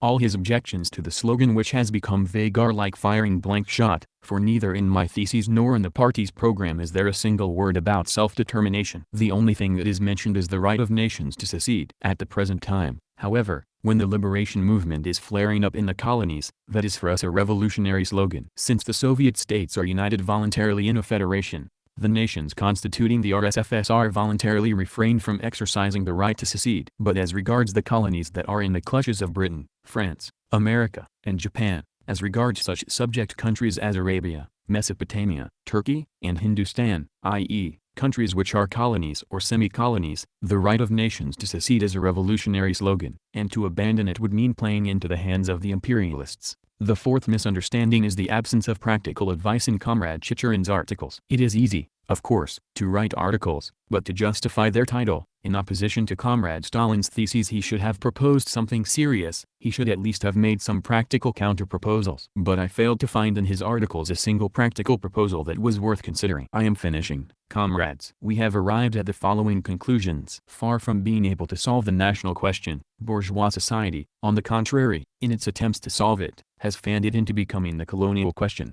and has created against itself a new front that stretches from Ireland to Hindustan. The only state that is capable of formulating and solving the national question is the state that is based on the collective ownership of the means and instruments of production, the Soviet state. In the Soviet federative state there are no longer either oppressed or dominant nations. National oppression has been abolished, but owing to the actual inequality, cultural, economic and political, inherited from the old bourgeois order, inequality between the more cultured and less cultured nations, the national question assumes a form which calls for the working out of measures that will help the laboring masses of the backward nations and nationalities to make economic, political and cultural progress, that will enable them to catch up with Central, proletarian, Russia, which has forged ahead. From this follow the practical proposals which constitute the third section of the theses on the national question which I have submitted. Applause. Chapter 2, Reply to the discussion March 10th. Comrades, the most characteristic feature of this Congress as regards the discussion on the national question is that we have passed from declarations on the national question, through the administrative redivision of Russia, to the practical presentation of the question. At the beginning of the October Revolution we confined ourselves to declaring the right of peoples to secede. In 1918 and in 1920 we were engaged in the administrative redivision of Russia on national lines with the object of bringing the laboring masses of the backward peoples closer to the proletariat of Russia. Today, at this Congress, we are presenting, on a purely practical basis, the question of what policy the party should adopt towards the laboring masses and petty bourgeois elements in the autonomous regions and independent republics associated with Russia. Therefore, Zatonsky's statement that the theses submitted to you are of an abstract character astonished me. I have before me his own theses which, for some reason, he did not submit to the Congress, and in them I have not been able to find a single practical proposal, literally, not one, except, Perhaps, the proposal that the word East European be substituted for RSFSR, and that the word Russian or Great Russian be substituted for All Russian. I have not found any other practical proposals in these theses. I pass on to the next question. I must say that I expected more from the delegates who have spoken. Russia has 22 border regions. Some of them have undergone considerable industrial development and differ little from Central Russia in industrial respects. Others have not been through the stage of capitalism and differ radically from Central Russia. Others again are very backward. It is impossible in a set of theses to deal with all this diversity of the border regions in all its concrete details. One cannot demand that theses of importance to the party as a whole should bear only a Turkestan, an Azerbaijanian, or a Ukrainian character. Theses must seize on and include the common characteristic features of all the border regions, abstracted from the details. There is no other method of drawing up theses. The non-Great Russian nations must be divided into several groups, and this has been done in the theses. The non-Russian nations comprise a total of about 65 million people. The common characteristic feature of all these non-Russian nations is that they lag behind Central Russia as regards the development of their statehood. Our task is to exert all efforts to help these nations, to help their proletarians and toilers generally to develop their Soviet statehood in their native languages. This common feature is mentioned in the theses, in the part dealing with practical measures. Next, proceeding further and concretizing the specific features of the border regions, we must single out from the total of nearly 65,000,000 people of non-Russian nationalities some 25 million Turks who have not been through the capitalist stage. Comrade Mikoyan was wrong when he said that in some respects Azerbaijan stands higher than the Russian provincial districts. He is obviously confusing Baku with Azerbaijan. Baku did not spring from the womb of Azerbaijan.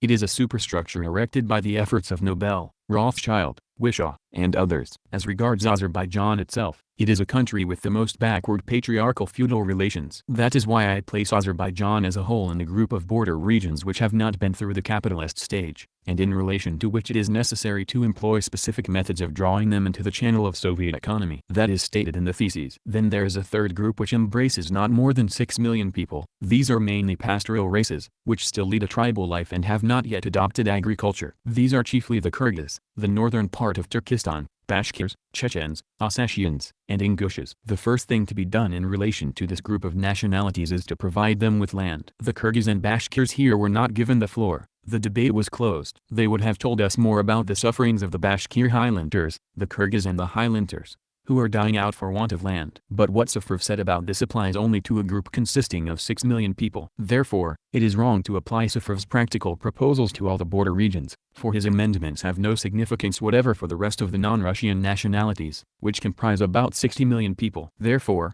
while raising no objection to the concretization, supplementation and improvement of individual points moved by Safrov relating to certain groups of nationalities, I must say that these amendments should not be universalized. I must next make a comment on one of Safarov's amendments. In one of his amendments there has crept in the phrase national cultural self-determination. Before the October Revolution, it says there, the colonial and semi-colonial peoples of the eastern border regions of Russia, as a result of imperialist policy, had no opportunity whatever of sharing the cultural benefits of capitalist civilization by means of their own national cultural self-determination, education in their native languages, etc. I must say that I cannot accept this amendment because it smacks of Bundism. National cultural self-determination is a Bundist formula. We parted with nebulous slogans of self-determination long ago and there is no need to revive them. Moreover, the entire phrase is a most unnatural combination of words. Further, I have received a note alleging that we communists are artificially cultivating a Belarusian nationality. That is not true, for there exists a Belarusian nation, which has its own language,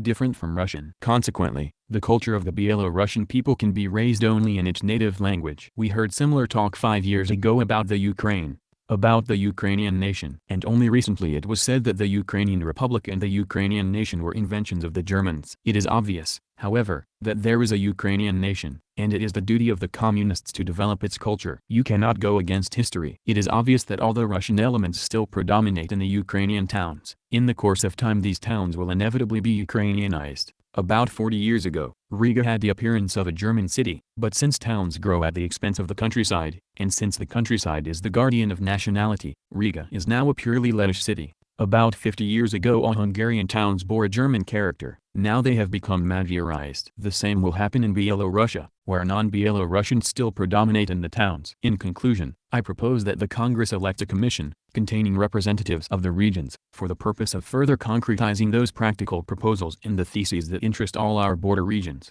Applause. The 10th Congress of the Russian Communist Party. Verbatim report. Moscow, 1921. Part 3. Resolutions on the replacements of the requisitions with a tax in kind. Abridged. March 16, 1921. 1. In order to ensure correct and tranquil working of the land on the basis of greater freedom on the part of the farmer to dispose of his economic resources, to strengthen his peasant holdings and raise their productivity, and also in order to determine exactly the state taxes imposed on the farmers, the requisitions, as a means of state procurements of food, raw materials, and forage are replaced by a tax in kind. 2. This tax is to be lower than the amount levied by the requisitions. The amount of the tax is to be calculated in such a way as to cover the minimum needs of the army, the urban workers, and the non-agricultural population. The sum total of the tax is to be constantly reduced to the extent that the restoration of transport and industry enable the Soviet state to receive agricultural produce in the normal fashion, i.e., in exchange for the output of factories and craftsmen. 3.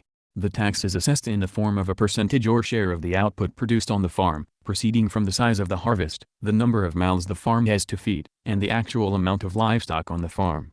4. The tax is to be a progressive one. The percentage payable by the farms of middle peasants and those with small holdings and by the farms worked by urban workers, etc., is to be scaled down. The farms of the poorest peasants are to be exempted from certain forms of the tax in kind, and in exceptional cases, from all forms of the tax. Hard-working peasant proprietors who increase the sown area of their holdings or who increase the productivity of their holdings as a whole, are granted advantages in the payment of the tax in kind, either in the form of a reduction in the tax rate, or in the form of partial exemption from the tax. 5. The law on taxes is to be drawn up in such a way and published in time so that even before the beginning of the Springfield work the farmers are as well informed as possible about the extent of their obligations. 6.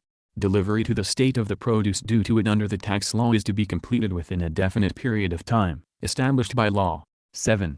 The amount of produce due for delivery under the law is calculated for the village associations, societies. Within the village association, the tax is apportioned among the proprietors as they see fit, in accordance with the general norms stipulated in point 3. To supervise the application of the tax norms and the assessment of the same, elected organizations of local peasants are formed according to the groups of taxpayers in the various tax brackets. 8. All stocks of food, raw materials, and forage that remain in the possession of the farmers after they have paid their taxes are completely at their disposal and can be used by them to improve and strengthen their holdings, to increase personal consumption and to obtain, in exchange, products of factory and cottage industry and agricultural produce. Exchanges are permitted within the bounds of the local economic turnover with a view to supplying the poorest of the population and for purposes of exchange against surpluses of food, forage, and raw materials voluntarily delivered to the state to cover taxes due. A special fund is to be created, a fund of farm equipment and supplies and of common consumer goods. This fund is to be created from products of domestic manufacture and from those articles being obtained abroad in part through disbursements from the state gold reserves and in part from raw materials procurements. The Congress, in approving in general the proposals of the Central Committee to replace the requisitions with a tax in kind, instructs the Central Committee to act with all speed to coordinate these proposals, to work out in detail the forms for implementing the tax, and to get the appropriate law through VTSIC and Sovnarkom. Source ends here on Marxist Internet Archive. Part 4. Resolutions on Party Unity. March 16, 1921. 1.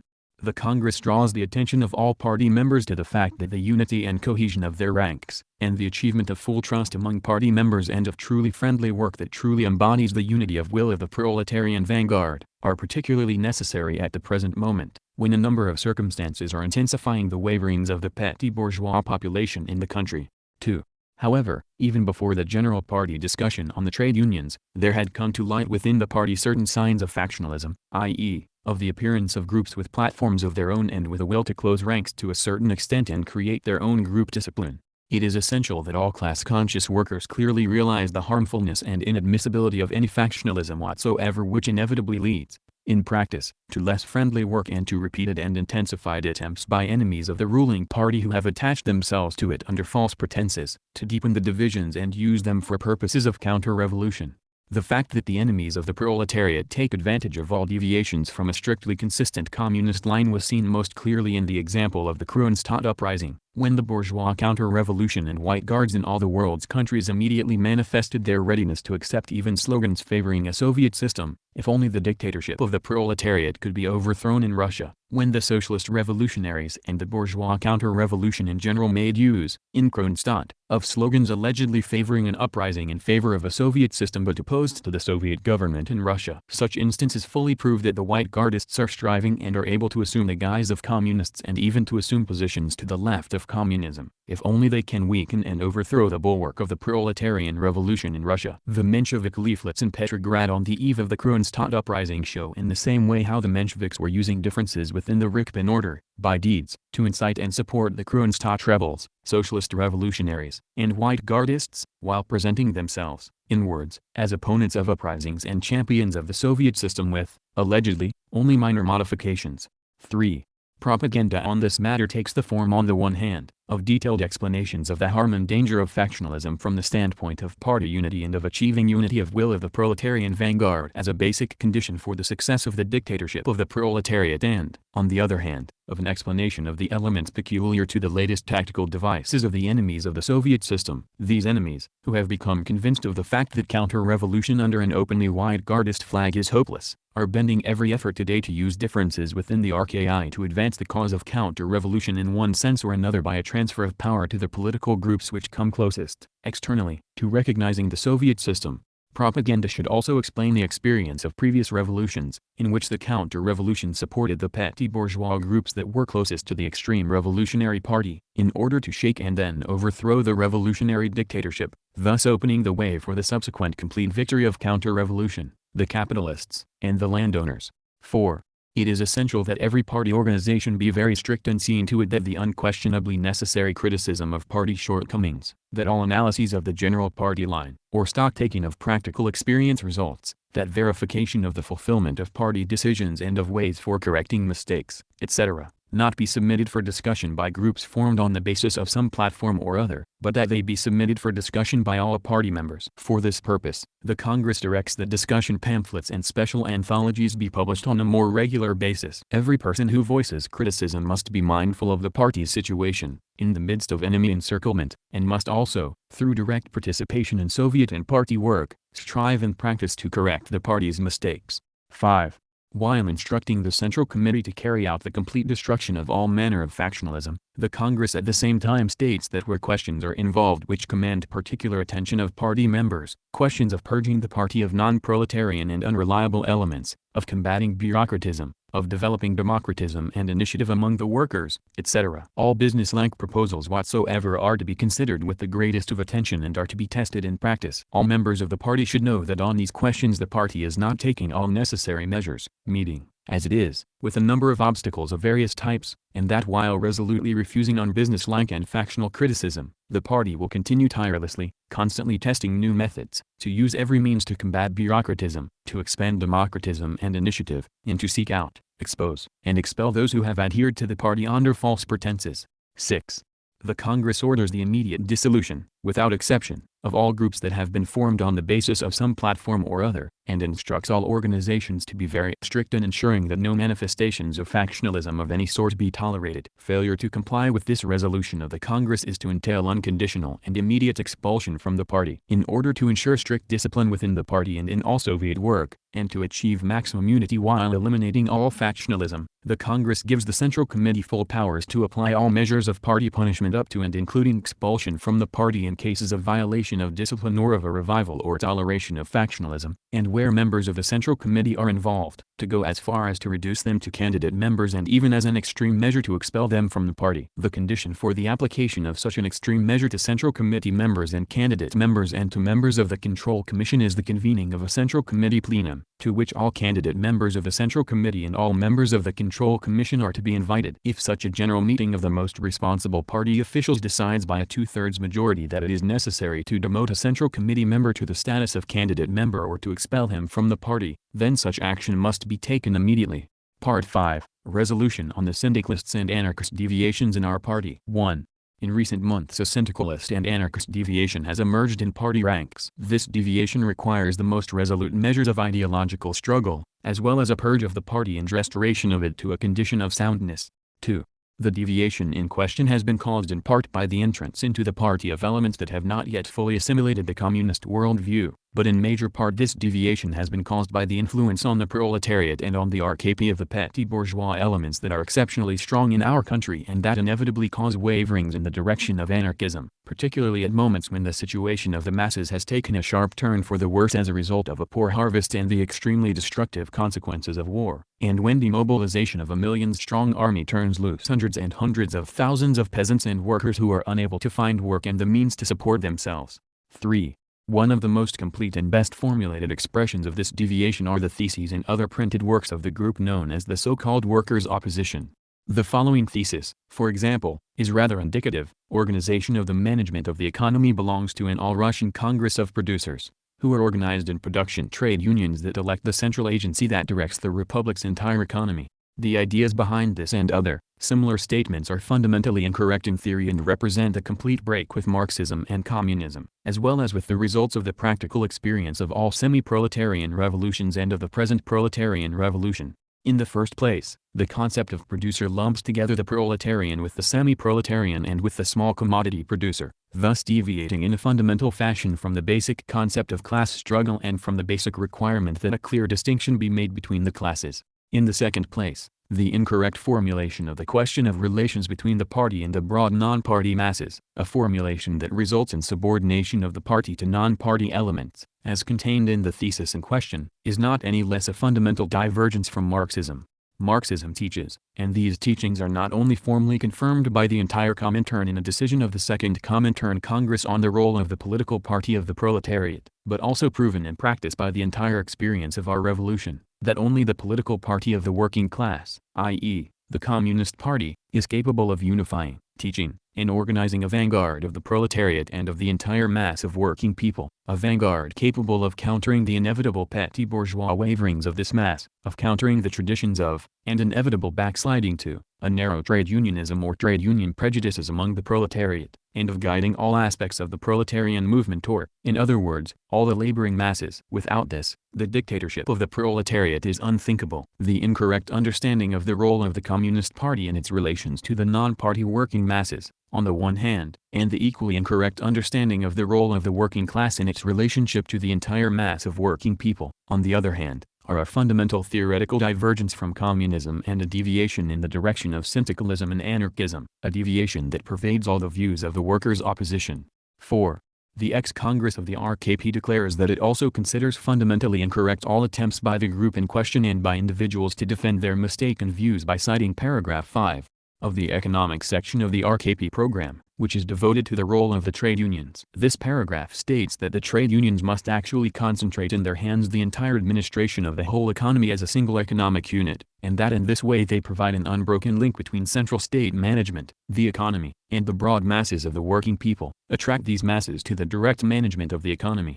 In the very same paragraph the RKP program considers a preliminary condition for the situation at which the trade unions are to arrive, to be the process of freeing themselves from a narrow guild outlook and the enlistment in their ranks of the majority of workers, and gradually all workers. Finally, in the very same paragraph the RKP program stresses the fact that the trade unions are already, according to the laws of the Soviet Republic and established practice, participants in all local and central organs for the administration of industry. Instead of taking account of precisely this practical experience of participation in administration, instead of developing this experience further, in strict accord with achieved successes and corrected mistakes, the syndicalists and anarchists declare outright a slogan of congresses or a Congress of Producers, who are to elect the bodies which manage the economy, the leading educational and organizing role of the party with respect to the trade unions of the proletariat, and of the latter with respect to the semi-Philistine and outright petty bourgeois masses of the working people, is, consequently, completely bypassed and eliminated, and instead of a continuation and correction of the practical work of building new economic forms, work which was already begun by the Soviet system, we find a petty bourgeois and anarchist destruction of this work, a destruction that can only lead to a triumph of the bourgeois counter-revolution. 5.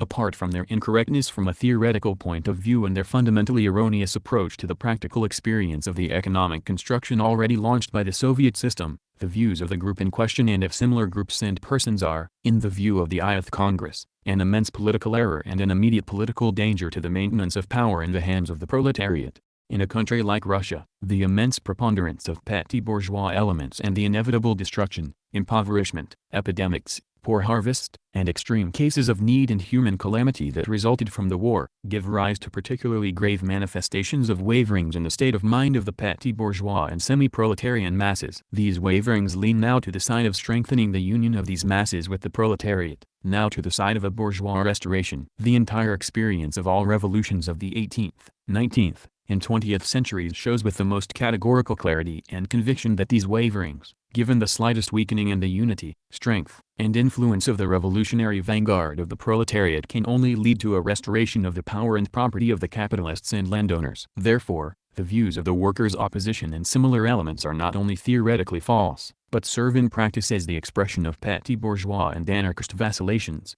In practice, they weaken the steadfast guiding line of the Communist Party and in fact aid the class enemies of the proletarian revolution. 6. On the basis of all the foregoing, the RKP Congress, resolutely rejecting the above-mentioned ideas, expressive of a syndicalist and anarchist deviation, resolves 1. To recognize the necessity for a determined and systematic struggle against these ideas. 2. To consider propagation of these ideas as incompatible with membership in the Russian Communist Party. While instructing the Central Committee to implement these decisions in the strictest fashion, the Congress also points out that space can and must be made in special editions, anthologies, etc., for a more detailed exchange of opinions among party members on all the above questions. Part 6, Resolutions on the Control Commissions.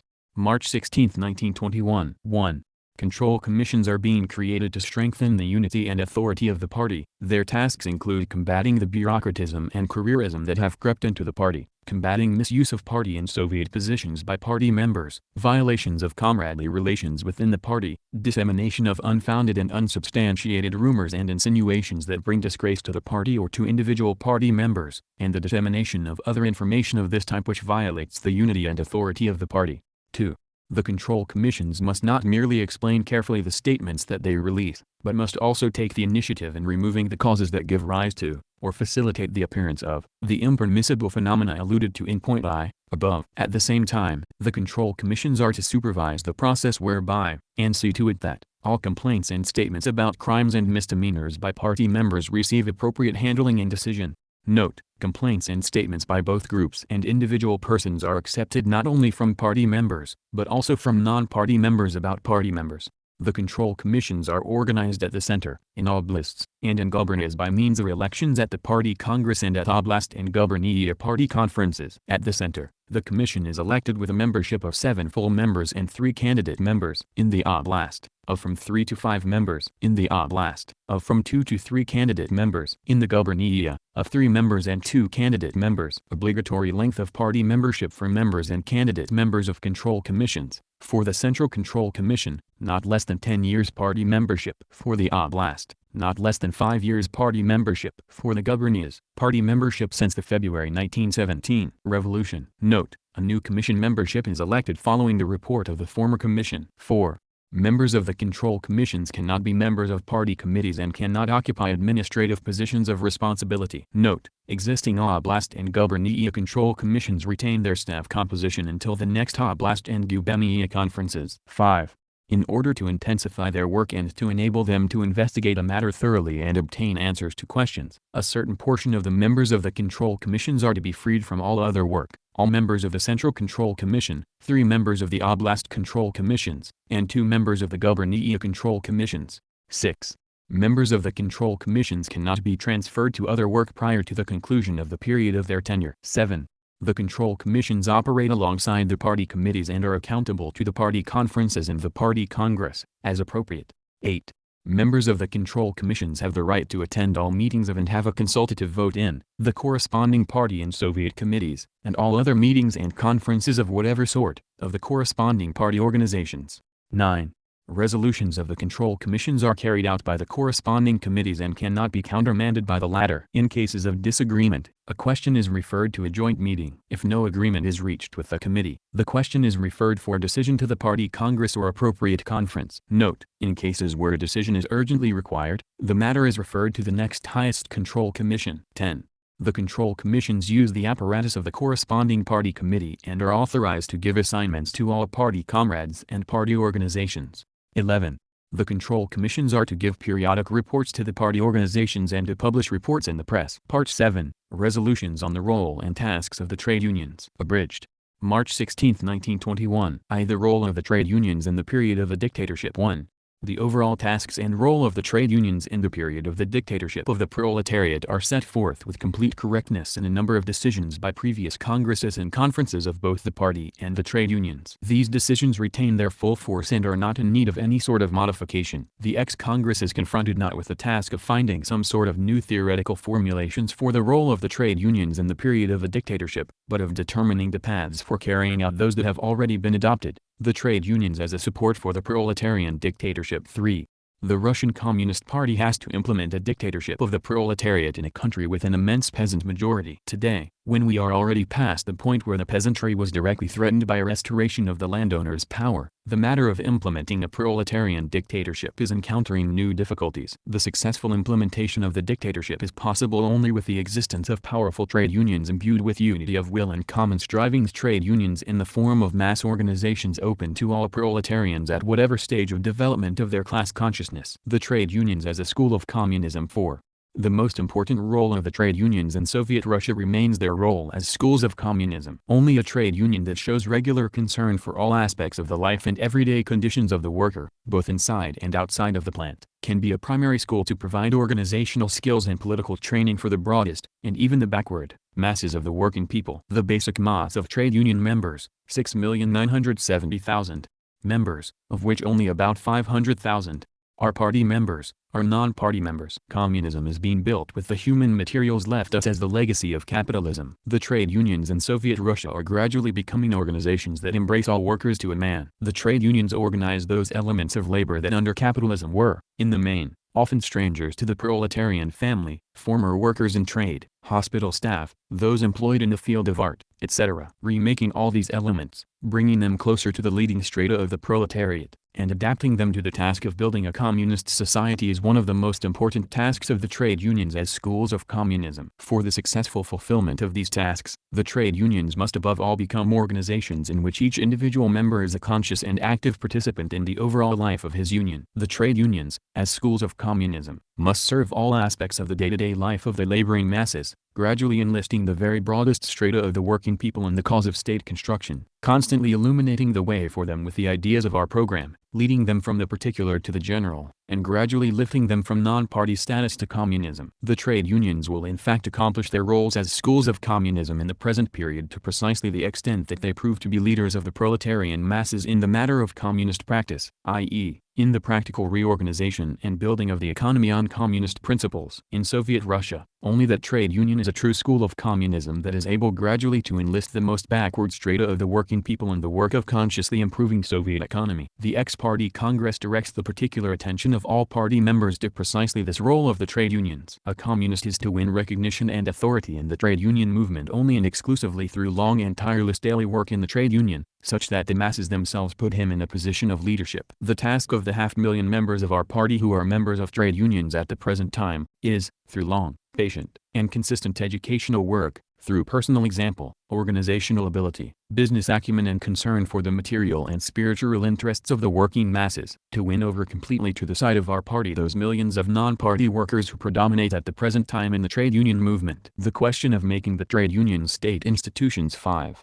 Rapid conversion of the trade unions to state institutions would be a major political mistake, precisely because at the present stage of development this would be a potent factor in impeding the fulfillment by the trade unions of the tasks indicated above. The present situation of the trade unions in Soviet Russia is unusual as concerns their relations to the state. At the present moment, the trade unions are already fulfilling certain functions of purely state agencies, the working out of pay scales, the distribution of work clothing, etc. In the Soviet state, these state functions of the trade unions will gradually be increased. But the Congress points out that any attempt whatsoever artificially to accelerate the conversion of the trade unions to state institutions, would in no sense improve the economic situation of the Republic, but would merely result in making more difficult the role of the trade unions as schools of communism. The task is increasingly to win over, in fact, to the Soviet state these mass non-party organizations, while leaving them their character as organizations that are open to workers of various political views and attitudes, to party as well as non-party workers, to the literate and illiterate, religious and non-religious, etc. The party and the union. 7.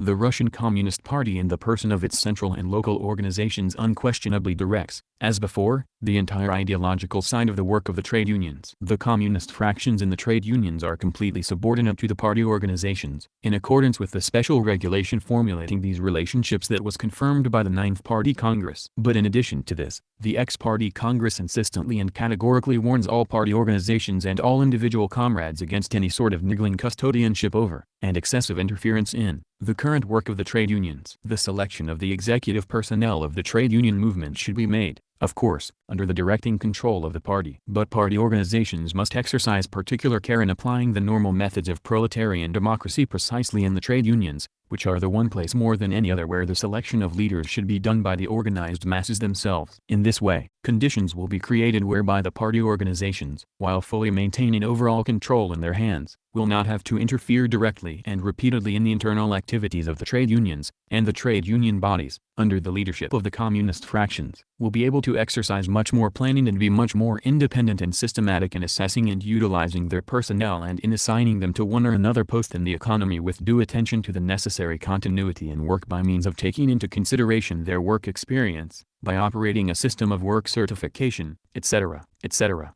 In promoting staff organizers and economic managers who are imbued with an understanding of the particular importance of production tasks, to leading positions in the trade union movement, the party must see to it that these qualities in the candidates exist in combination with a devotion to communism, with habits of discipline and, in particular, with a familiarity with working among the broad working masses and skill in dealing with them. One must not forget for a single moment that all the practical work of the trade unions demands particularly great attentiveness and sensitivity, at times to the most minor, but at the same time, urgent questions of the everyday life of the laboring masses. Mia archive ends here. End of audiobook.